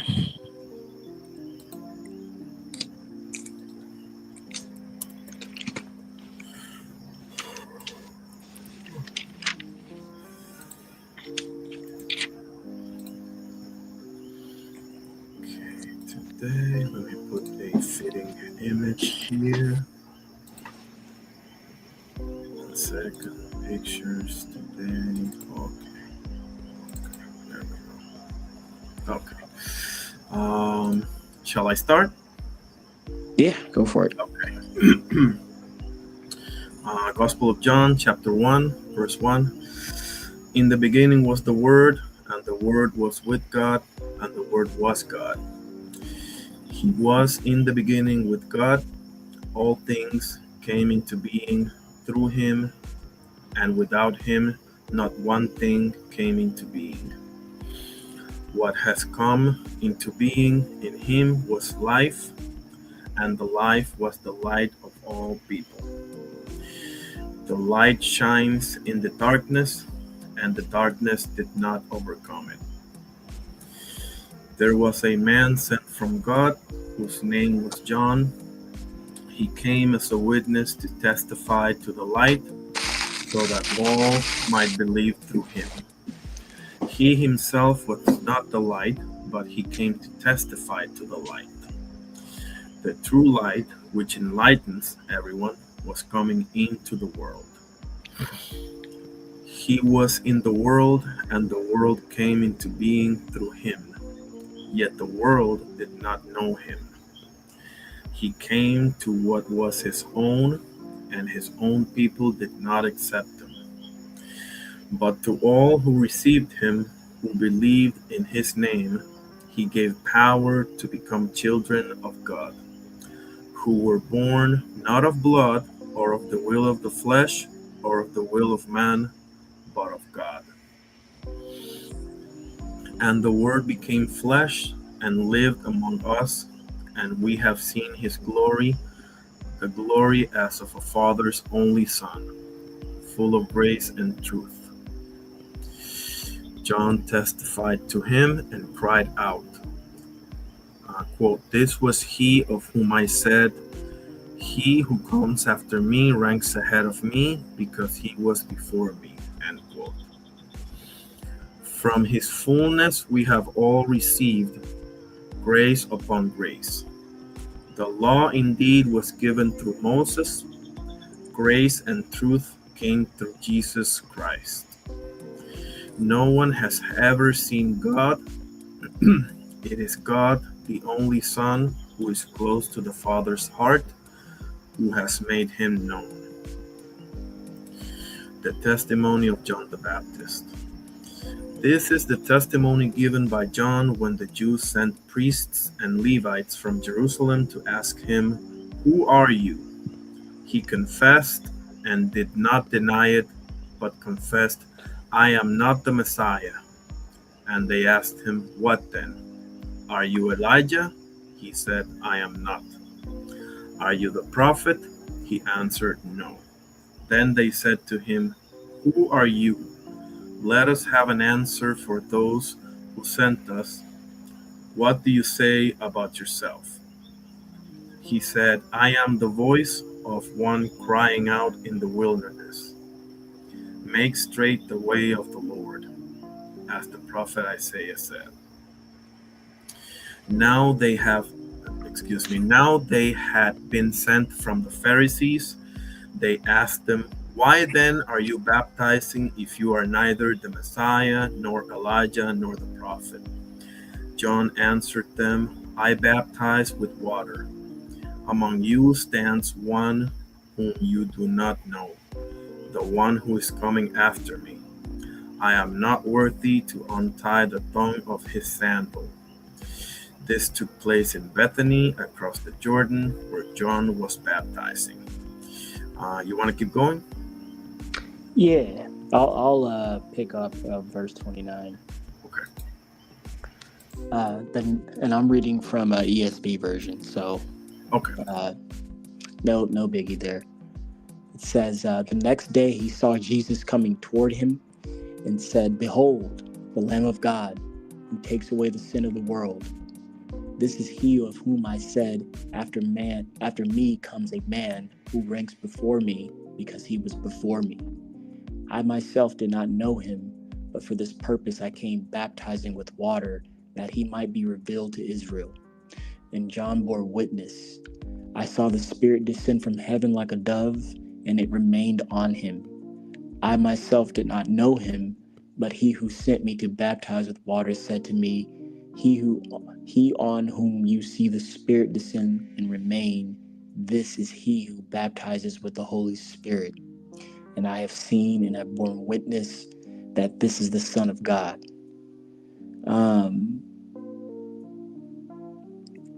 I want to go back to the very first verse where it says, the next day he saw Jesus coming toward him and said, "Behold, the Lamb of God, who takes away the sin of the world."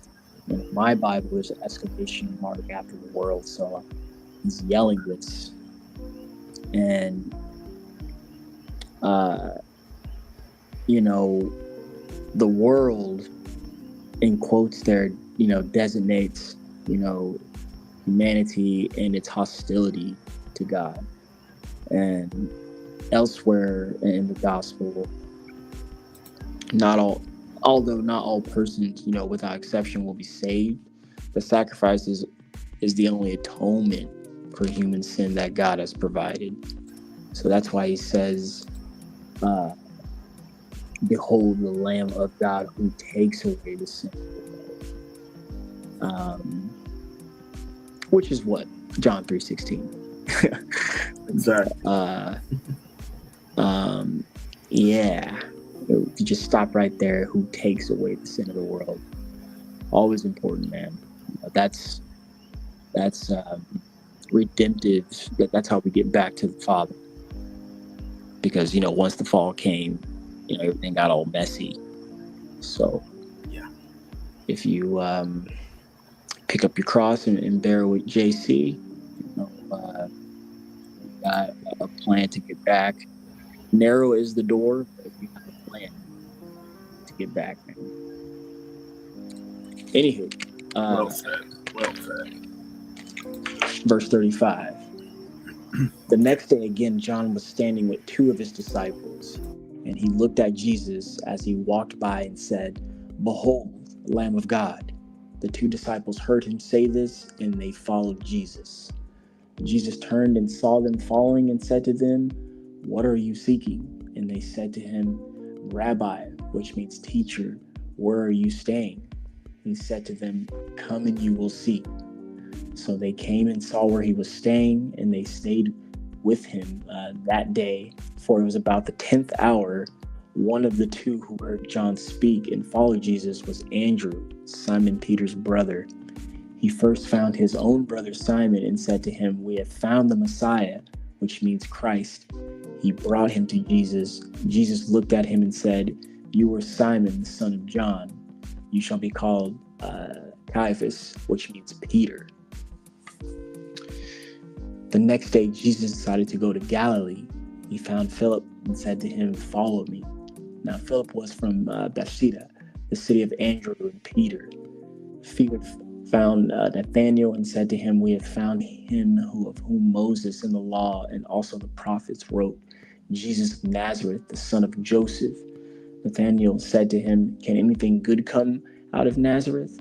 Philip said to him, "Come and see."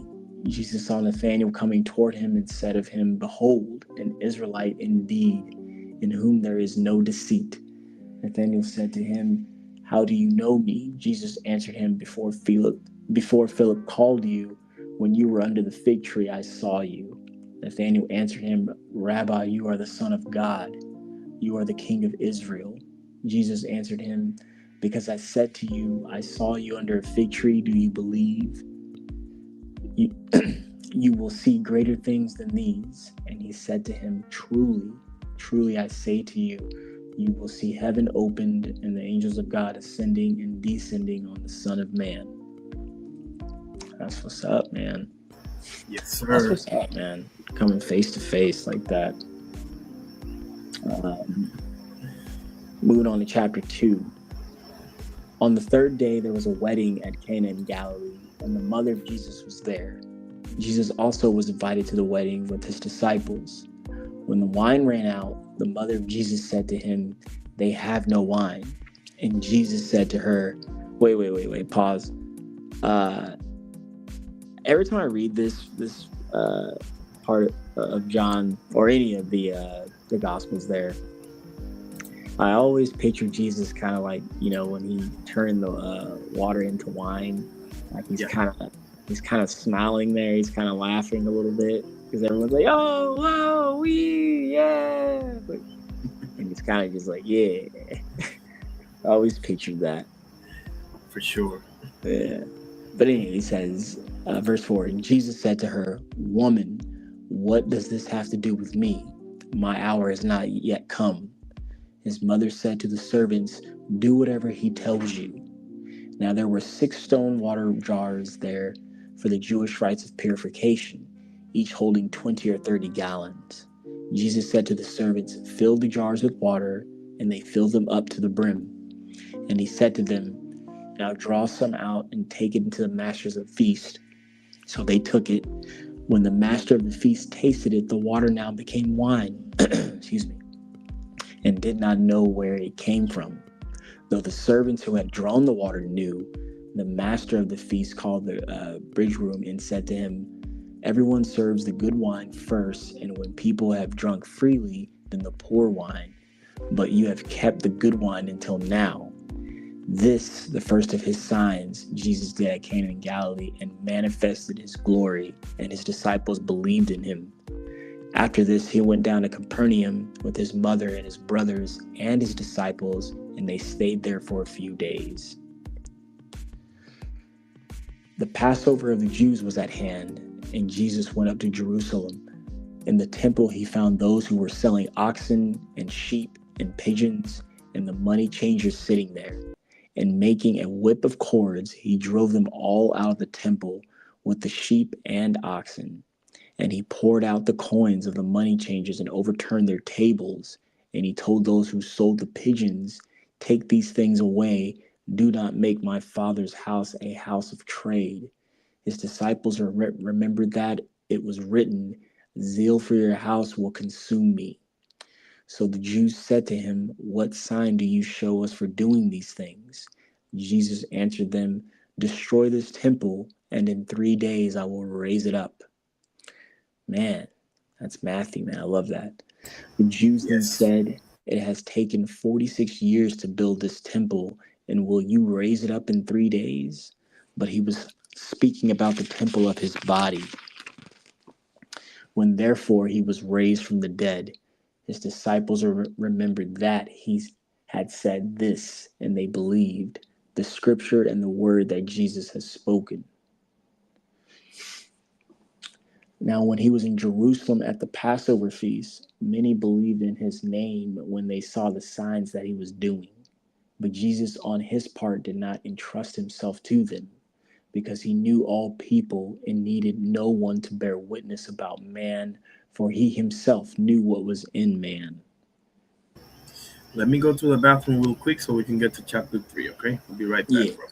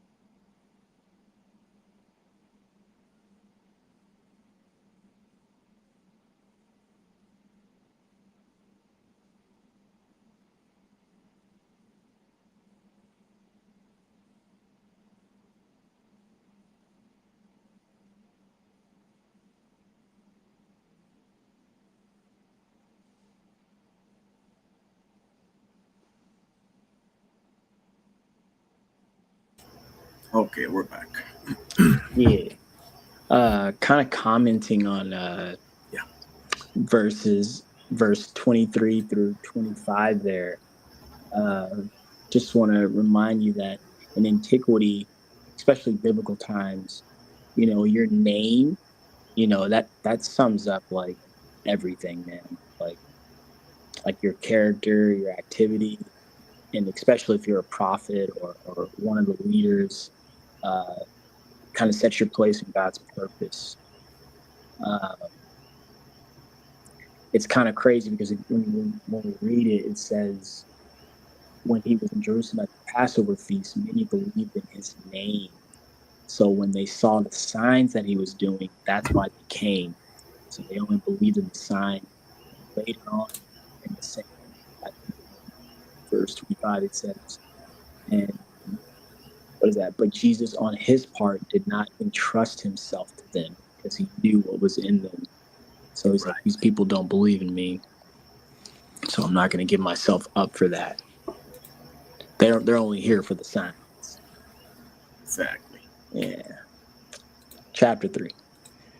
Now there was a man of the Pharisees named Nicodemus, a ruler of the Jews. This man came to Jesus by night and said to him, Rabbi, we know that you are a teacher come from God, for no one can do these signs that you do unless God is with him. Jesus answered him, Truly, truly, I say to you, unless one is born again, he cannot see the kingdom of God. Nicodemus said to him, How can a man be born when he is old? Can he enter a second time into his mother's womb and be born? Jesus answered, Truly, truly, I say to you, unless one is born of water and the Spirit, he cannot enter the kingdom of God. That which is born of the flesh is flesh, and that which is born of the Spirit is spirit. Do not marvel that I said to you. Now, stop right there for just a second. Excuse me. That's baptism right there, right? That's baptism or baptism? Baptism, right? Because it says, "Very truly I say to you," back to verse 5 says, "Very truly," Jesus answered, "Very truly I tell you, no one can enter the kingdom of God without being born of water and spirit." In my opinion, that's baptism, but feel free to disagree. Maybe you see something. No, I agree. Yes. Especially when you like see the word water right there. Exactly. What am I trying to say? I'm trying to think about, like, for some reason Nicodemus keeps coming to my head because he's the one to kind of getting the questionnaire over his head. Maybe it's referencing, back to like John the Baptist, because he said he baptizes with water, and that was for people to, be able to. If I'm remembering correctly, like he was saying that after that, you'll see what Jesus said to him. He said that out loud to everyone, that once you do that, you'll be able to see the kingdom and angels ascending and descending, which were in showing God's glory. But really, not only is it baptism, it's an expression of like pouring out of like God's Spirit, right? Yeah. And the purification of new life that flows from Christ's arrival, his arrival. Also, is what I'm thinking when I read that. Yeah. I'll have to I'm with you. Read my commentary there. But yeah, right. We were verse 8. Yeah. The wind blows where it wishes, and you hear its sound, but you do not know where it comes from or where it goes. So it is with everyone who is born of the Spirit. Nicodemus said to him, let me read that again, actually. Verse 8. The wind blows where it wishes, and you hear its sound, but you do not know where it comes from or where it goes. So it is with everyone who is born with the Spirit. I got to go back to Romans and read the gifts of the spirits, and in Corinthians. Yeah. But yeah. But I think that's just kind of like God's priority and like sovereignty right there. Because they just, the Holy Spirit does what it wants. But anywho, Nicodemus, verse 9, Nicodemus said to him, "How can these things be?" Jesus answered him, "Are you the teacher of Israel, and yet you do not understand these things? Truly, truly, I say to you, we speak of what we know and bear witness to what we have seen, but you do not receive our testimonial. If I have told you earthly things and you do not believe, how can you believe if I tell you heavenly things? No one has ascended into heaven except he who has descended from heaven, the Son of Man. And as Moses lifted up the serpent in the wilderness, so must the Son of Man be lifted up, that whoever believes in him may have eternal life." Man, I love that. I love that. Just a constant motif leading to redemption and salvation, because salvation's of the Lord.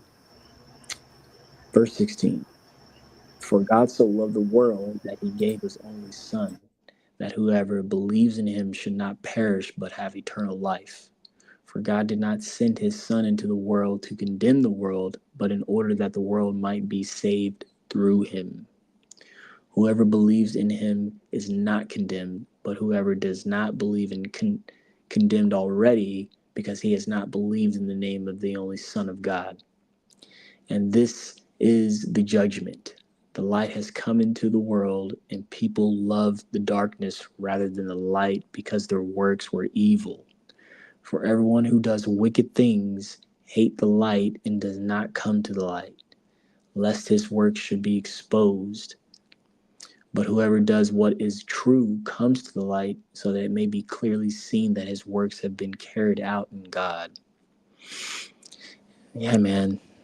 Father God gets not only the last laugh, but that's how it works. Yes, sir. That's how it works. Verse 22, chapter 3. "After this, Jesus and his disciples went into the Judean countryside, and he remained there with them and was baptizing. John also was baptizing at Aenon near Salim, because water was plentiful there, and people were coming and being baptized, for John had not yet been put in prison. Now a discussion arose between some of John's disciples and a Jew over purification. And they came to John and said to him, 'Rabbi, he who was with you across the Jordan, to whom you bore witness, look, he is baptizing, and all are going to him.' John answered, 'A person cannot receive even one thing unless it is given him from heaven. You yourselves bear witness that I said I am not the Christ, but I have been sent before him. The one who has the bride is the bridegroom. The friend of the bridegroom who stands and hears him rejoices greatly at the bridegroom's voice. Therefore, this joy of mine is now complete. He must increase, but I must decrease.'" Man, humility. "He who comes from above is above all. He who is of earth belongs to the earth and speaks in an earthly way. He who comes from heaven is above all. He bears witness to what he has seen and heard, yet no one receives his testimonial. Whoever receives his testimonial sets his seal to this, that God is true. For he whom God has sent utters the words of God, for he gives the Spirit without measure. The Father loves the Son and has given all things into his hand. Whoever believes in the Son has eternal life.